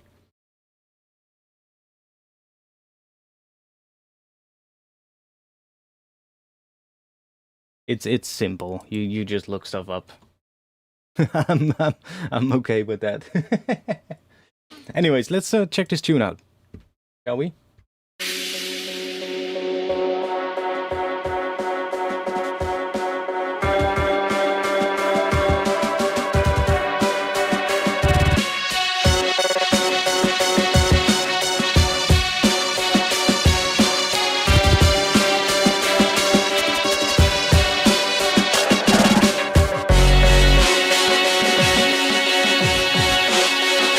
I feel like I'm having cat hair everywhere now.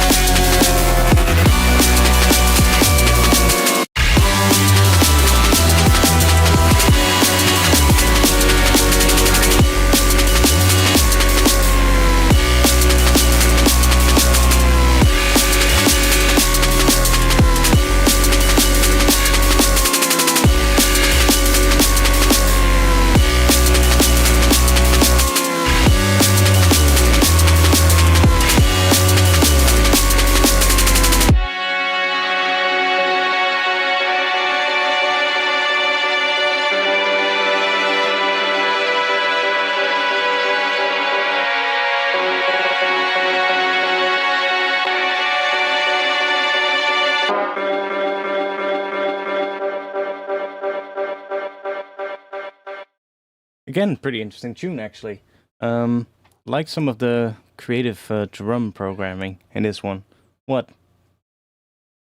What are you meowing for? What? One of those two cats, he literally cannot meow properly. He's like, when he meows, it's like the quietest meow ever. What? What are you trying to say? You like the tune? Even though you cannot hear it? Meow? Yeah?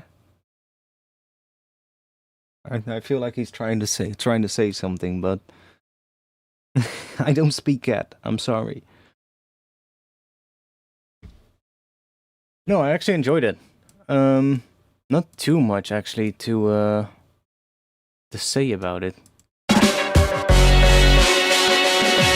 Like maybe just like arrangement wise, like some of the transitions between sections could be slightly better, but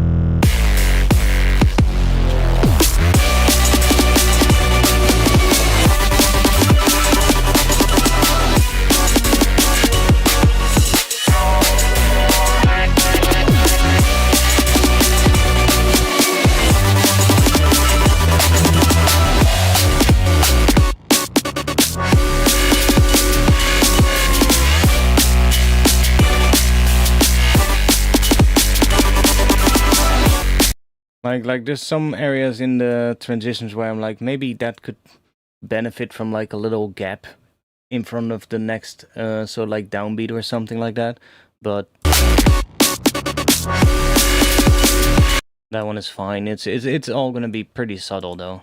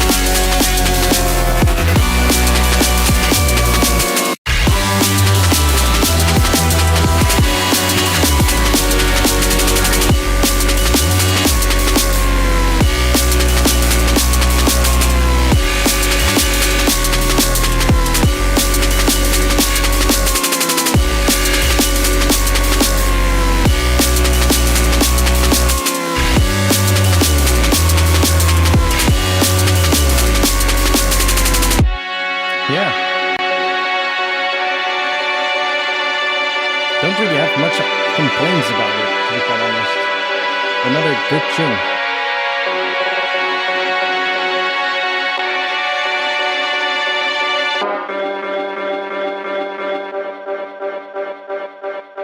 Just another good tune. Not really any complaints. So good job on that. Usually I say, see that as a compliment, because if I don't have a lot to say about a tune, then that usually means you're on a really right track. Angelite saying I built a new PC like a week ago. Everything new except RAM and GPU. Yeah, like I would probably see if I can reuse some of the things. Like, my current SSDs are still fine. So I would probably just get like one new SSD for like the operating system, and then just, use my current SSDs for like storage. Instead of like getting like two new SSDs or something, or two or three, I would just be able to get like one just for the operating system, and probably use the one that is used for the operating system now as like a storage SSD, stuff like that. But I'm gonna have to do some research on it, man. Like, obviously, it's not gonna be cheap, and it's gonna be a lot more costly than just upgrading a GPU. Like, I would be able to pretty soon if it was just the GPU, but good thing I actually looked into it a little bit before I did, because I could have already gotten a new GPU like last month, but I didn't. And I started looking because I wanted to do a little research first. And good thing I didn't, because otherwise I would have probably now had a GPU that, didn't work. Or the GPU probably would still work, but, not with my system. Oh, dude, I still have some old hard drives as well. Like, I still have some Seagate Barracudas in my computer, so I feel you. Like, not everything needs an SSD, Like, some are just for like storing photos and stuff like that, and you don't need an SSD for that. Like, if it's just for storing some like data, you're gonna be fine with like some like older hard drives, or like at least like just some regular SATA drives. It doesn't all have to be. What the fuck are you doing? That's an empty monster can. Cat just decided to kick my monster can on the floor. What are you doing?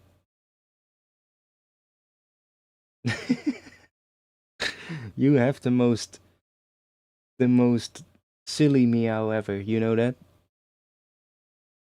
I think he wants to leave again, but yeah, exactly. Not for work. No, exactly. Like, if you have stuff that you're like for instance, photos that I would be working on, it would be better to have those on an SSD, because the photo editing software will just be able to work more fluently.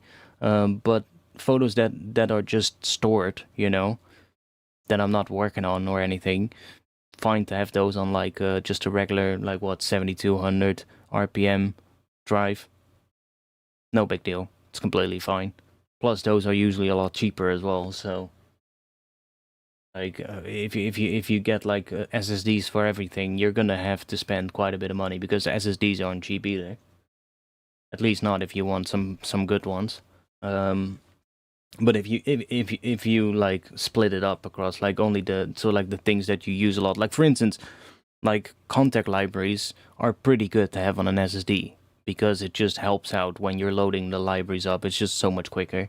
But like, yeah, if photo editing, or let's say you've made some videos in the past and you want to keep those files, but you're not using them the entire time, like they're just there for storage in case, I don't know, whatever could happen, and the videos get removed from my YouTube for whatever reason, and I want to re-upload them, then I still have them stored, right? And those who the fuck cares that they're on an older hard drive that isn't as quick, It's just so that they're still there, they're still backed up. Same with, I guess, maybe even, backups. Like, why your backups don't necessarily need to be on an SSD drive. Like, maybe the backup process would go quicker if they would be backed up to an SSD drive, but if they're just on a regular drive, who the fuck cares? Like, run your backups at night or something, or when you go to bed, and it's fine. It's just stored just in case you need it in the future, right? So for those kind of things, just normal drives are just completely fine. Tracks that you've made in the past, whatever. Anything you're not necessarily working on, that you don't use all the time, is completely fine to have on like just regular drives. But I'm gonna look into it, man. I'm gonna see like probably make like a little estimate of what I would need for a new improved build. Probably reusing some of the stuff that I already have, and then see what I would need to save up for it, which probably still gonna be quite a bit, honestly. I made one little build earlier, just like to see what would happen if I would make a build with like everything new and like getting as sort of like, you know, the highest kind of things I would probably go for. And it ended up at around like 4.5 to 5K. So that's quite a lot. So I'm not sure if that is gonna be the move.